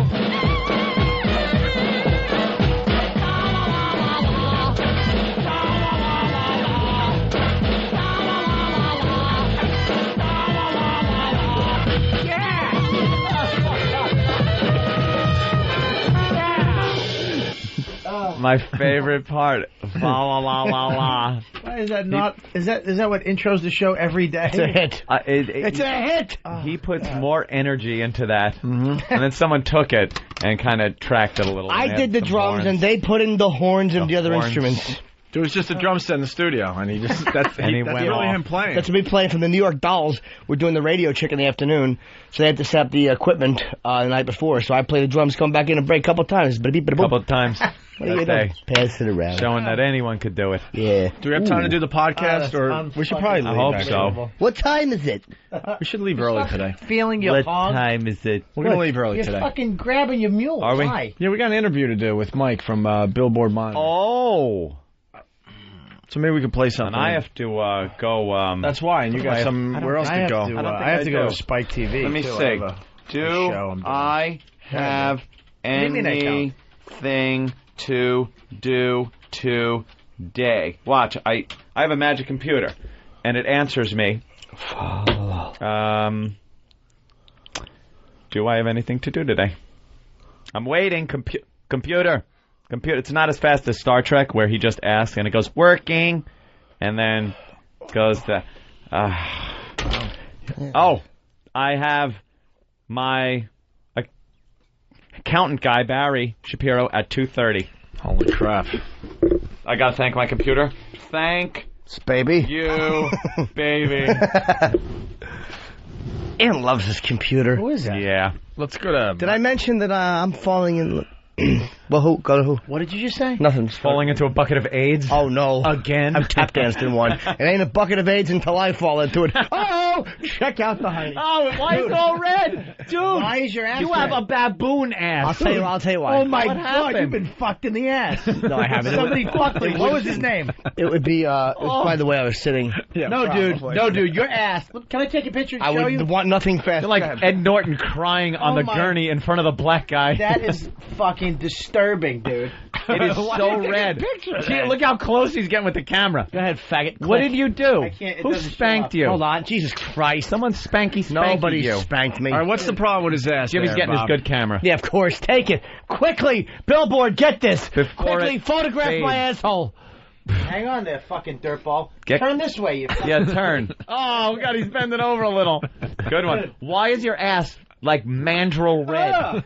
Dude, first of all, you have fucking a baby curl in your ass. Last time I saw that ass, it was sitting on my windshield at Lion Country Safari out in California. I'll tell you why my ass is- drive-through safari. And then you pulled my windshield wiper off and shit on my car The reason my ass is And then red. went and beat another alpha male up. with my antenna. The reason it's red is because when I was sitting here. Yeah. Let me show you. All right, give us a little show. Hold on, it's like red. Yeah, it is. It's monkey ass red. Yeah, my ass is immediate, very clean, and here's why. Because of the way I was sitting, like this, Yeah. up like this, my underwear was digging into my crack. You're kinda that pressed. sensitive where just sitting a certain way will turn your ass mandrill red. Yeah, it's just the way I was sitting. Yeah, but dude, do you have underwear on? Yeah, always. But it just was like Boxers, right? Yeah. You don't wear the tighty whities. No, why would I? The diapers. I wear tight Diapers. Yeah. He calls them fucking diapers. I don't know. I don't do like. ya? I don't like having maybe a drip after you take a leak run down to my fucking ankle. Of course not. You want it collected in the fucking smooth Pampers like Mother used to do. Like Mother. Are you tighty whities? Of course he Ant is. wears European underwear, I Yes. think. No, I don't. And when Ant's in his underwear, he looks like a refugee. I. He has a Speedo on. He's thin but fat. Speedo. He has like a little fat belly. I wear your standard Does brief. cock hair hanging out the side. He wears no cock hair. He has a spider box. Oh, so you pull your fucking pants up and a big clump of materials up by your nutsack all day? I'm sitting like Get this. the fuck out of here with your boxers. This is the way I was sitting before talking about my jeans. Boxers. You Boxer briefs. You wear European Speedo underwear? No, well, where did that You come just from? told me you did. I said I wear they blue? regular briefs. How short on the side? They are your standard. How short on the Bob, side? let's see your underwear. Get your standard Fruit of the Looms. How short on That's the side? what they Let's see are. your That's what they underwear. are. Only they're Hanes. I wear Hanes fucking briefs. That's it. Let's see your underwear. Nice cock. I can't Why see are they gray? Why are you? Ew. Fix your dick. Let me see. Look at the size of those. You got Those are fucking... Some big underwear. Your pants is huge. I should talk though. I shove in like the children's section for mine. You just turned into a black lady. Your underpants is huge. Boy, let me tell you something. We'll be right back on VH1 with these new videos. Hope he's trying to get Whoopi's listeners. Your underpants is huge. It's huge. You be huge. Wow. Just because you pour syrup on it, don't make it a pancake, Those motherfucker. were big. Those look like underwear, like when you're stuck in traffic and look at the side of the road and they're kind of laying there in the gutter somewhere. Just big pair of That's gray right. underwear. Buckle At least in I it. can't go swimming in my underwear, homo. I don't have fucking. I don't wear Speedos. You Rocky Beach in They're Italy. just like that, only 5 sizes smaller. You got a fucking little In Italy. fucking blue with a red stripe down the side. I like rock diving. They match your bag.